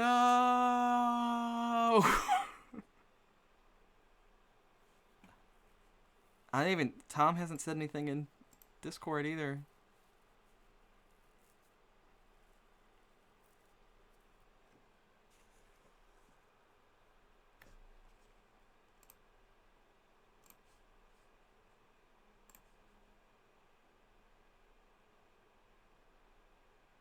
Oh, my mic is hot. Hi, everybody. This sucks. All right.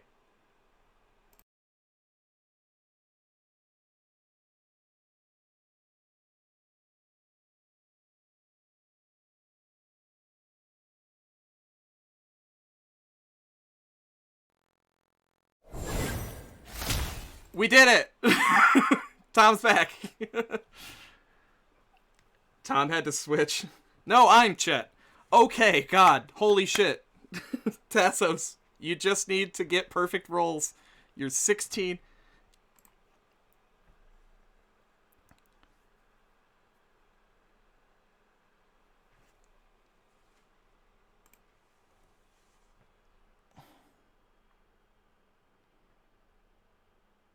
No.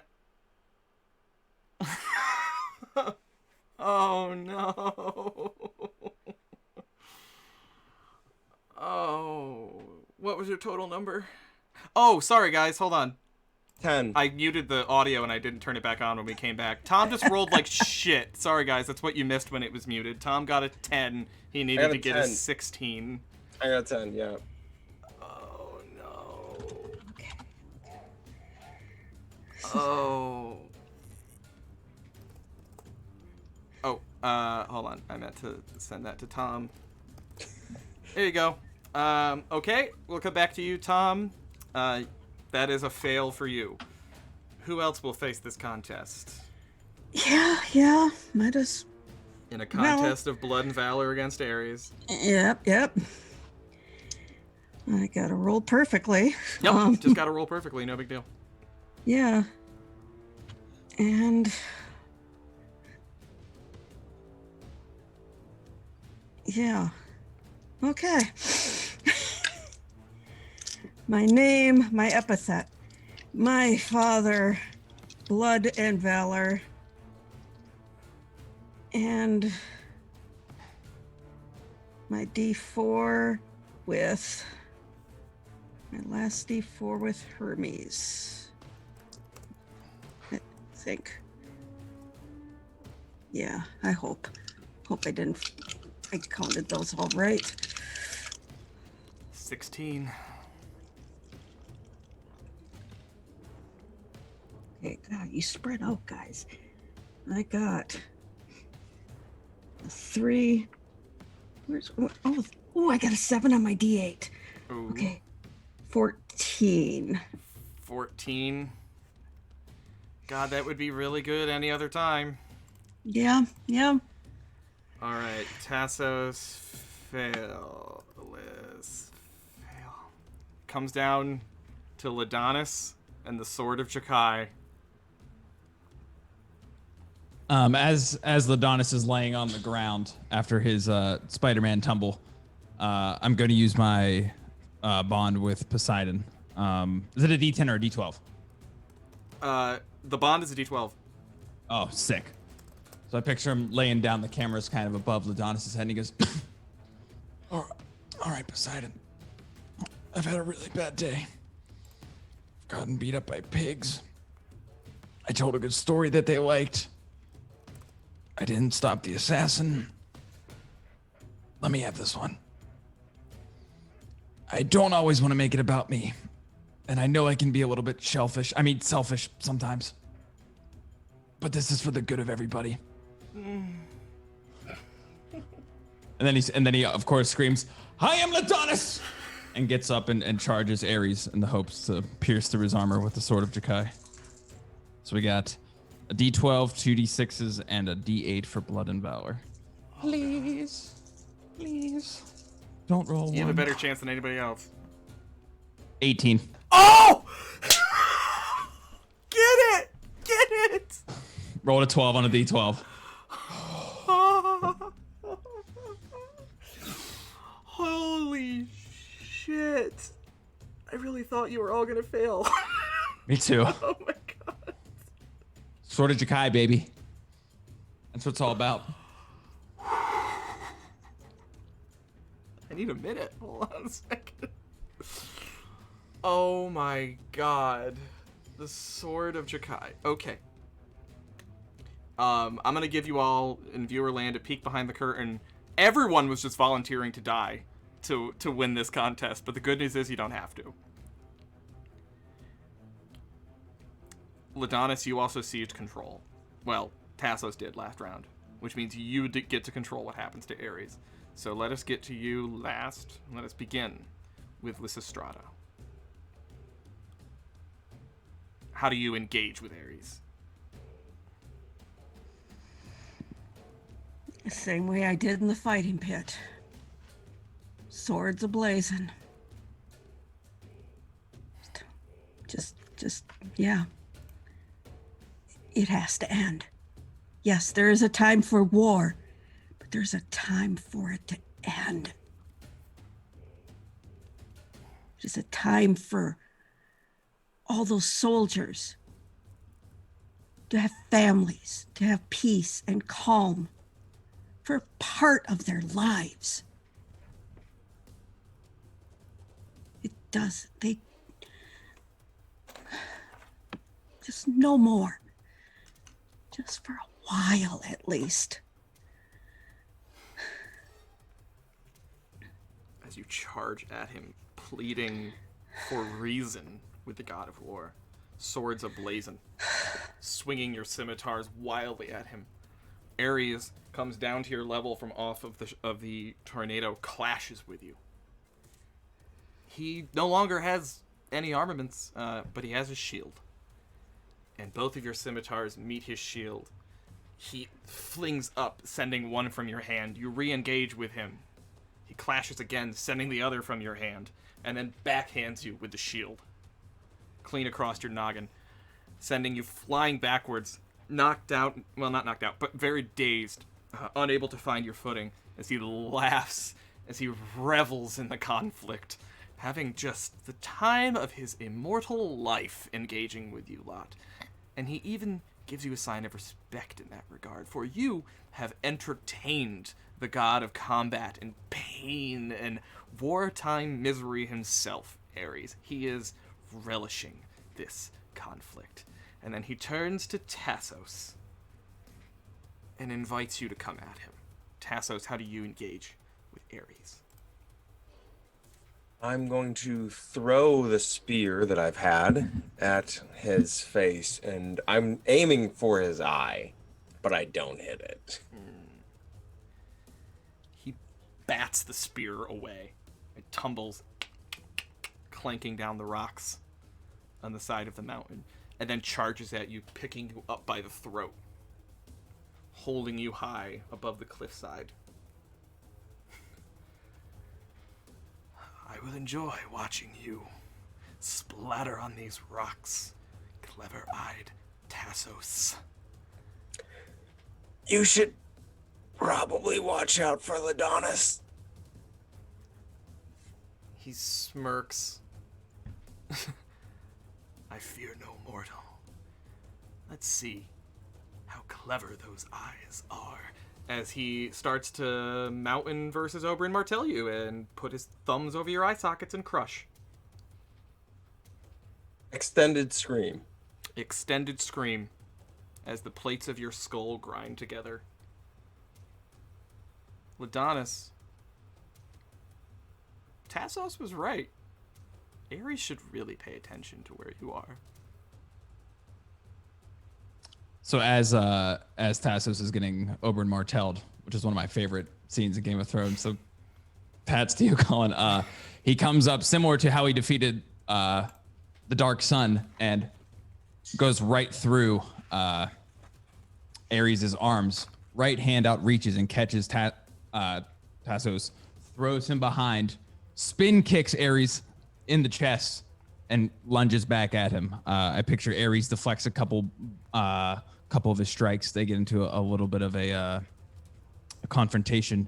Eventually, Ladonis would thrust the sword of Jakai into his chest and be successful. Ares grabs onto the sword, and they have that moment of, oh shit, I'm fighting a god, as the sword of Jakai is protruding through Ares. And Ladonis says, well, this is how you go down in history. And he tries his signature move, the spinning backflip kick, to kick off his helm. Is he successful in his signature move? Yes, he is. As he comes out of the backflip, he takes out the shuriken of Jakai and throws it directly into Ares, coming out of the backflip. I told you I'd get a little hot-headed, he says as he descends to the ground. Drive the sword of Jakai into Ares' chest. You lock eyes a moment. He is puzzled. A mortal blade should not be able to pierce the flesh of a god. But this is no mere mortal blade. This is the sword of Jakai. Echoes from around the mountain. The sword of Jakai! And as you backflip kick him and his helmet falls, the shuriken of Jakai. Turns out it was the genuine article. Pierces him in the neck. He stumbles backward to the great oak, resting a gigantic hand upon it. Looks at you. And nods. Well done. And he grasps the sword of Jakai and thrusts it further into himself. He knows when he is defeated. Relanthe. And he falls backward off the cliffside, tumbling down into the great chasm. The sundered cliff, and as he lands, they did tell you it was a volcano.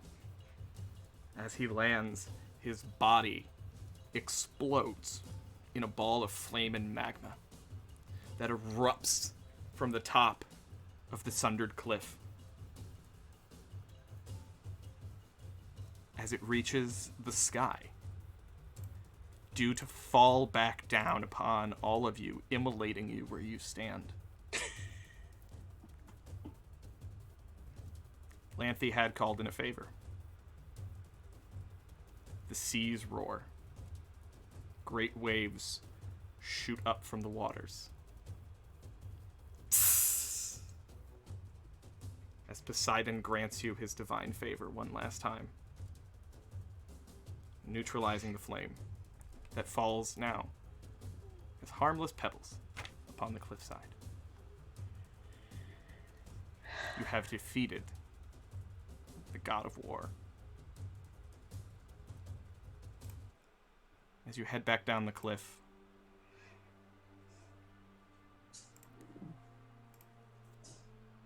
you reach the beach and see that Aketa and Elise are standing together, hand in hand.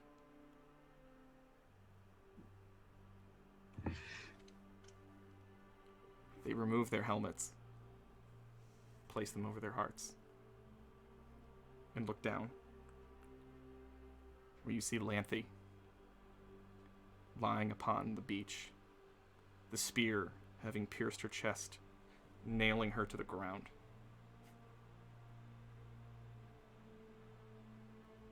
One by one, Aketa, Elise, all of their soldiers remove their helmets, take a knee, and bow before their heroes. Later that night, the two sides come together. Prisos and Sakara meet not as enemies, but as brothers and sisters in arms, for the first time in years. They gathered together the wood from your ship to build a funeral pyre, upon which they lay Lanthe. They ready a vessel for you. You are free to go. The next day, you may sail on to home, to the next island that is engulfed in strife, that needs the help of hot-headed Ladonis, bold-hearted Lysistrata, and clever-eyed Tassos. But for tonight, we pay tribute to the fallen. Tonight, we pay tribute to the great hero, lion-hearted Lanthe, who with her last act saved hundreds of lives. We shall not see her like again, but we shall see her glory writ upon the stars. And as Lanthe's body burns, you see, twinkling above you in the night sky, a new constellation has formed. The gods have given Lanthe immortality. The shape of a lion twinkles into existence, high above you. Lanthe goes to Olympus where she belongs, to live not with her superiors, but with her equals. And that is where we will end our tale tonight.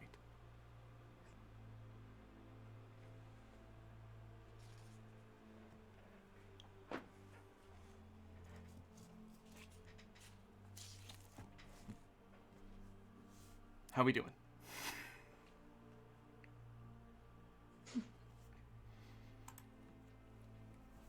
I love that the sword of Jakai got the kill shot. Sorry, go ahead. It goes on in history that Ladonis killed Ares, or defeated Ares, not Jakai, right? We'll have to see who writes the history.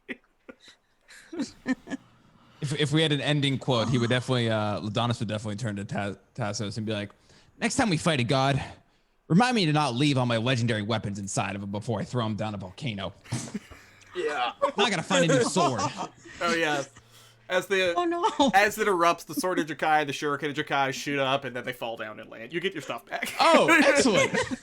And you know what? You catch it all cool. Nice. Probably hot. It's probably really hot. On to the next No, one. Poseidon cooled it. It's fine. Okay.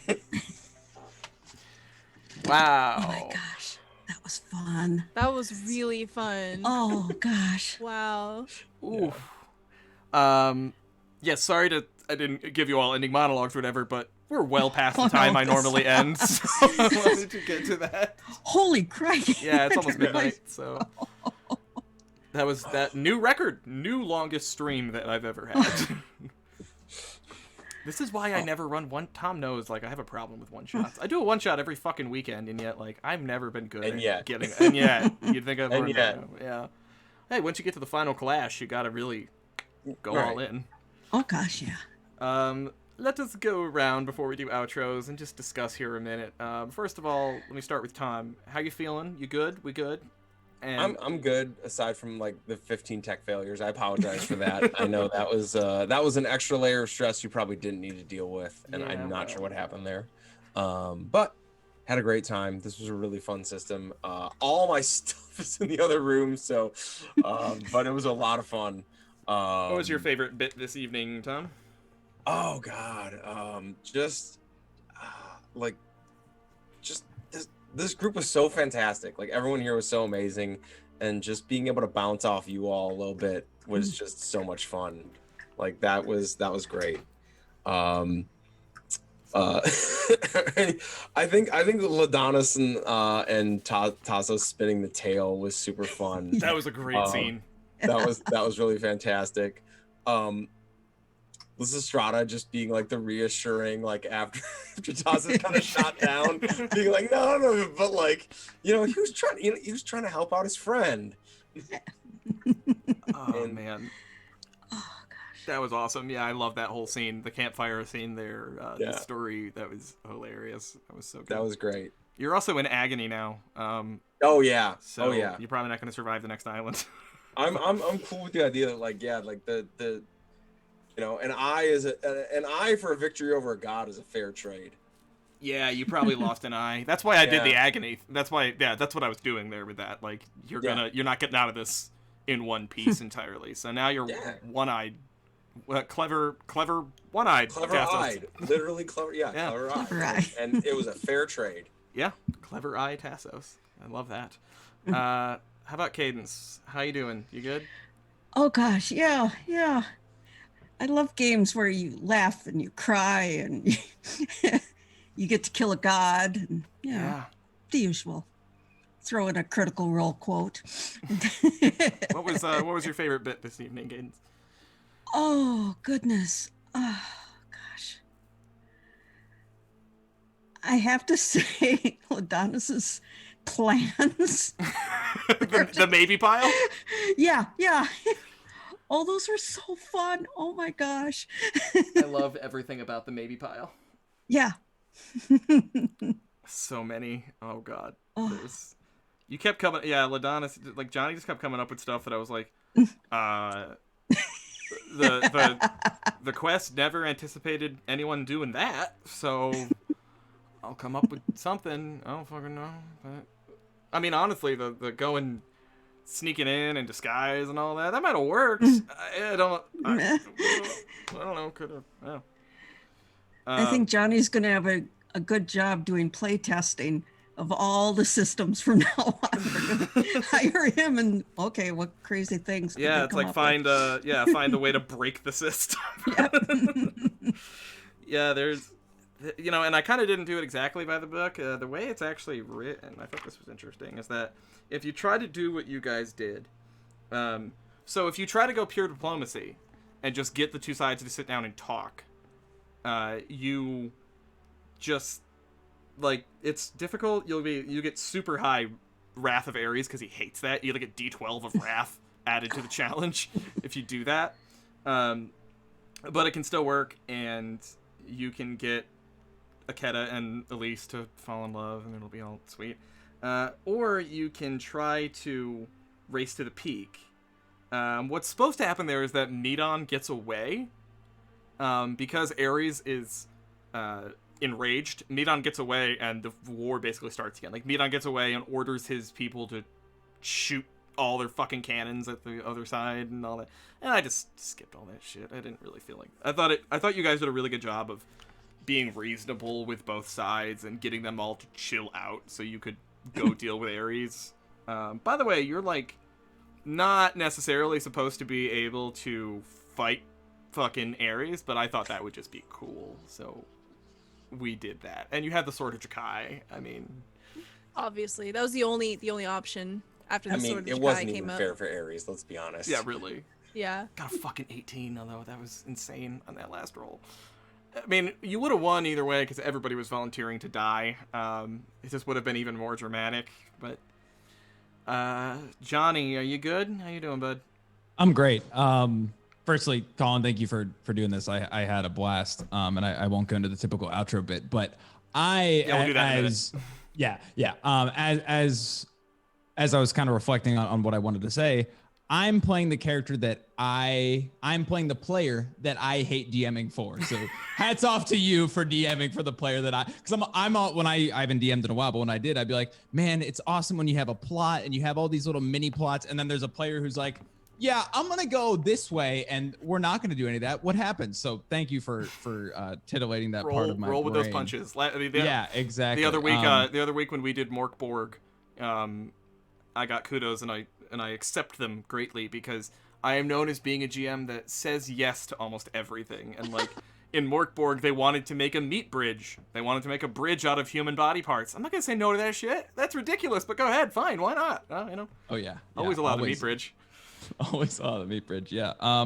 Favorite moment, probably. I mean, Lanthe's sacrifice. I love tabletop because of the mental imagery you get, and I put together my own cinematography, score, and feels within that moment that we all shared together. So that's hands down my easily my favorite part of the session. It's so cool to see people give their characters for the story. So I too saw that moment, like Lanthe against, the night sky is soaring with the spear in her chest down, and one of those slow-mo moments, everything just coming to a halt, and oof. I was imagining like the spear is like completely just blood red in color. Yes. Just like one solid piece of red metal. Yes. So yeah, Stella, how you doing? You good? I'm good. Oh my gosh. I'll be totally honest, when you invited me to, thank you so much for inviting me, by the way. When you invited me to play this, I was like, I don't have any fucking idea what I'm gonna do. I'm just gonna like pick this. I just like randomly picked stuff. And I think it all worked out. I really liked the dynamic between all of the characters. We had some very questionable decision making, and we had our clever-eyed Tassos there to kind of rein us in, and then all of the empathy and the kind-heartedness of Lysistrata. And yeah, Ladonis is just, his own category of badass, and also, are you sure? Yeah. Oh my god, fantastic. My favorite thing about this was, my favorite scene, honestly, was all the times we failed. We failed a lot. Yeah. Failed a lot, but it was still fun. And I think this system was pretty cool, because it didn't feel like you were completely useless, even though you failed, because it still like was so heavily narratively folded that it made sense, right? Yeah, that's something I love about the system. At first I was super skeptical of it, but the idea of like single roll resolution, like it, and one thing they emphasize in the book too is that you roll once for the scene. There's no do-overs. There's no just like, and this is something that just used to annoy me in like Dungeons and Dragons, right? Where it's like, I try to pick the lock, I fail. I try again, I fail. I try again, like, and just do it till you succeed. Like, this game doesn't let you do that. You fail, you move on. You just get to the next thing, and we advance the story. You can't just do over again. And I love that, and I love that instead of it being granular, where it's like roll like action by action by action. It's roll one thing, and between us, let's just describe what happens in this scene. I love it, which lets you embellish and be as cool as you fucking want. which totally fits the whole. I mean, it's great. I mean, good job, John Harper and Sean Nittner. Like, it totally fits the epic storytelling thing, where it's like, there's the sky's the limit. Go nuts with whatever you want to do in the scene. If you exceed as badass as you want. Go nuts, and just you describe, I'll describe. We'll do it together, and we'll make a really cool story. And it's just I'm definitely gonna play the system again. Yeah, and if you fail, you can say that your sandal was coming loose, right? Like... Yeah, that's true. You can also succeed or fail as ridiculous as you want. Go crazy. Or in your case, you can fail and be like, fuck it, I'll just die. Yeah, I was like, it's fine. Guess I'll die. Tell me. Yeah. Yeah, I was gonna put in 3 threats originally. It tells you can do 2 or 3, and I was gonna do 1. It tells you to do 1 at. The way you should structure them is 1 threat aimed at the masses, the unnamed characters. 1 threat aimed at a named NPC, so it's someone that the characters care about. And then you could do a 3rd threat that's aimed directly at one of the players. I chose to not do that last one. I thought it would work just as well, because I think you had gotten to know all the other characters well enough that it worked either way. And it didn't feel fair, because then there would have to be 3 things you'd have to defend against, and like you'd probably would have failed at least 1. The fact that you succeeded in defending against all the threats was huge. And it set up such a great moment when you chose to die. I immediately knew what to do. When you said you chose to die from the spear, I'm like, that's perfect. Like, Lanthe's gonna be, like, you were the beacon of Gondor that warned everyone as you came down. And just, like, seeing that moment in slow motion, that, like, Lanthe! Echoing around the mountain, that was... Out of character, I was okay with dying, because I just wanted the two war babes to get together. Like, that was my personal decision, right? And my character didn't give a fuck about any of that, but I was like, they have to come back together. They have to. I'm gonna die on this hill, literally. You literally died on this hill.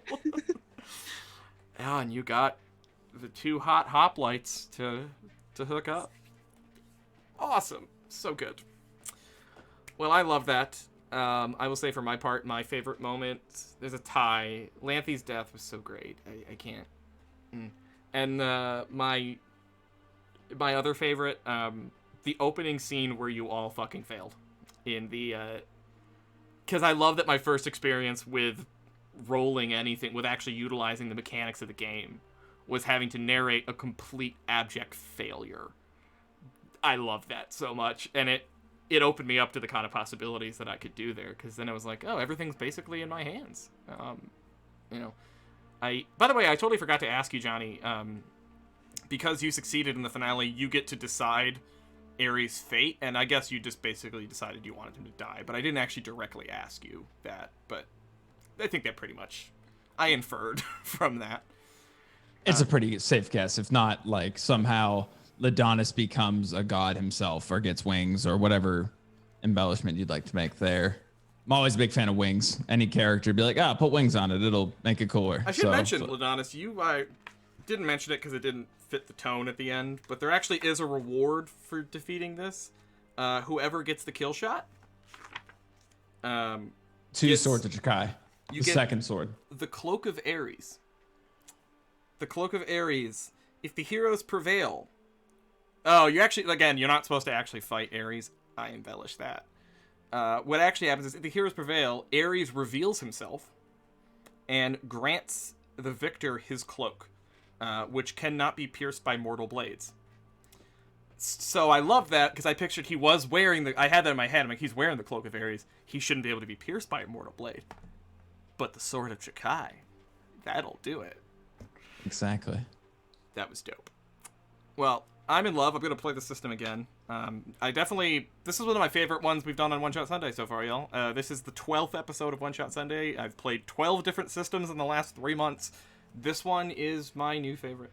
I have to say, go buy it. It's not that expensive. I think I paid $30 for this one. No, 25. $25, man. Evil Hat makes a great product. Evil Hat also is a fantastic company that has a PDF guarantee. So if you buy this book hard copy, you have to buy it from a local game store. Don't go buying it on Amazon. But find your friendly local game store. Buy a copy of this in hard copy. If you can email, take a picture of it. Email your receipt to Evil Hat, and they will give you a PDF for free. They're super cool. That is so cool. Super cool. That's how I got you guys the PDF for this game. I just emailed my receipt to Evil Hat. They're awesome like that. Highly recommend it. Agon, Sword and Sandal TTRPGs, man. This is something new to me. Never done this kind of setting before. I loved it. So give it a try. Can't recommend it highly enough. So let us go around now, do our outros. Tell the people out there where you can be found in weeks to come, because I'm sure everybody wants to see more of you incredible people now. Beginning with Tom. You can find me over on Critical Misses on Friday nights. I am running a Zweihander campaign. We're about halfway through, and the Beyond the Twilight Road with the lovely Anna, who was in chat, but I think had to step away. And we have an incredible cast, and the tagline for it is dark, fey bullshit. That is how I sold the channel on the campaign, and it's been utterly fantastic. And it has involved killer trees and goblin blood shots and all sorts of just total insanity, and it's been a great time. So other than that, that's my only streaming campaign right now. We gotta get back more on One Shot Sunday, my dude. We got more coming up. I will give you the deets. Because the people need more Tom. By the way, I totally just peeked behind the curtain when I was picking people who I wanted to, when I was reaching out to people for this game. I literally thought, who do I know who has the best hair? And that's why I hit up Tom and Johnny immediately. Because I'm like, I have Greek heroes of myth. I need people with awesome flowing hair. So I hit you two up immediately. All right. Cadence, what's going on? Where can we find you? Hi. Yeah, I was looking up things so I could remember, because, yeah, I have no memory. I can be found at Magdalene Bloom on Twitter. I tweet about lots of weird things. I don't know. I just babble sometimes. Coming up, I will be with Weave the Tale I'll be doing parslings on Thursday night. And on Friday nights, I'll be doing end times, which is a weird time traveling fun thing. The rule books just breaks my head. I don't know. It's weird, but it's going to be fun, I hope. But it's weird because time travel always is weird. Yeah. And yeah, that's what I'm doing. I had a Coming bit of up a reputation next for a month. while that like all of the games I GM'd had time travel in them. It used to be my shtick. And I love time travel. I'm totally fine with it. But you have to just accept when you're going to run time travel in your campaign that things aren't actually going to make sense. You just kind of have to pretend that they do. You all just kind of buy into it and go along with it. Yeah, especially in this game, if you change things in the past, you remember the original way things were as well as the things that you changed, so you have conflicting memories Aneurysm. as the character. I mean, that's kind of cool. Yeah. That is really cool. You get like So cognitive dissonance. Like, yeah, I love that. Mm-hmm. That's really cool. Yeah. Johnny. Yeah. Hey, I'm Johnny Blams. You could find me on Twitter at Johnny Blams. You can find me on Twitch at Johnny Blams. I have all the other links, but those are the two I use the most. Primarily, my channel is used for some rootin' tootin' Wild West Cowboy RP. I'm an admin over at a place called Wild RP. It is a Red Dead Redemption 2 roleplay server. If that's something that you'd like to try out, you can check it out at wildrp.com. Yeah, that's what I do. I do funny voices and pretend to be a Taylor and some bad guys here and there. But yeah, that's my shtick. Thank you guys. Seriously, please go follow all these wonderful people. It's been awesome playing with them. This was awesome. Thanks for having me, Colin. Yeah, dude. We'll get you back on here sometime. And finally, this is so cool. We got to get a preview of playing together. New friend, Stella. Where can we find you? Hello. I'm Stella Luna here on Twitch. I'm Stella Luna _TV on Twitter. I'm a variety streamer. I do mostly TTRPG stuff. I will be playing with Colin on Wednesdays at 6 p.m. over on Weave the Tale. We're going to be playing Dark Void, which is going to be really exciting. It's like Void. Black Void. I keep messing that up. Black Void. It's basically like Mesopotamian, like, but also space and like rips in reality and monsters and aliens. It's really, really cool. Fucking wild. It's awesome. I can't wait. I do a couple of different things here on Twitch. The big thing that I do is I like to teach people who have never played before how to DM, how to become a player, and how to do it on stream. So I like to welcome people into my community and just teach them how to do this, like literally this, because it can be kind of overwhelming, especially if you've never done it before. So it's just kind of like a nice little initiation thing if you want to check that out.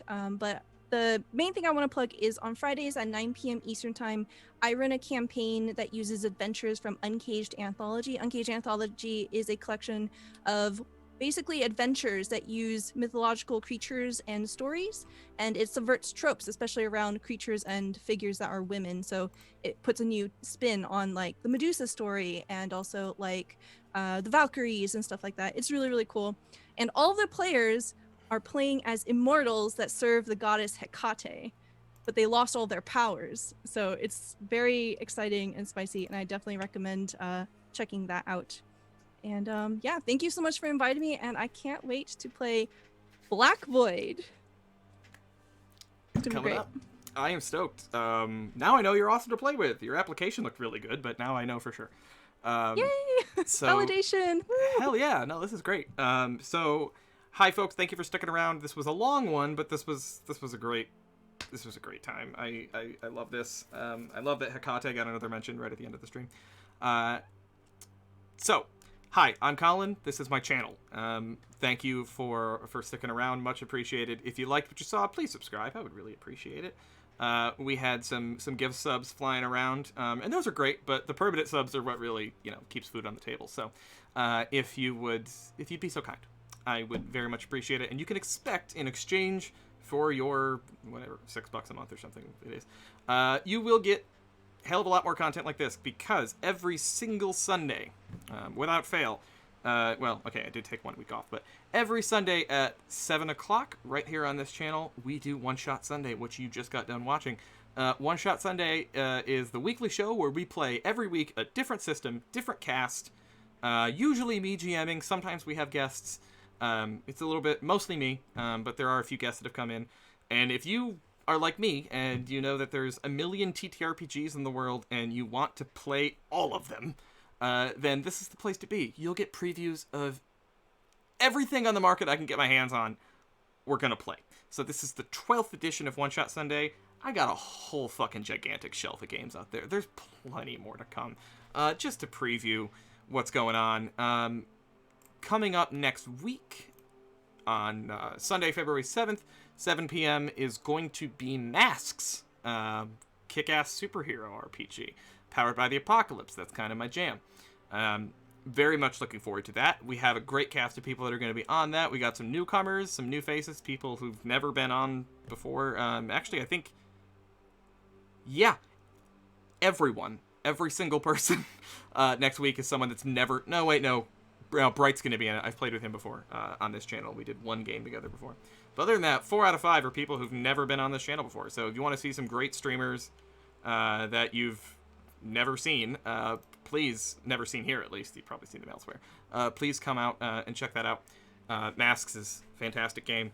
The week after Masks, on Valentine's Day, our friend Draku is going to be GMing a Pokemon game, a Pokemon TTRPG. I didn't know this existed. I still don't really know how it works. But Draku's going to do that. I already picked out my starter set of Pokemon. I'm very, very excited.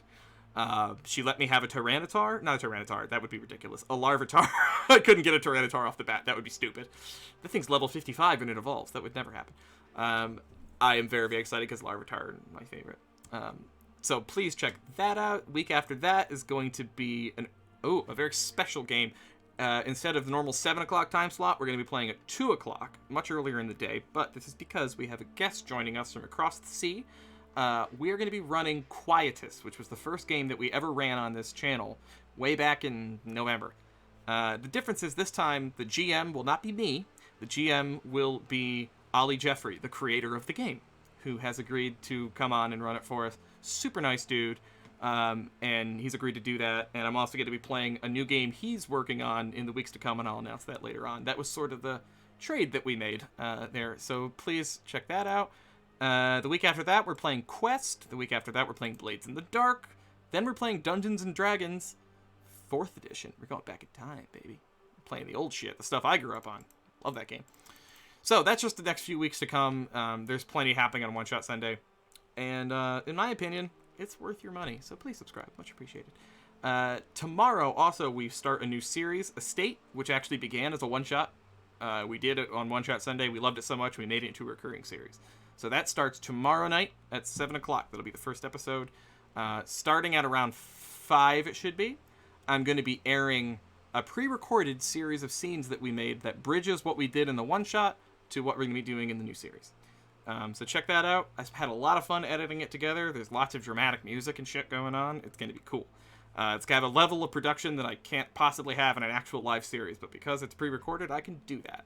So check that out starting tomorrow around 5. The other thing we do on the channel here is every other Friday we have the GM Postmortem, which is our GM chat show, where we sit down with GMs and game developers and talk about how to run a better game that's more memorable for your players. This week's guest, oh my god, I'm like fanboying hard. Friday, 8 p.m., our guest is going to be Michael Sands, the creator of Monster of the Week, my favorite game ever. I love that game.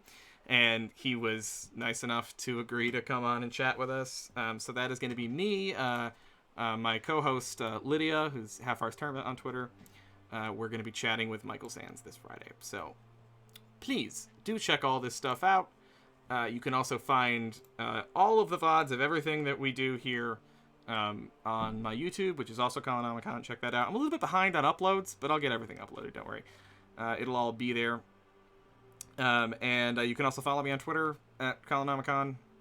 Here on Twitch. Hit me up on Discord. I have a server. You're welcome to come chat with me. Just shoot me a message. I'll send you an invite. And that is all. That was a lot, but that is all. Thank you all for sticking around. I know it was kind of a long night, but I think it was worth it for an epic tale of heroism. So, you know, the tagline changes every week. Normally, the go-to is crying is a free action, and I think that is kind of what happened tonight, but I'm going to change it slightly. And I'm going to say thank you all for being here. Please subscribe, please follow, watch us in the future, and remember, until next time, being a fucking legend is a free action. Good night, everybody.